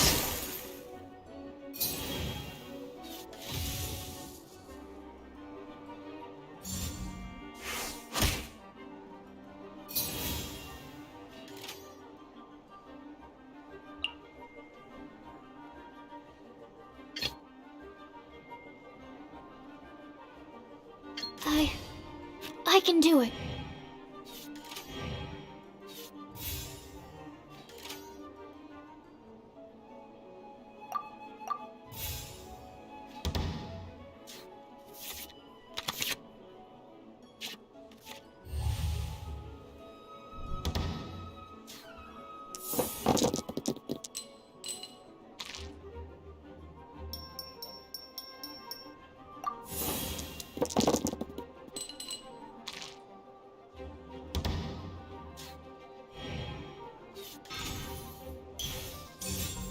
No rest for the wicked.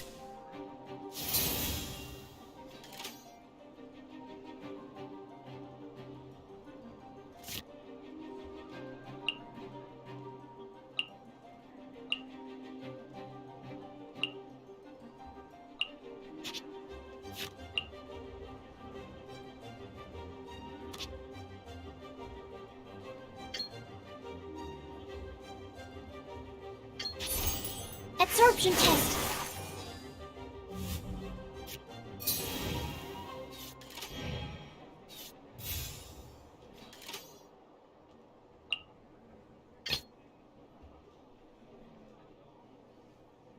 Let's finish this, swiftly.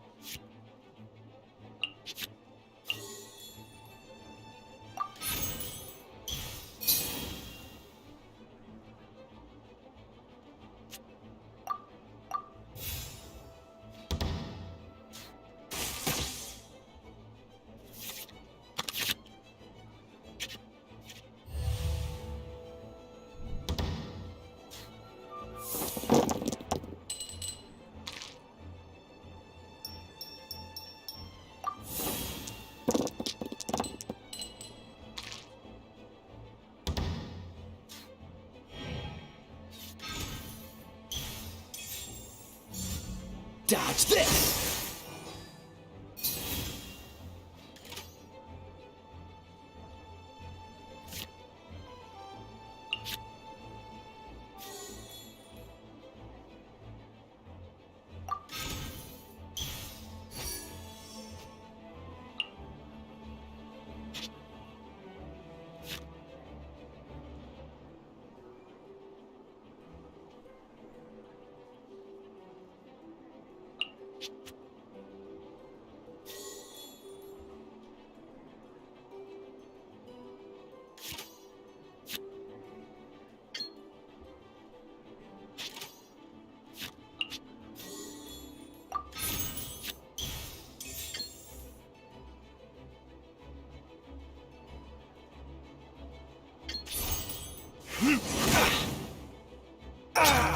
This is but a small sacrifice necessary to achieve ultimate victory!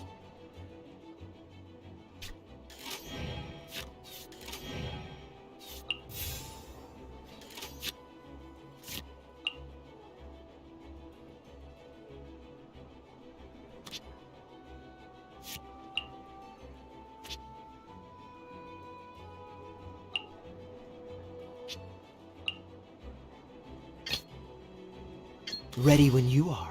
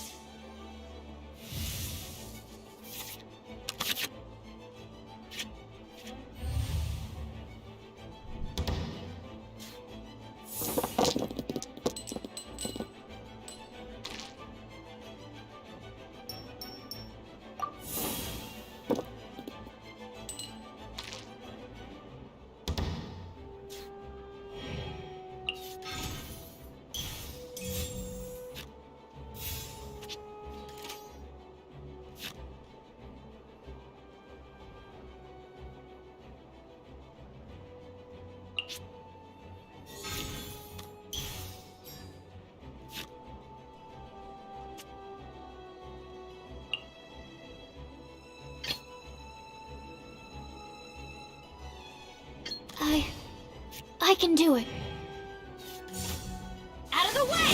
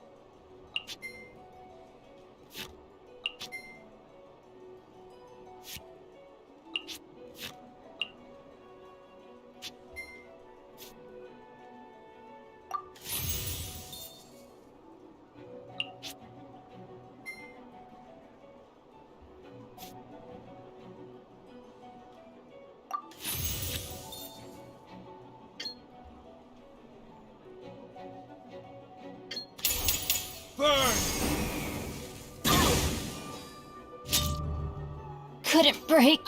What happened? Oz!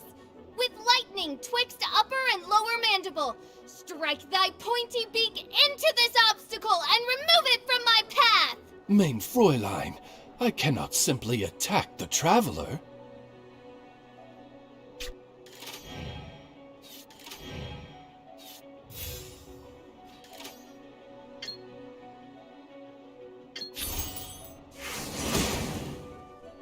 Mein Fräulein.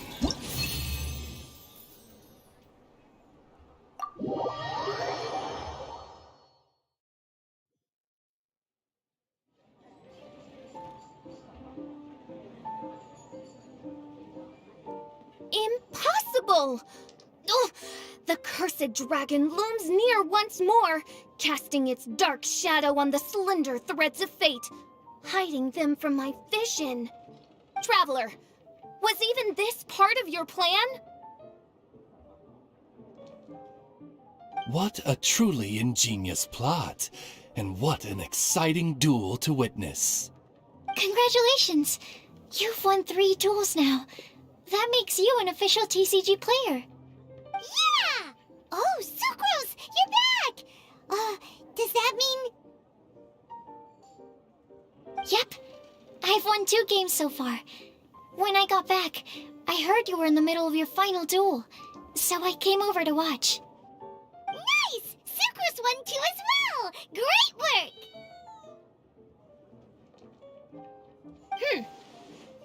It seems I am forced to admit, fellow Voyager of the Stellar Void, that your mastery of the cards is second to none. To commemorate your glorious ascent to a battlefield beyond this lowly mortal realm, I grant thee an incarnation of my majesty in miniature. As you embark on this ingenious vocation, may you wield it in battle against all your fated foes, that not a single one of them may be left standing. Main Fräulein wishes to give you a Main Fräulein character card. Wow, it's Fischl's character card! 'Tis a mere token of such. To the victor of this splendid duel is a boon of commensurate splendor due. Oh, excuse me, ma'am. I am also a beginner who has won 2 games so far. Might I also have the honor of joining you in a duel?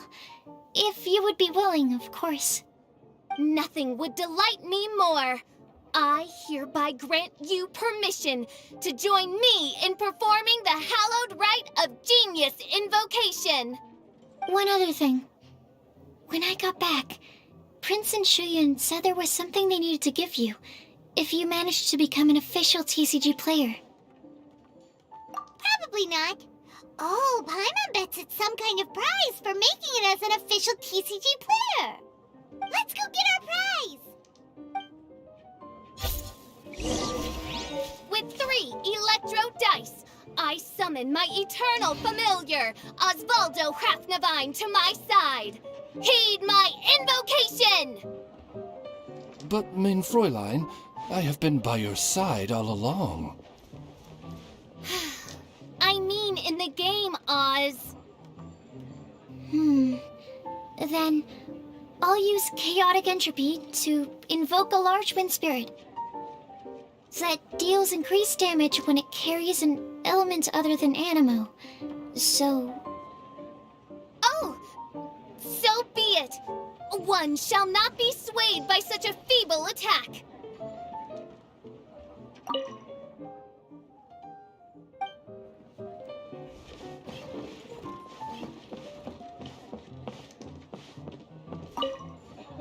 Ah, so it was you who won the duel in the end. I knew you'd do it. Congratulations! You are now officially recognized members of the Genius Invocation TCG community. Very well done. Now, I will explain to you what becoming an official TCG player entails. The first thing all new official TCG players receive is their TCG Player's Handbook. This handbook tells you exactly what you need to do to become a top-tier TCG player. Make sure you read it. Secondly, a range of Genius Invocation merchandise is now available for you to purchase here at the Cat's Tail. So you see, becoming an official TCG player is really just the first step. And thirdly, whenever you wish to play a game with a friend, you can use the invitation board there. Whoever you wish to duel against, simply invite them to the tavern for a game. Yes, it's right by the bar counter.